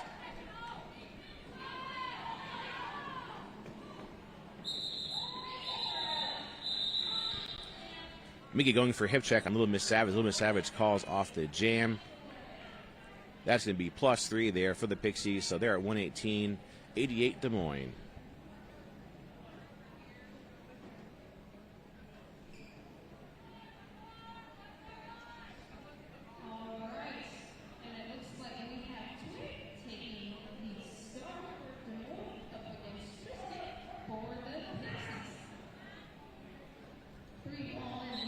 Twig out there to jam up against number 000 Trisket from the Spokane Pixies. It's 3-4 pack here in favor of the Pixies. They've got their entire defense spread out across the top of the pack against Twig. Twig now getting past number 247. That is Nacho Friend. Twig is out. It's a Des Moines lead. Twig is in control. And Trisket seated in the box for a penalty. There's a second penalty going to the Pixies pivot for an illegal contact. So Pixies down a blocker and a pivot, allowing Des Moines to catch up on this power jam. So Twig out with the first 4 points of the jam. Now Twig coming in on a second round of points.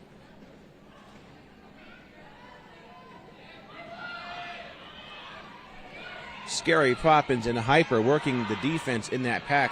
Twig is taken down. Twig gets back up on skates, completes this scoring pass. Now looking at an 8-point jam so far. 50 seconds left to this jam.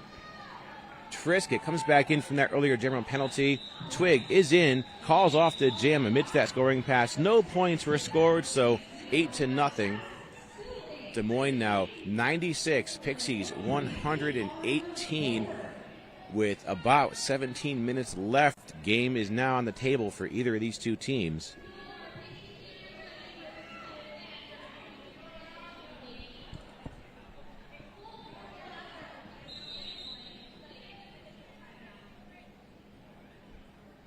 And a timeout here called by our officials.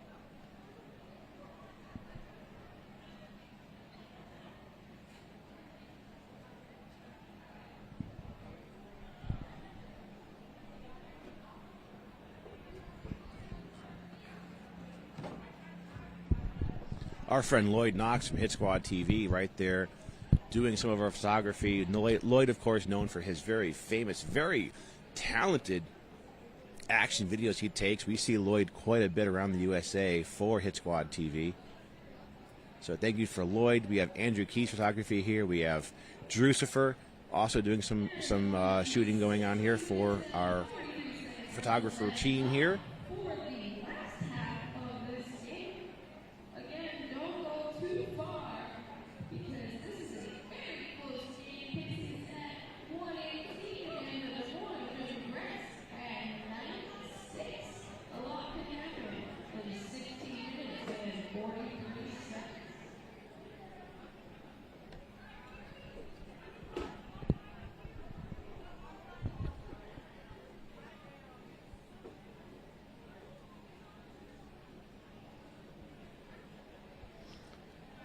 All right, we're about 2 minutes into our official timeout, and skaters are taking the line like we're doing gear checks again.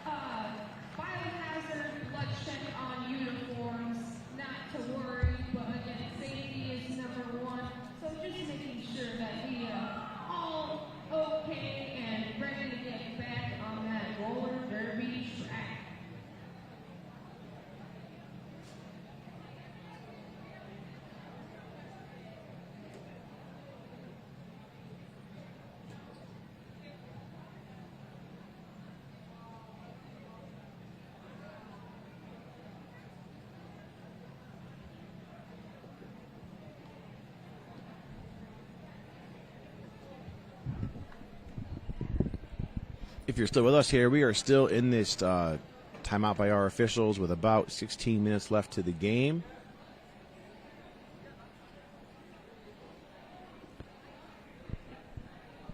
Des Moines 96, Pixies 118. It looks like our officials might be breaking, so that might bring us to the next jam. Let's take a look.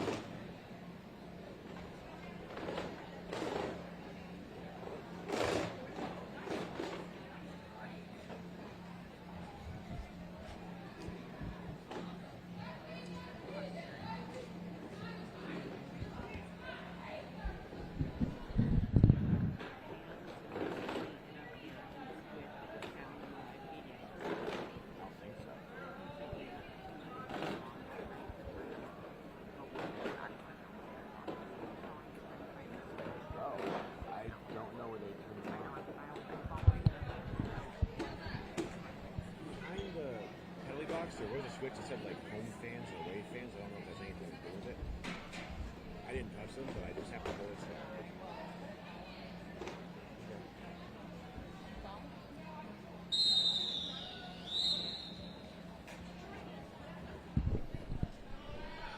Okay, we're going back to our game here. There's a rolling whistle. Thank you for sticking with us in this, unfortunately, very lengthy official timeout, but we are back to more derby action.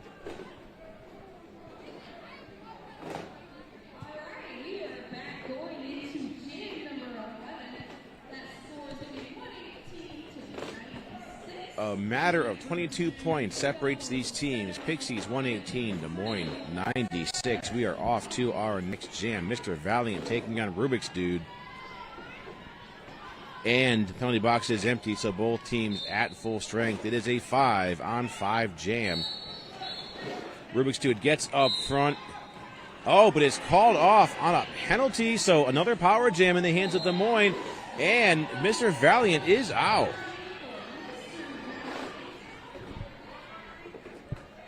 Des Moines' chance now to make up some of these lost points. Mr. Valiant is in, goes to the outside, jukes to the inside. Making quick work of that 4-point pass. Mr. Valiant is out with the first 4 points of the jam. Now here he comes again. Pixies not only down a jammer, but down a blocker as well.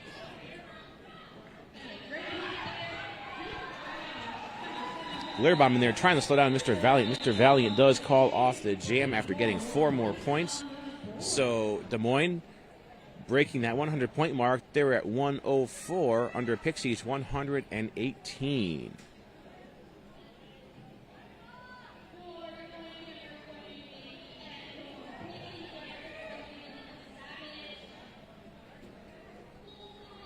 That was a scoreless jam for the Pixies.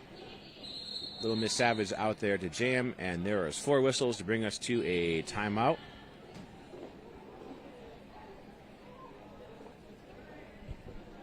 This is a team timeout called by the Pixies bench. So give us about 60 seconds here, and we'll come back to our next jam.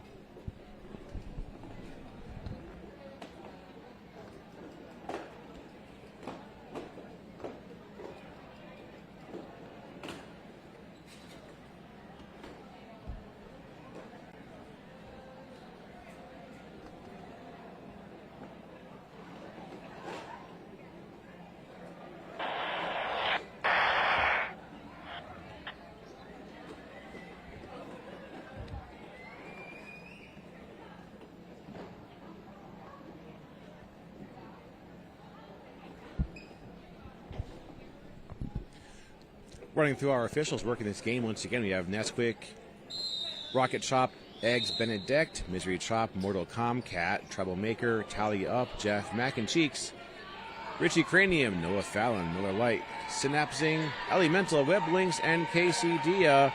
A lot of cheering going on here on the track. Number 3, Little Miss Savage out there to jam. Let's see who we've got jamming for the Des Moines Derby Brats. Okay, our whistle starts the jam. This is Miggy, number 2010. Miggy making way to the front of the pack, but gets blocked just enough to allow Little Miss Savage to break ahead of Miggy. Little Miss Savage is our lead jammer. Now they're both coming in the pack. Des Moines walling up at the back of the pack against Little Miss Savage. Little Miss Savage calls off the jam, and it looks like both of our jammers were scoreless.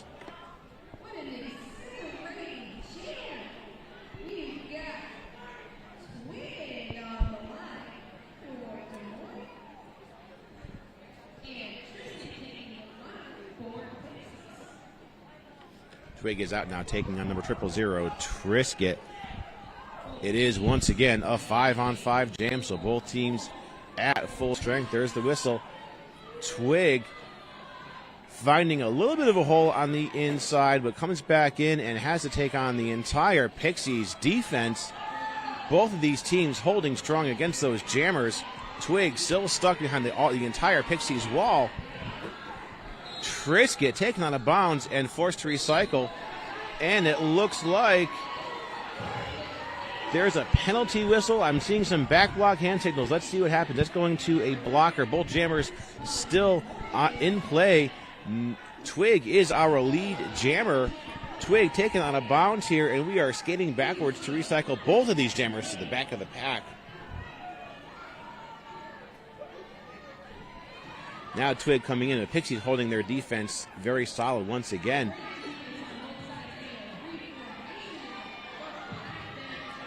Thunderbreeze walling up that tripod at the top of the pack against Twig.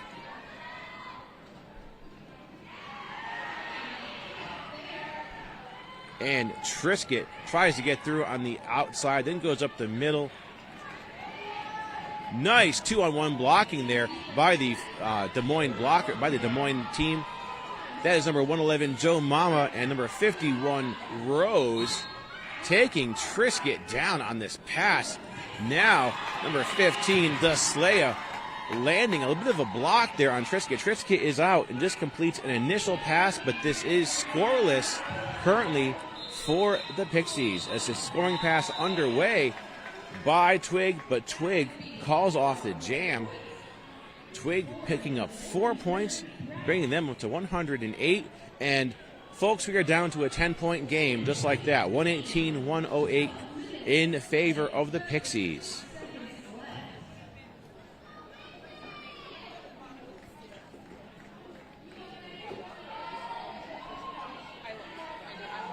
Our penalty box partially full here. Looks like we've got 2 Des Moines blockers and 1 Pixie pivot in there. It is Rubik's Dude out there taking on Miggy, and Miggy is out. Miggy is our lead jammer.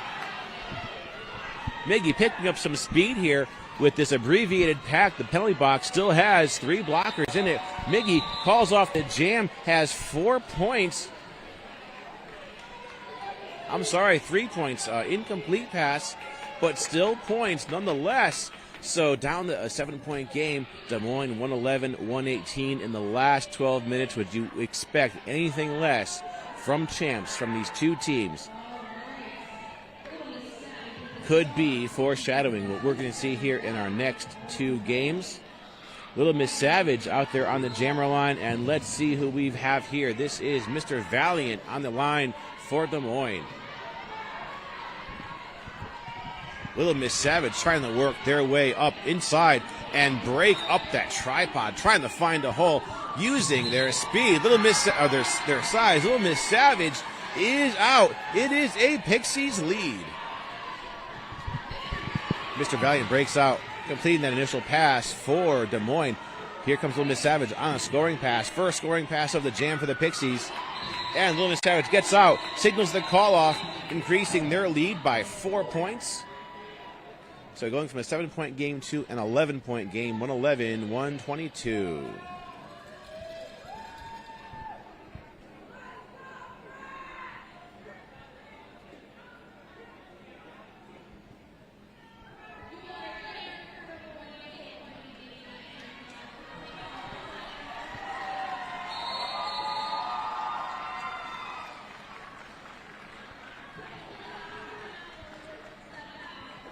Can't see it by our camera angle, but directly in front of our table here is the Santa Cruz Grom Shells catching. They're all geared up. There they are. There's the Santa Cruz Grom Shells. They're warmed up, ready to skate here in this next game. They'll be taking on Rose City.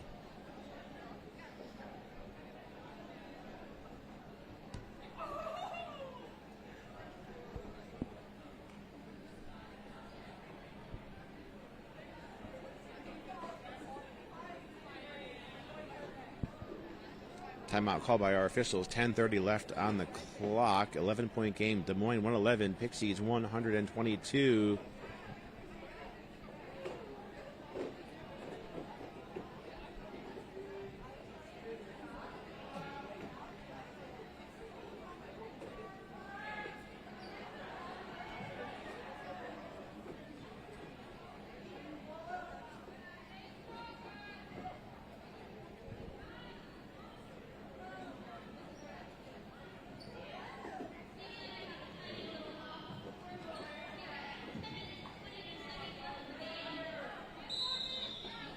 Okay, rolling whistle brings us to the end of that timeout.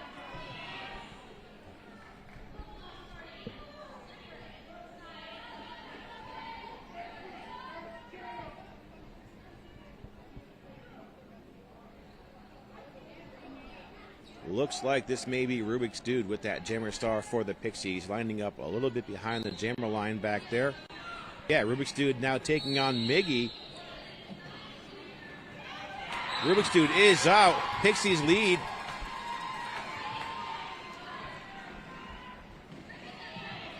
Rubik's Dude making quick work of that lap around the track. Miggy is out completing an initial pass. Rubik's Dude gets those 4 points and calls off the jam. So adding 4 points to that point differential. Now Pixies 126, Des Moines 111.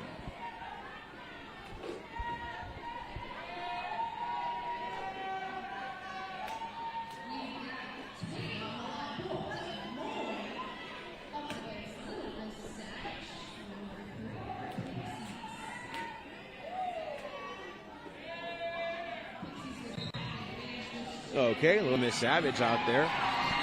Little Miss Savage powering through that pack. Picking up lead right off that whistle, taking on number 9, Twig. Now Little Miss Savage is in to score some points. Little Miss Savage gets through, gets all 4 points, and calls it off.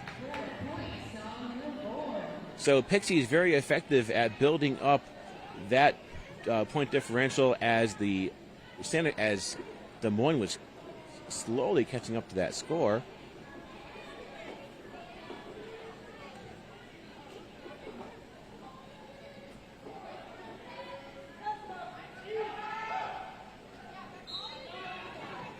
Rubik's Dude is out there again, taking on Miggy.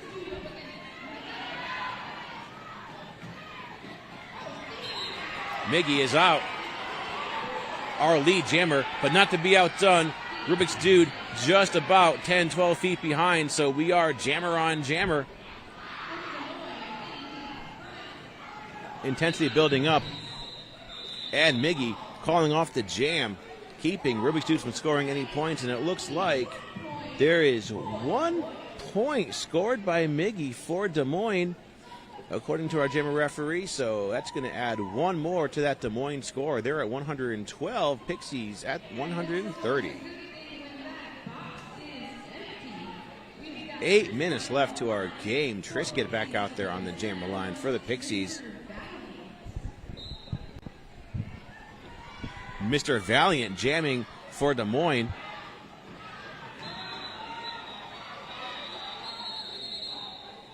And that jam was called off by our officials. There were 4 whistles in there right on the initial pass, so no lead jammer.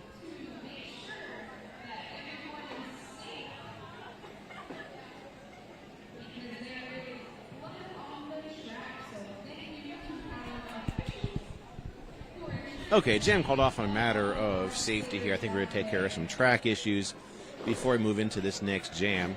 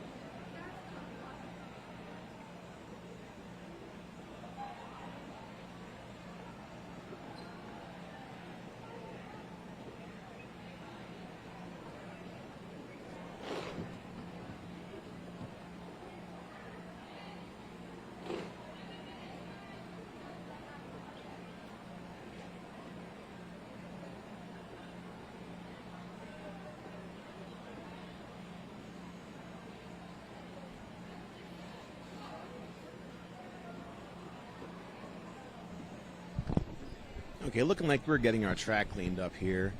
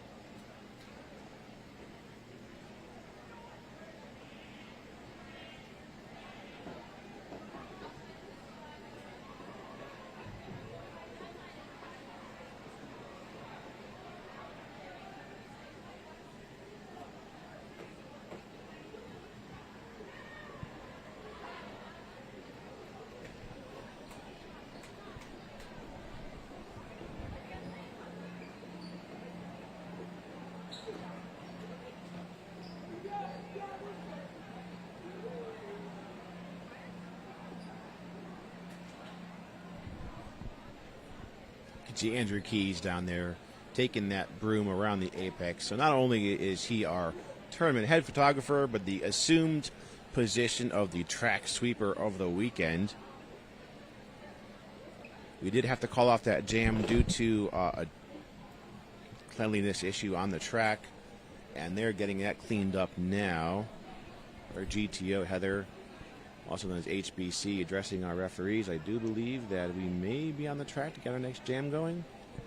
7:42 left to our game, and looking at 112-130, Pixie's in the lead.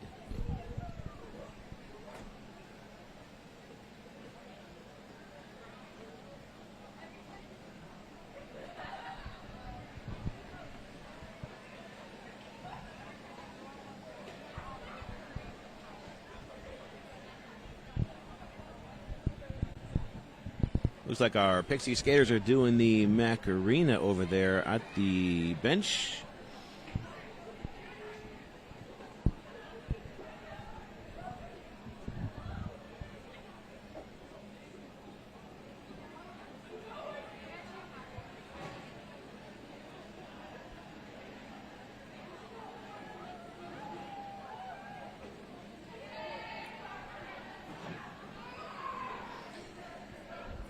Though we dare don't speak of it, long timeout reminiscent of this time last year during the championship game of JRDA champs last year when we had Philly playing the Pixies, and we had that really lengthy timeout due to a scoreboard issue, looking probably to the tune of 45 minutes to an hour.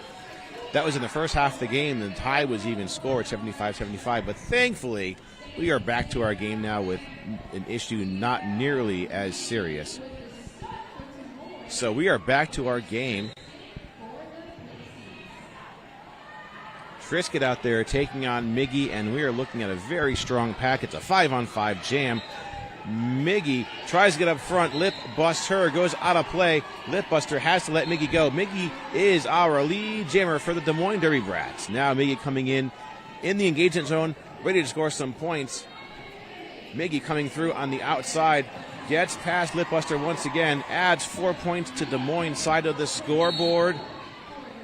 And a track cut called on Trisket.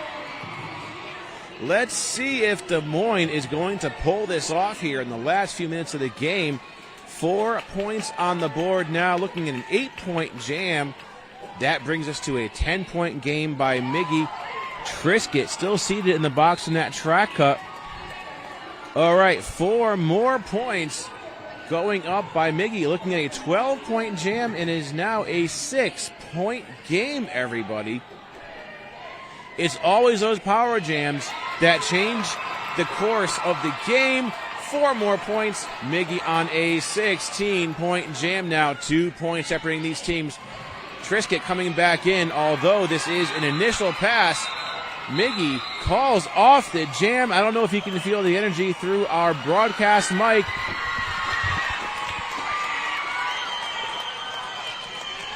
All that cheering going on our benches. A 20-point jam, the highest scoring jam of the game by Miggy, bringing Des Moines to 132, and it is a definite lead change, albeit by 2 mere points. 130, 132. Des Moines Derby Brats now in the lead. 5:49 left to our game, and number 9 Twig out there jamming against Little Miss Savage. Little Miss Savage taking a tumble on this initial pass. A second lead in a row for Des Moines. Twig is in control.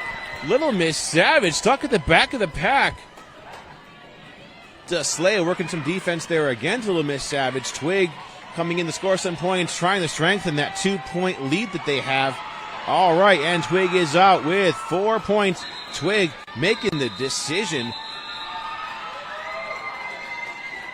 to call off the jam, keeping Little Miss Savage from scoring, adding 4 more points, now making this a 6-point game. If it was going to happen, it was going to happen, everybody, in the last few minutes. Like I said, we've seen Des Moines have their fair share of scoreless jams in the game, mostly in the first half. But when they did score, they scored enough to make up for those scoreless jams, and it all paid off. And here we are. They have taken a 6-point lead. Now, we cannot call it yet. We still have another 4.5 minutes left of this. So right now, Miggy back out there for back-to-back jamming. 007 Rubik's Dude out there jamming for the Pixies, and Rubik's Dude is our lead jammer. So Pixies have this lead now. Miggy is out. Both jammers are out. Here comes Rubik's Dude on the first scoring pass. Certainly going to add some points to the Pixies. Okay, Rubik's Dude calls off the jam. Back down to a 2-point game. Pixies 134, Des Moines 136. Down to the 4-minute mark of our game.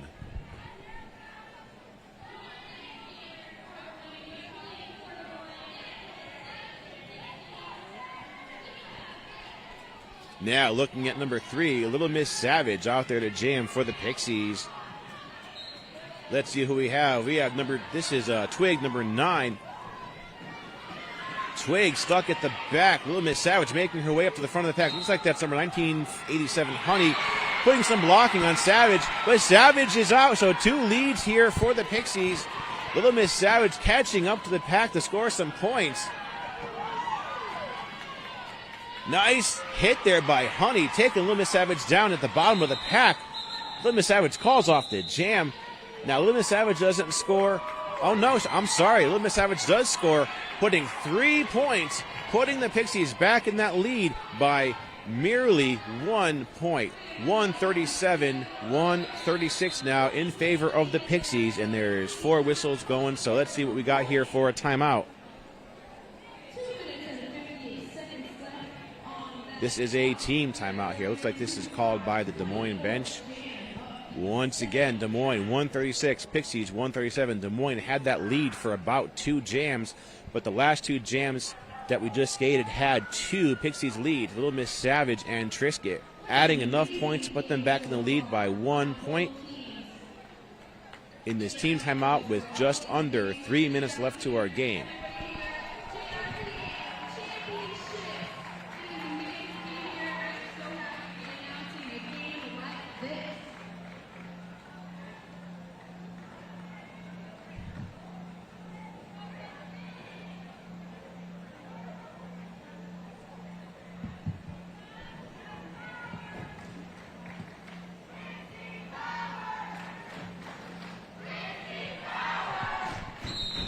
Pixies getting a lot of love here from our fans.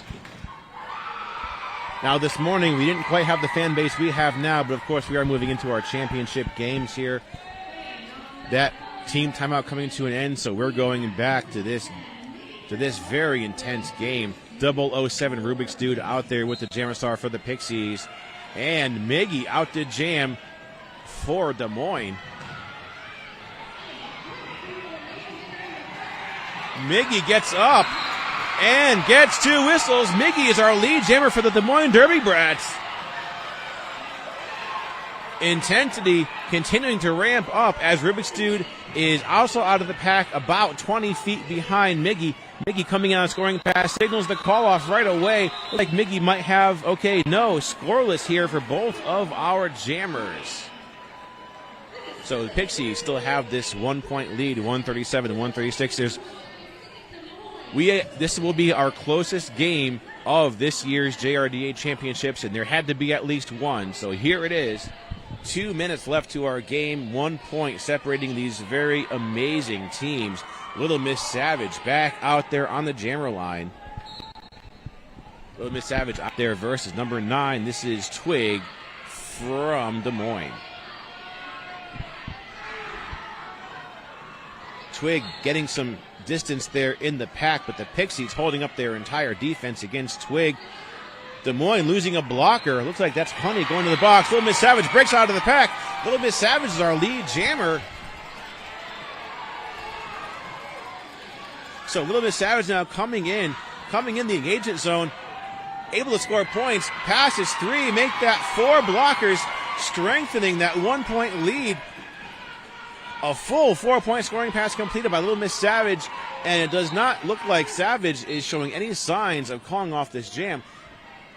Little Miss Savage is in, completing another scoring pass. Look at that apex jump. Little Miss Savage just flies across that track. Now looking at an 8 point jam for the Pixies.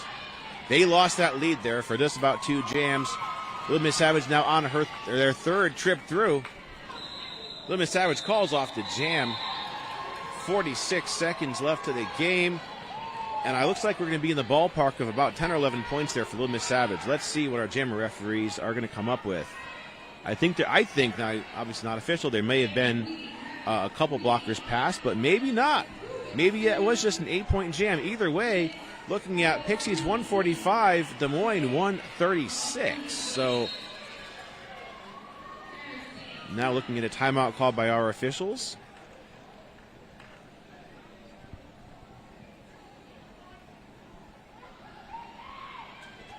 Down to a 9 point game.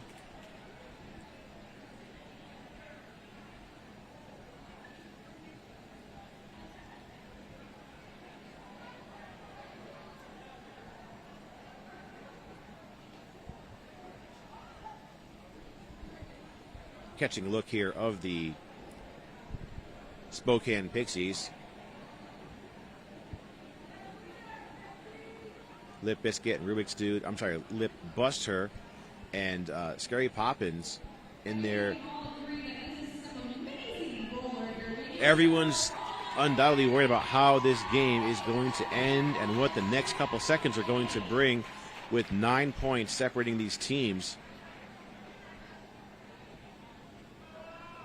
Looking at some of our Des Moines Derby Brats players now.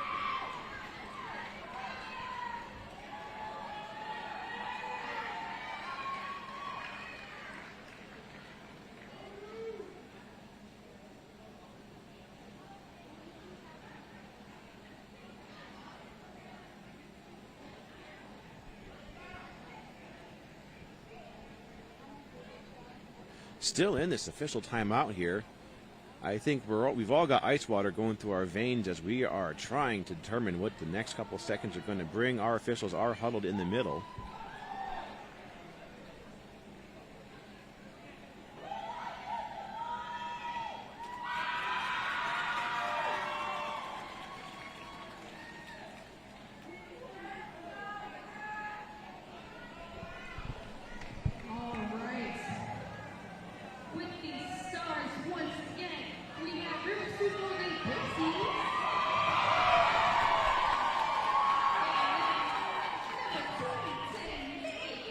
.22 seconds left to our game. Still in this timeout. Rubik's Dude with the star for the Spokane Pixies.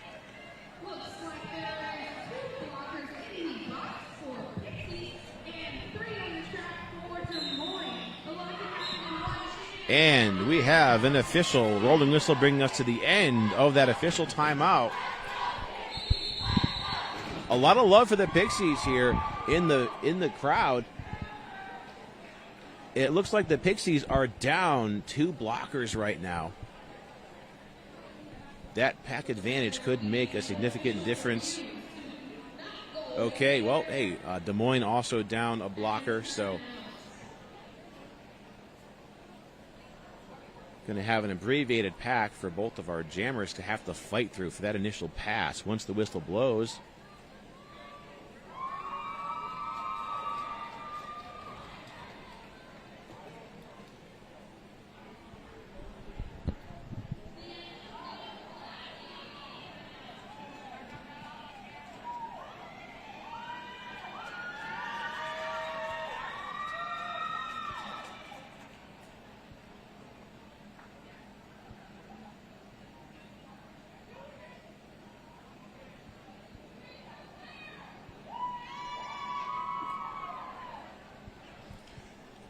Going from an official timeout into an official review. Not sure if we're using that as a team timeout. I don't know if I saw any conversations with bench staff, so I think that was just being used as a team timeout. We have another rolling whistle, so hopefully this brings us into the conclusion of this game. You can see there's 007 Rubik's Dude out there on the jammer line. And it looks like number 2010 Miggy out there with the star for Des Moines. Miggy fighting, and Miggy is out. Let's see what will come from this.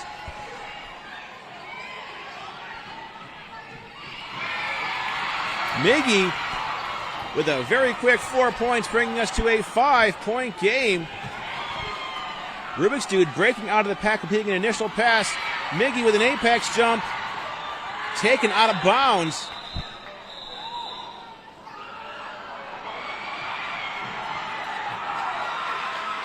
And Miggy calls off that jam after that apex, bringing us to an unofficial score. Des Moines 144, Pixies 145.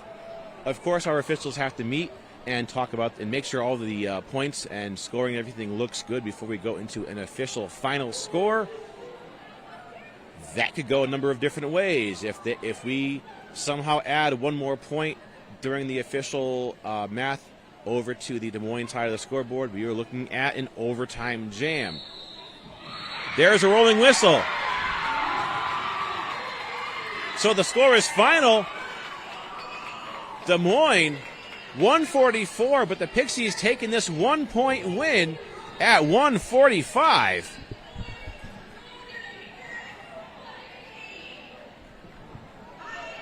We had to have at least one of these games here at Champs, and here it is.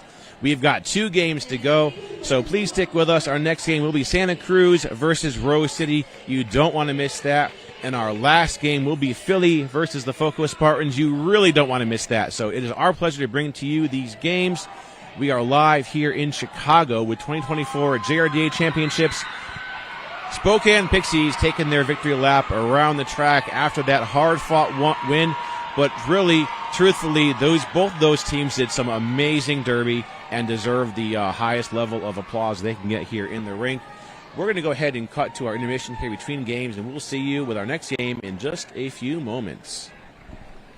All right, thank you.